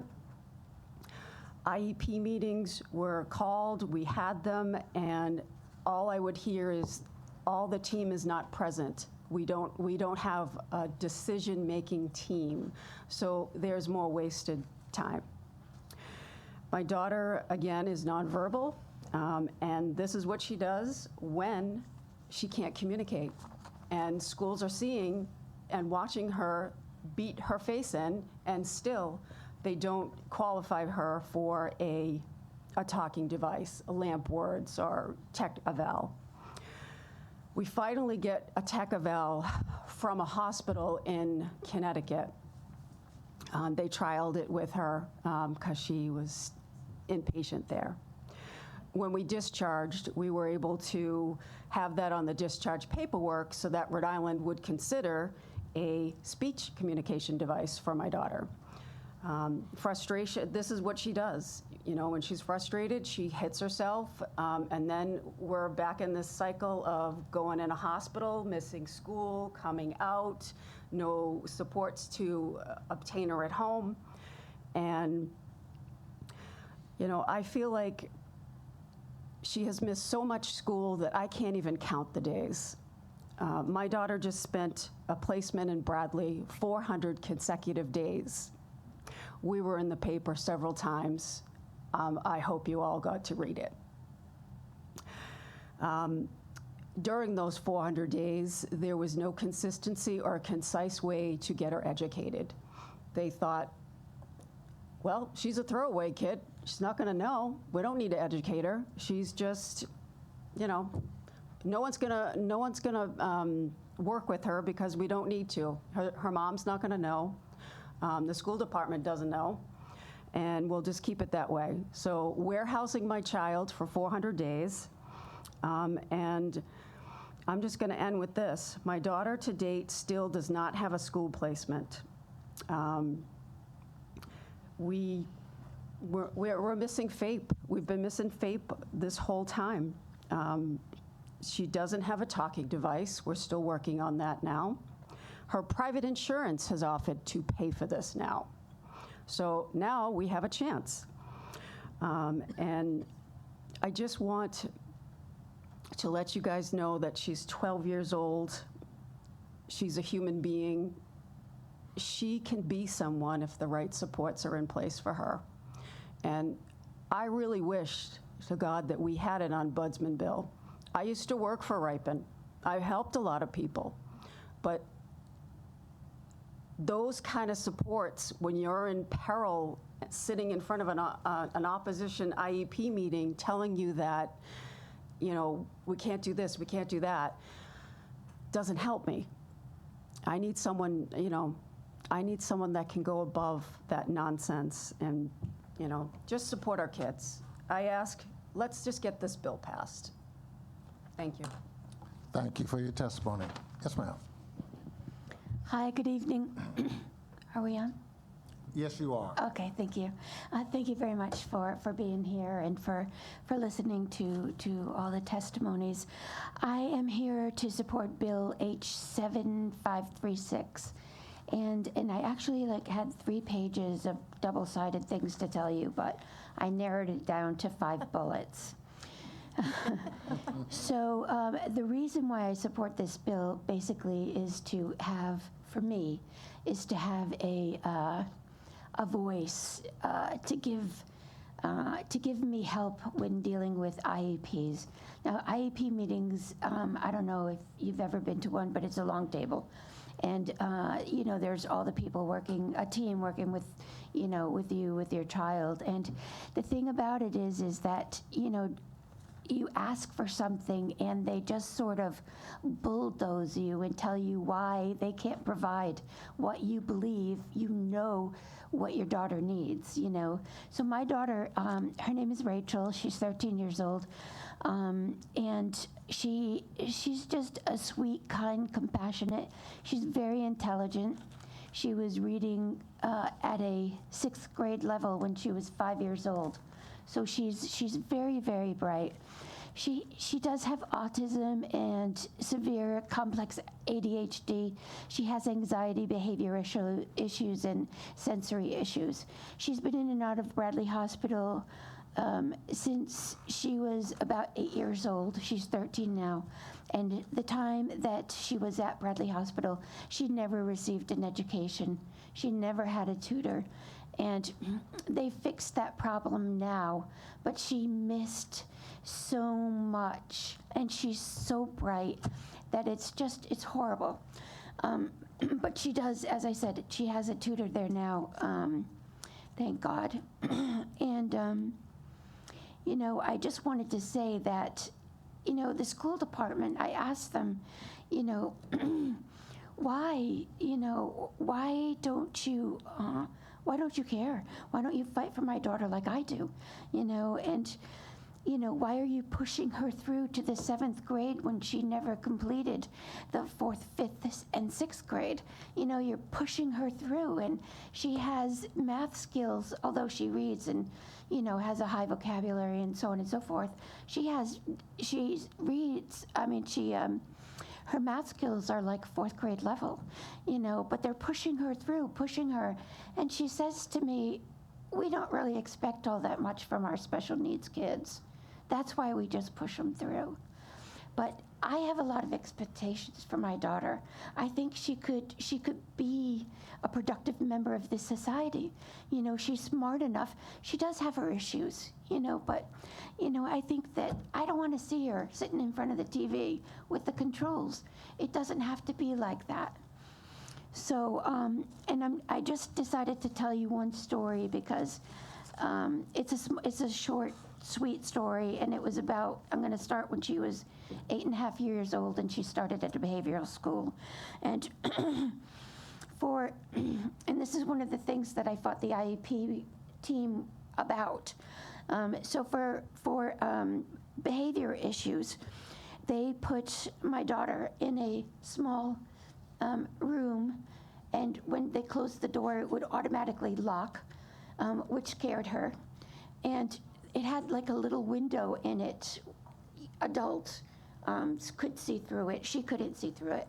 And and they kept her there, and she would cry and she would scream, and she would pull out her hair, and she'd rip up her clothes in pieces, her little dresses. It was horrible. And they told me all this, and I'd pick her up from school, and she'd be just a hot mess or have somebody else's clothes on. But she started head banging, and it was just a horrible situation. And I begged them at the IEP meeting to please, let's think of something else. Let's try another behavior plan for her, because this, what they call a quiet room, does not make her quiet. It exacerbates all her behavior issues. But they just, their word is what happens. And they said, this is our policy. This is what we do. And, I had no voice. I felt like I had no voice. They wouldn't listen to me. They wouldn't take what I thought was best or better for my daughter, because I'd offer like solutions like, well, sometimes at home I just take her to the end of the street and back, and she comes back like a little duckling, so why can't you just, take her for a little walk around the parking lot, and instead of putting her in this locked room. And, I got nowhere with them. So that is my only sad story that I'm gonna share with you guys. I have a lot, but that's it. So I'm in favor of this Bill 7536, the Ombudsman Bill, because I think moms, dads, parents, guardians, we need a voice, and we're not being heard, and illegal things are being done, not following IEPs and such. So that's it for me. Thank you so much. Well, thank you for your patience in being here and sharing your experience with us. It's helpful. Thank you. Okay, thank you. Okay.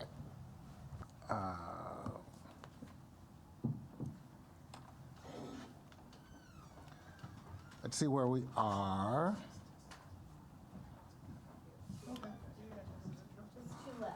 Yeah, it's just two. Well, who is left? Because do we have four?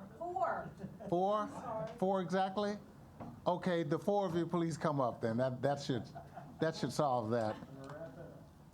Yeah, it was quite clear some of the other guests had to leave. But if there's four of you left, there are 4 spots.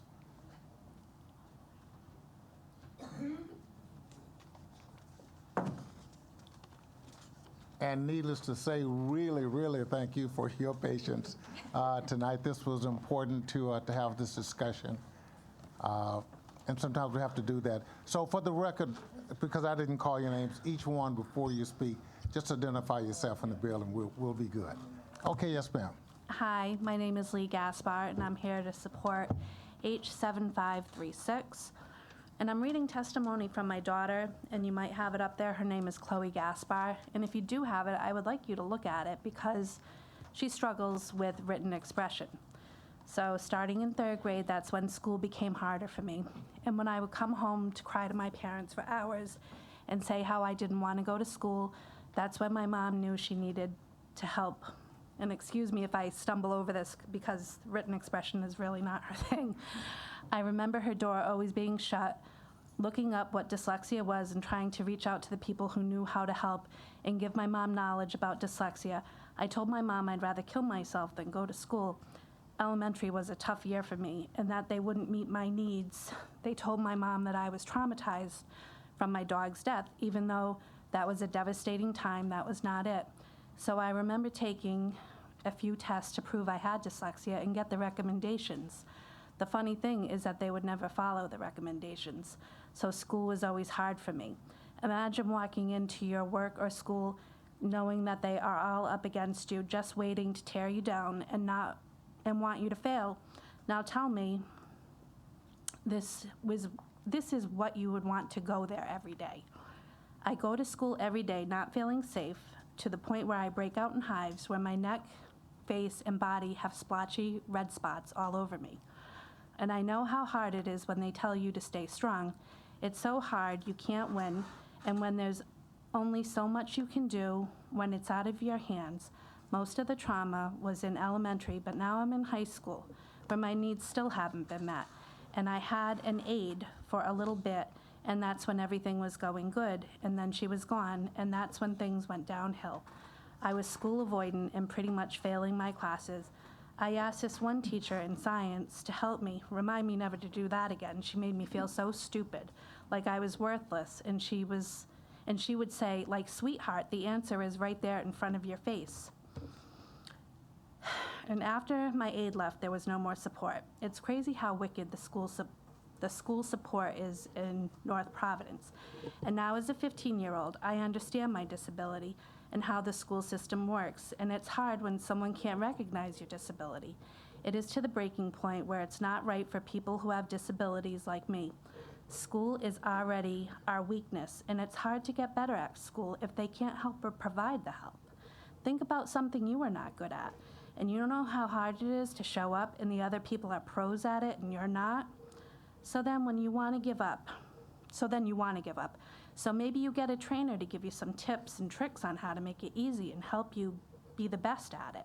That's what I need in school, but these teachers don't see that because in North Providence, in reality, they just want to pass you. In math class, I have had to take a test, and I was so stuck that I asked a question and the teacher went over every problem on the test.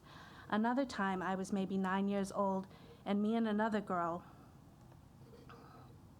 got pulled for math homework, and the teacher mostly stuck to the other girl, and I was confused and definitely not on the level for the math.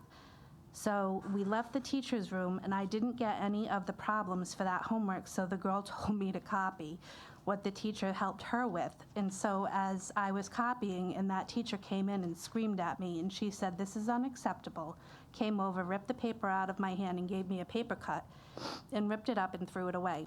I left that school in tears that day, shaking, and a teacher did that. I have an older brother who suffers in school too, as well. And my mom would have IEP meetings, and the school would say he's doing great, which he wasn't. So this has been going on for years, and it's time to put an end to it. So that was my daughter's testimony. So after reading that testimony, if you followed along with it. Before you started, you did read your daughter's testimony. I did. And that's okay, but squeeze the others in, yeah. So yeah, Okay. you can see if you followed along with it that she doesn't have the skills for a 9th grader as far as spelling, written expression, on and on and on. And right now, my district is trying to take away all her supports in her IEP. We've had a meeting where they're saying that she's doing above average in all her classes. When we just had her evaluated, we did the neuropsych with their doctor. They don't even want to follow their own doctor's recommendations. It's pretty sad, it's pretty scary, and now I've had to hire a lawyer to come to my next IEP meeting for $3,000 retainer. I have an educational advocate It just goes on and on. The process is so broken. The schools, they don't even want to follow their own doctors, let alone your doctor. This has been going on for years. My daughter has been dyslexic since 3rd grade, diagnosed in 2nd, and I can't get her the help she needs. She's 5 years behind her peers. 5 years. The system's broken. We have to do something. Well, thank you for your heartfelt testimony. I also want to support Bill 7480. These teachers need to be trained for dyslexia. Thank you. You're welcome. Yes, ma'am. Good evening. Good evening. My name is Deanna Conley, and I'm here in support of Bill H7536. I have been working in the field of education for over 20 years now. I've been a general education teacher. I've been a special educator. I've also been a special education coordinator, so I was the one running a lot of these meetings in the district I previously worked in.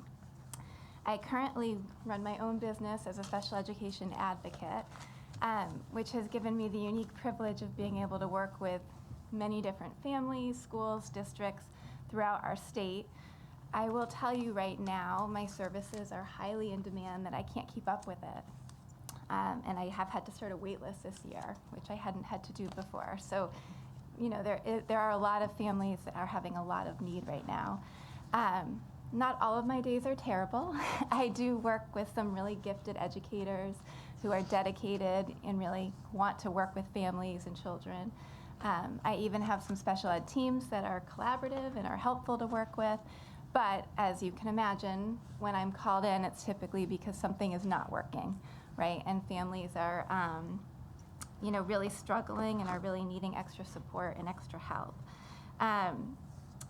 What stands out to me the most as I'm reviewing my clients' files and my day-to-day work, it's just this prevalence of these instances of non-compliance. And I see a range of things. I see annual IEP review dates that are missed, triennial reevaluations that are missed, the not honoring the 10-day timeline for scheduling a meeting. I see inadequate service time frequently, and I see missed service time entirely. I've even seen districts that have forgotten to give an evaluation to a family that the family had, or to the child that the family had signed consent for. So, and what's even more remarkable is that there never seems to be any accountability for the districts. You know, and when I raise these concerns at meetings, you know, I kind of get a nod, and then the subject has changed and we move on. But there's no system in place that's providing any oversight of these critical timelines and services. No one seems to be noticing what is happening every day in the state. I see it all the time, constantly. And there just doesn't seem to be any accountability, any oversight. Of course, they will tell you the families have the option to go to the state complaint process or to go to mediation, but that has two issues with it. One, it puts the onus on the families for keeping the districts accountable, and that's not their job. And the second part of that is that's when that resource inequity becomes really apparent. You know, you have these school systems, they have lawyers on retainer, right? They can hold meeting after meeting, and most families don't have the financial resources to bring in lawyers, to bring in advocates, and even the time piece. All of these meetings happen during the workday. So a lot of families, they can't keep missing work constantly to attend one meeting after another. They just get exhausted and honestly will just give up a lot of times. This is why this bill is so important, because it will be something that will equal the playing field for these families. It's going to help build equity into our special education process. And it will allow for a free and neutral resource for families and provide that oversight that I'm not seeing exists right now. And there was one comment about how, you know, that so many families would need to call the ombudsman that they would be overwhelmed. If we had this in place, perhaps there would be some reason for the districts to start following the guidelines And there would be less reason for families to need to start finding outside resources, right?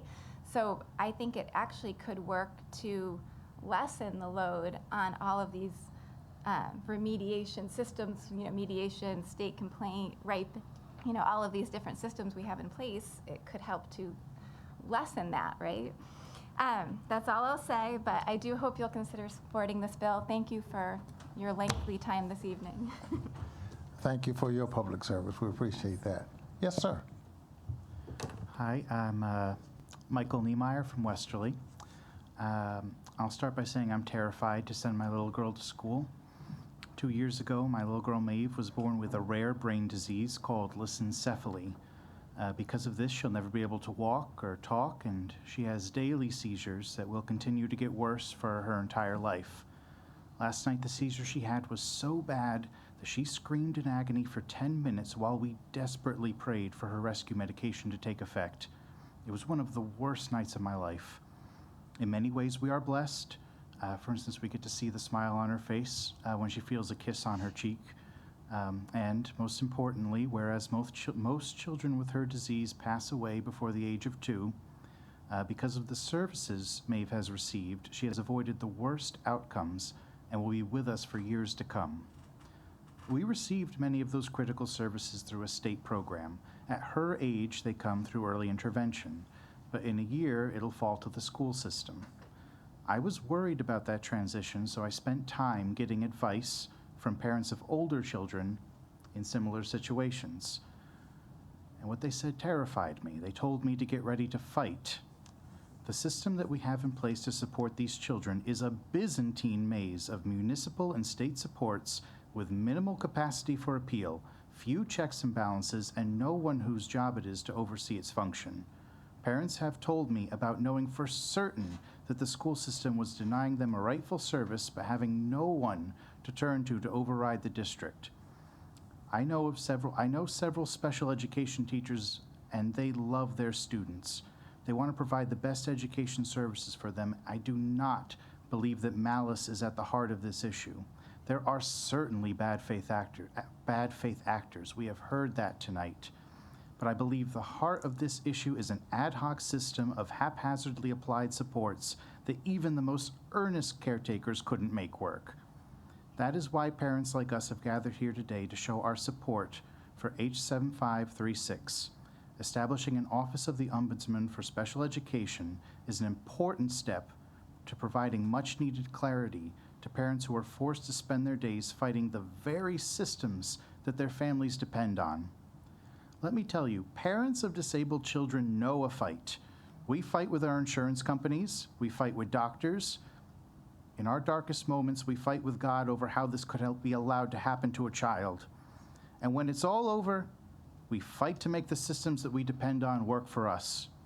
Pass H7536 and establish an office that fights for us when it's appropriate. Thank you.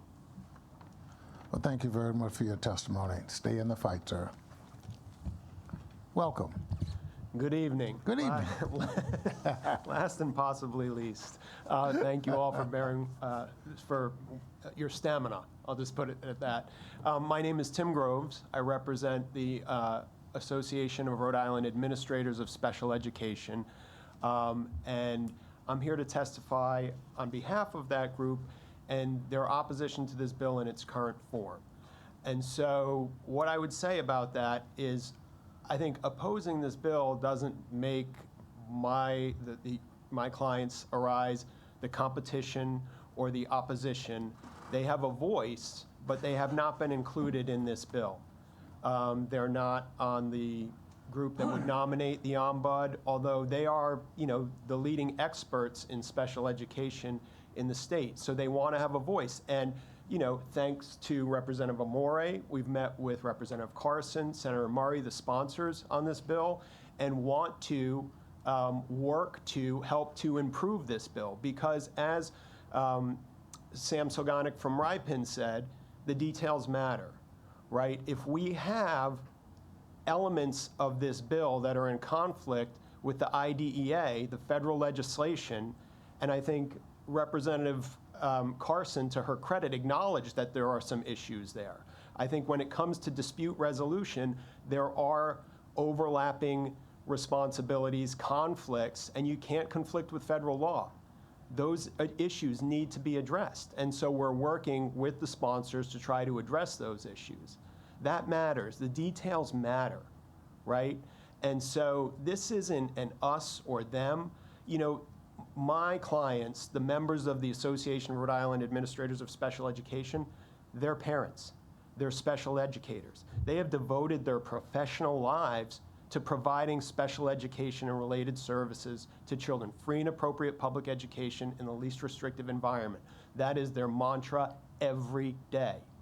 That's what they've devoted their lives to.